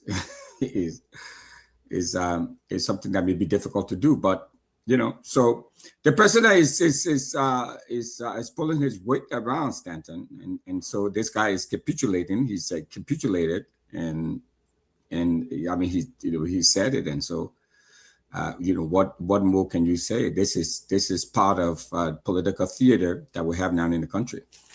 You know, so. Thank you very much, Isaac. Yeah, thank you. So I'll just use this one for my closing and everything. We all heard it now. The president told the message, listen, go to those people and just say sorry. They are a department under the executive branch. So don't worry. Just go to my department and say sorry. Because it's not a legislature is a place where even the president will be afraid. But now the president sees the legislature as a department under the executive branch. So he just told them, oh, go there and say sorry. But let me pick it back since I never had a chance. You know, my brother, Jacob, everything you said, if you were to go Lofa now and told, thank you very much, you know that guy who's going to be doing thank you very much, he will walk from in front of you. The guy who's going to be doing, oh, thank you very much, you know him? When you go Lofa now and tell him everything you just said, he will walk from in front of you. You know what? Because expectation is different from reality. 2023, the people in Lofa believed that when President Barker becomes president, their problem solved. 2019, they will have lived the President Barker's presidency. It's different, my brother. They play that CDC will put Lofa in play. You never believe it. Just wait just few times, you can see a political shock. CDC will put Lofa in play. And I can guarantee you, CDC will get more votes in 2029 than it had in 2023. 2017, we didn't put Lofa in play. We were all in the place, you know what, Lofa will vote for Barker no matter what. 2011, the same. 2005, we didn't really say Lofa there go. 2023, we put Lofa in play. We sent Joseph Kobe, we sent Moba Molu, we sent Jefferson Koji or Thomas Falan. 2029, my brother, Lofa will be one of the biggest places we'll put in play because of a reason. But I beg you, Stan, let me end because it's my last thing. You know, today I experienced something, and while we come up here with all of the politics, there are some good things out there we have to acknowledge. You know, today I went to a Liberian-owned clinic. That already seen? I never felt so good in my body for a long time than how I felt today. I think the folks there are professional. They know their work. The place is one of the cleanest places I've seen. And is this, I had a name here, Metro Family Health Clinic somewhere on Dupo Road. I will really hope they can do business with Spoon for promotional issue. There are good doctors, nurses in Liberia, but what I experienced today from these people, they took me like a real family. I felt so good that in my country I could experience this from health professionals. You know, Dr. Sa, Dr. Joseph Ryan, Josephine, I want to send out a shout to you people to say thank you for your service. Continue on this, and if you are out there, you listen to me, try Metro Health somewhere on the Dupo Road when you go into the Dupo Road market. Try them. I'm sure you will thank me and you will understand it. Thank you. Thank you, Isaac. Thank you, Isaac. Let's go back to this. It's very important. My man, thank God I know you're in the country. No, that was when I was in Liberia. You say you went today, then you said I went in Liberia. You can do that. But for that, Patrick, go to the place. Go to Metro Health Strength, my brother. You understand? But you how you call it? You went off. Listen to Richard Cohen. They were just pushing him, say, you say you regret, say they're sorry. Sam Stikwa has spoken here, yes, my man. You know what the puppet told you. Just say you're sorry. Yeah. They make him my man say he's sorry. Here you go. Staton, you know, I got disappointed in Kuyate when I called him. He said, Yeke, how will my family live? Are you hearing me?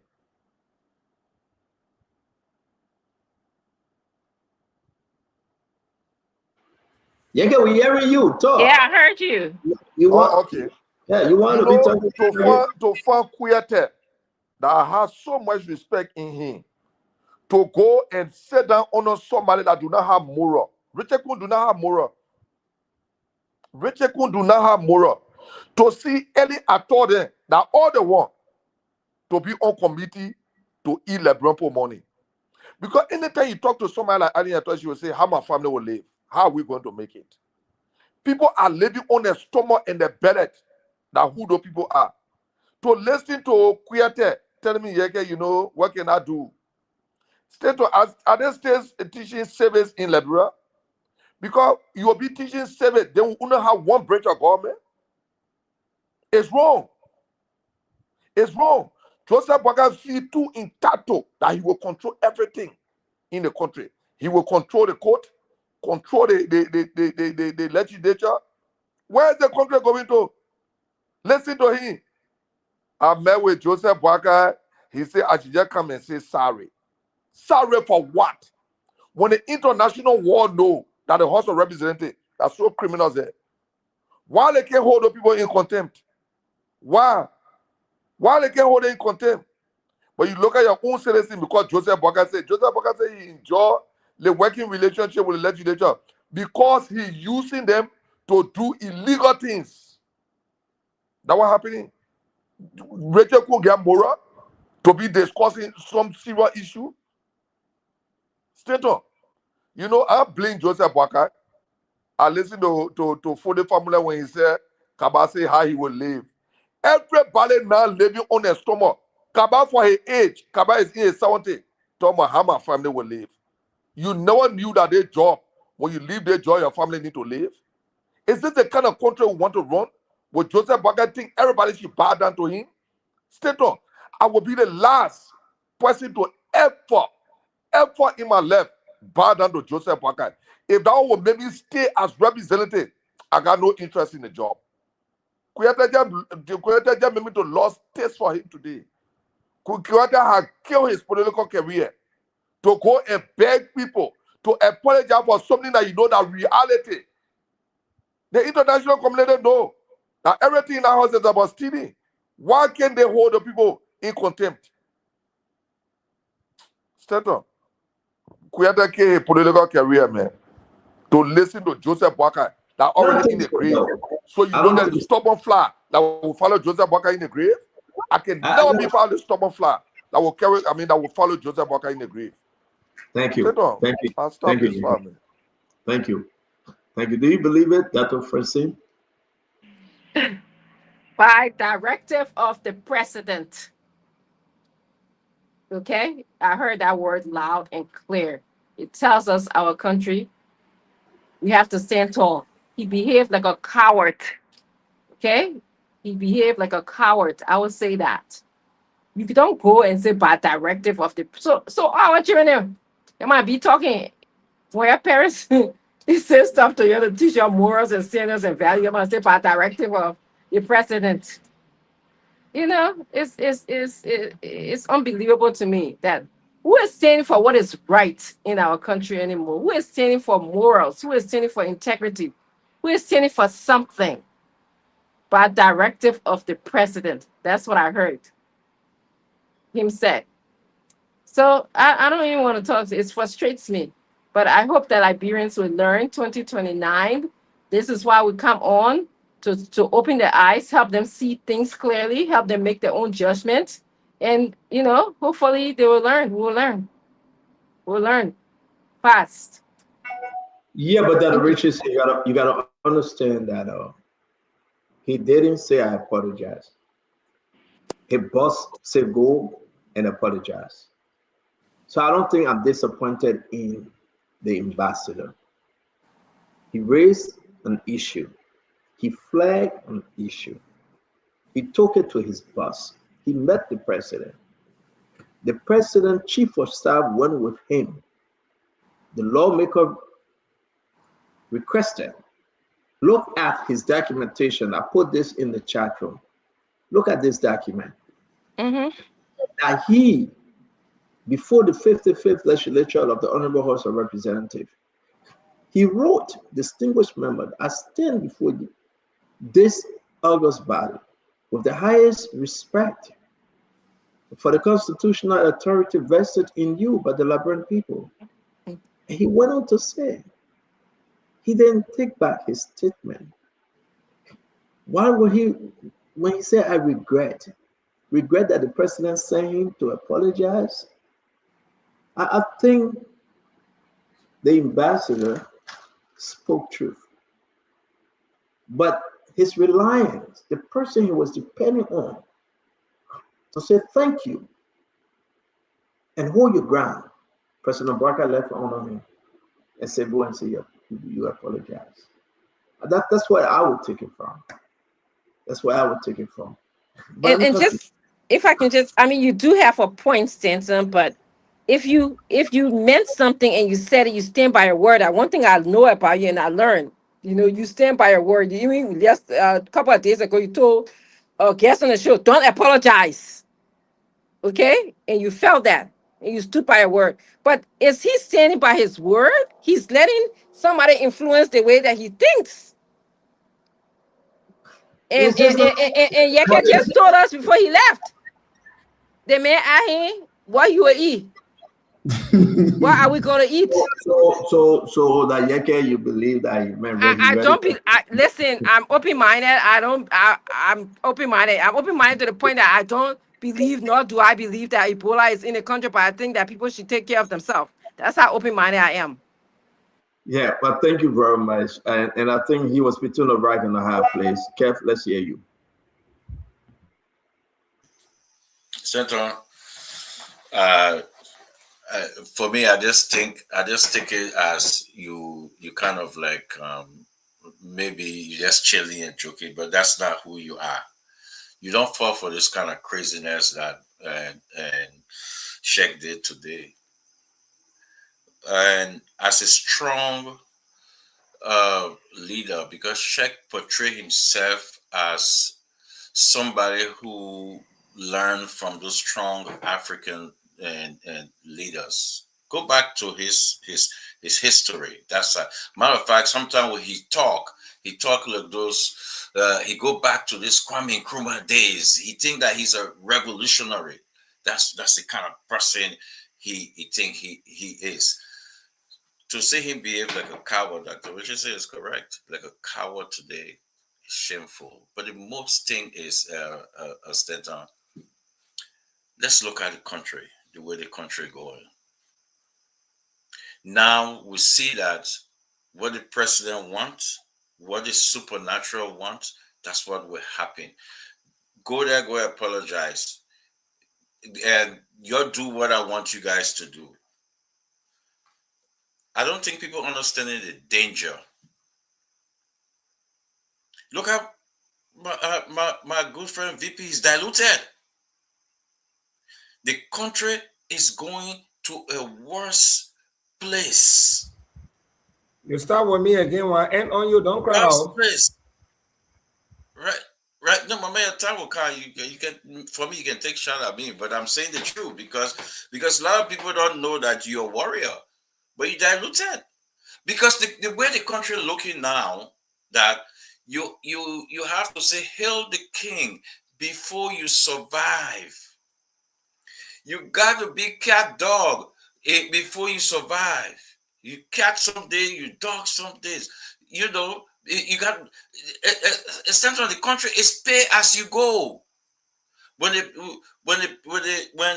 pay you, you if they're cat, you be cat. They don't pay you, be dog. It's pay as you go nation. The country is in a place, is in a bad place. That's not Sheikh there. That's not who he is. That's not Sheikh. When you see Yeke say he disappointed in this, we know Sheikh. We know the kind of power and strength that he possessed. That's not him. But the way it's shaping the country, and that's why, you know, people like Yeke say we can't stand for that. And Stanton, that's not who you are. When you say you disagree, then I say, okay, maybe something wrong with you today. No, that's not who you. Somebody know you got problem today. You know, since when you supporting a cowardice? Since when you support a cowardice? Yeah, but let me answer you, Kev. So let me answer you, right? Yeah, but I'll get my remaining time. Don't they ask like go? I know you're talking. You can stay on the show forever. That business, but I think you got problem here. When people disagree with you, they say that's not who they are. I am who I am. I disagree with Yeke, and I disagree with you. The ambassador pointed out issues from the Capitol building, the House of Representatives. He accused even the senators. He said lawmakers. Cressida Cooper had a problem with him. They invited him over. He called for open hearing. They said, we'll take you beyond the house. They said, well, they apologized, let the thing go. The man went to the president. I mean, all the Yama knows you causing. You shouldn't be care. President Boga tell him, well, go apologize, let that thing go. They put working with us. That should be your argument. But still no. Raise this issue. The fact that Koyate put something on the table and said those guys are corrupt. Even a President Boga say, my man, take it back.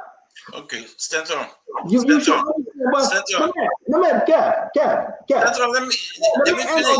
let me end on this. You did the same thing 2023. That what Vendetta Patrick is reminding you. That are you. Discuss the issue and leave who and who not you. You will do this thing again and they will beat your 2029 because you don't have your own story. Your story is your story. Leave Vendetta Patrick alone. Stanton. There you go. Stanton, let me say this. Let me say this. What Sheikh spoke about is something that you condemn on the show. You side with him. Folks condemn about corrupt folks in that house. For him to come back and the president say, take it back. The people are not corrupt. We're working with them. We love the corruption. We enjoy it. That my people, take it back. He went there. He took it back. He said, look, I take it back. I apologize. I'm sorry. He was on his knee begging. I'm sorry. Put his hand up. I'm sorry. Then Yeke said it. You say you disagree. No, you're not supposed to disagree with Yeke because the man is a coward. He's not supposed to beg. He was begging. You know what? Let me tell you, a Sheikh walk in there and tell president, they imagine the job they're not paying for. Kev, I got a question for you, Kev. I got a question for you. Tell a second, I beg you, my brother. My question. The message information, you got to listen to him. Kev, I have a question for you. Kev Hassan, George Weah is president of Liberia. Kev Hassan says something again, let George Weah say, go say sorry, you do it or not? You. Beautiful question. George Weah would never tell anybody to go say sorry to a corrupt people. George Weah would never say to say sorry to corrupt people. He would never say so. He will never say so. I asked you a question. But he didn't ask what Joe Weah would do. He asked you what you would do. He didn't ask what Joe Weah would do. He said what you would do. You would say sorry? Because it will not even happen. So he will not say it. Careful for that. So that scenario will not even happen. But let me finish now, Stanton. You finish. Tell a second. You finish. Go past your medicine. Go past your medicine. Go ahead, check up. Let go, man. Let leave the man alone. Yeah. Tell a second, I beg you. Tell a second. It's 8 o'clock. Go past your medicine. Kev, you were with the CDC, you were with George Weah government time, and they removed a certain justice of the Supreme Court Why did you criticize that? Why did you condemn George Weah for supporting the removal of Cabinet Janneh from the Supreme Court bench? Because you're trying to raise a moral high ground now.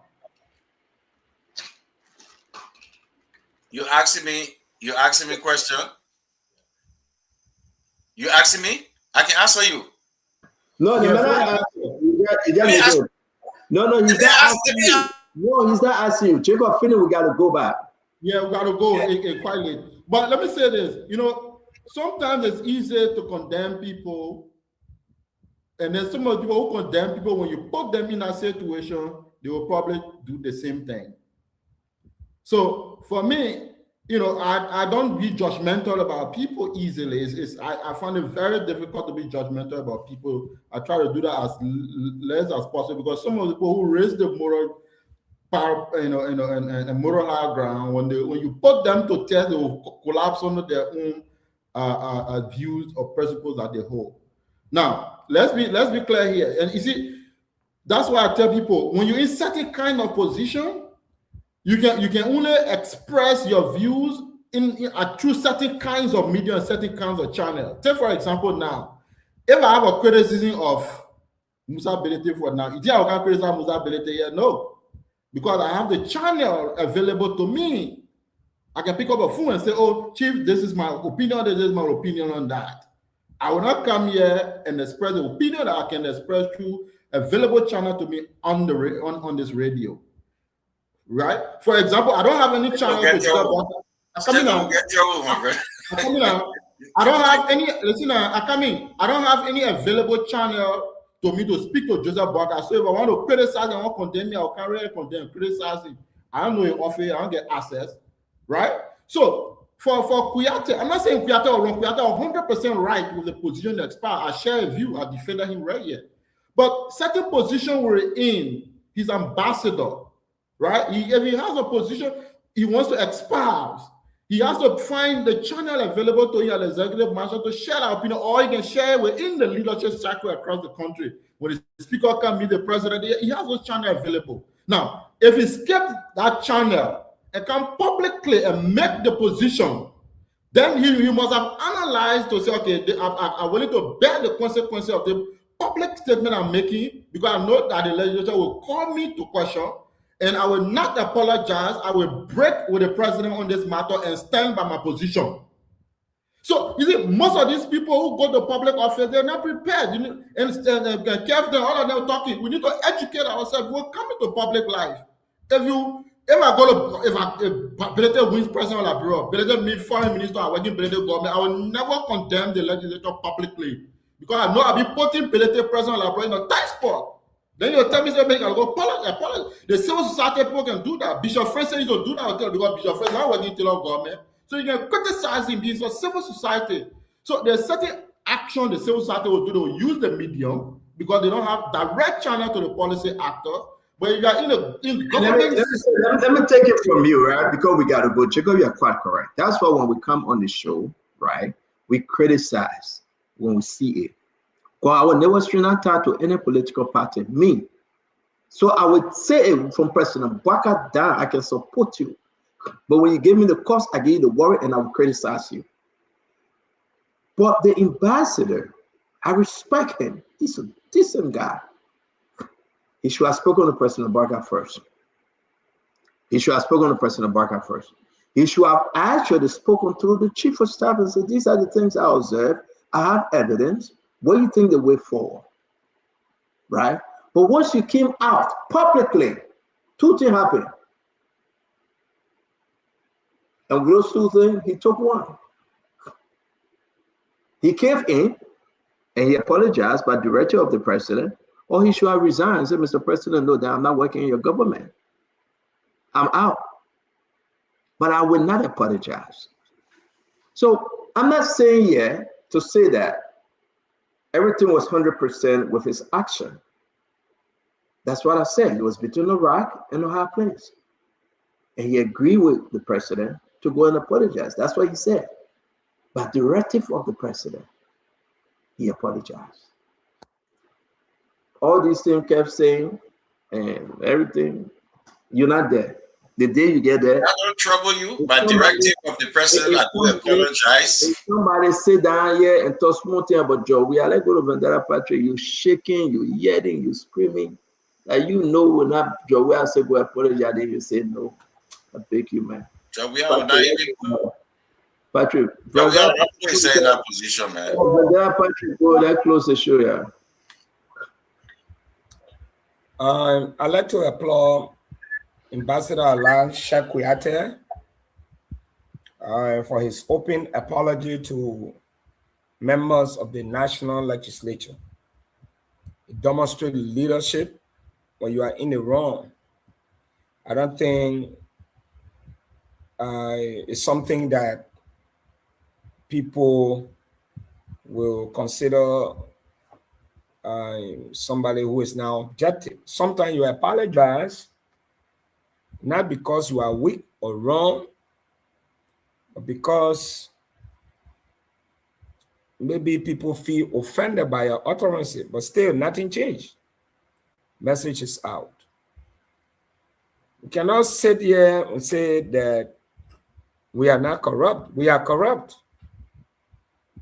You know, it's a no fact. We are corrupt by our refusal to do certain things. We are crying that the legislature should be audited. Been almost 20 years. That branch of government has not been audited. So you gave room to people to assume that people are corrupt. Simple. And in closing, I also want to mention that the country will become better when we have a robust opposition political institutions that will constructively engage the government and at the same time put into place the necessary mechanism in order perhaps to defeat the ruling party if they want to. But this pattern of seeing what is a reality and closing your eye to say it is not going to work. Mr. Falla or Representative Falla, like I said before, numbers do not lie. He has money, he has the connection, he has established himself politically since 2005. You can't defeat such a person easily. You cannot. I have always said that our politics is built on stomach infrastructure. And I'm sorry for many of our brothers and sisters. Many of them unemployed. They make no sound. A hungry person cannot make sound informed decision. I'm not saying people were giving food, but if you are a key political actor in a political institution and you reach out to people, people will see you as a good person. I've also seen some members, some of my friends, they are not resident in Liberia, they are in the States, criticizing Thomas Falla, accusing him of defending the CDC 2017, 2023, and now he with the Unity Party. You cannot be an angry winner. President Salif leaked 12 years. We saw Eugene Nangbe cross over to the Unity Party. The Unity Party celebrated him. They welcomed him. They made him information minister. 2011, the dance inside, they made President Ellen Johnson Sirleaf to win the second term. The opposition, you should also be thinking about regrouping, talking about forming alliances. I have said it consistently. No single political party can win election in this country. It's not possible. Statistically, CDC from 2005, including Unity Party, no single political party has won election. That means you have to put aside your ego and bring in new faces, bring in fresh minds. It is for both the government and the opposition. The one with the best strategy will win. The CDC had the money. Personally, we campaigned for CDC 2017. We felt the dominance of one political party was not right. We campaigned for them. And I'm very proud to say yes, with the hope that they would change. They came to power, they refused to change. As he kept talking about, oh, Patrick is not talking. When we gave you power 2017, and you sat in the US, you ate the chicken, you were running your mouth on the internet, you refused to come on the ground to campaign for the very party you benefiting from. You said here today, you say Thomas Fala is no ballet. No, but Stanton on the issue of JFK, if it is true that the police stated clearly they were not the one that effected the arrest, and that lady was picked up, placed in an ambulance, and taken to the police, it need to be investigated since she has not been charged. On the issue of Madame Choka, I think she should be treated as a professional nurse rather than attaching, you know, the family nature, like they are running for election. I think he tried to weaponize that entire process. The pain the nurses go through, it's not easy. It is a known fact that nurses, they have meetings. I'm not a medical doctor or a nurse, but there's something in the medical field called a huddle. They meet, they discuss, they give tips as to what needs to be done in terms of patient care. There's nothing wrong to tell a group of nurses to say, look, be aware, even though there's no Ebola here, but be careful. Wash your hand, wear your PPE, whatever the case, be vigilant. I mean, just to admonish you so you are not caught unaware, that cannot be construed as Ebola in the country, that what they are telling us to do XYZ. So for me, I think let's allow the National Public Health Institute, now that they have issued a statement, including the Ministry of Health, they should continue to update us, because the moment this information spread, because we are noted on spraying all kinds of things. Some people are seeing, many of us, without no scientific evidence, we say, oh, my head hurting, buy some tablet. So let's wait for the rest of people to tell us whether Ebola is in the country or not. Because what happened to us in the past, when we were in a state of denial, we saw how Ebola is. Thank you. I want to say thank you for the opportunity. And I hope to see you guys tomorrow. Bye-bye. My God, VP, thank you very much. It was a wonderful show, guys. Have a wonderful evening. Till we meet again. May God bless you. May God keep you. May God save our state. To my brother Tamar Gedas, thank you for adding to the show today. You were wonderful. Thank you. The Honorable Yeka Koruba, thank you, Chief. Representative, it's good to have you always, Dr. Richardson. We hope you enjoy your vacation. To our brother Jacob Jara, thank you very much, Chief, for coming. But Jacob, before we let go of you quickly, right? Just explain this. What was happening here in this video? A lot of people concerned. Maybe you can help us, Jacob.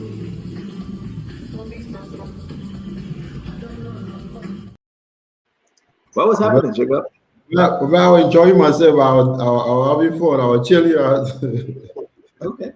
God bless, man. Thank you very much. Yeah, have a good night, sir. Jacob, thank you. To all those of you that join us, we want to say thank you very much. As always, it's good seeing you on Spoon. Whenever you join us, we are happy, we are pleased. And we want to say again, come tomorrow. Let's have a great conversation. And may God bless you. May God keep you. May God save our state. Because of you, because of Liberia, we do this every day. So we hope you took away something today. We hope you enjoyed the show. We hope to see you again tomorrow by God's grace. So have a wonderful night. Whether you're out of Liberia, you're in Liberia, we are all one. Have a good night, folks. Bye-bye.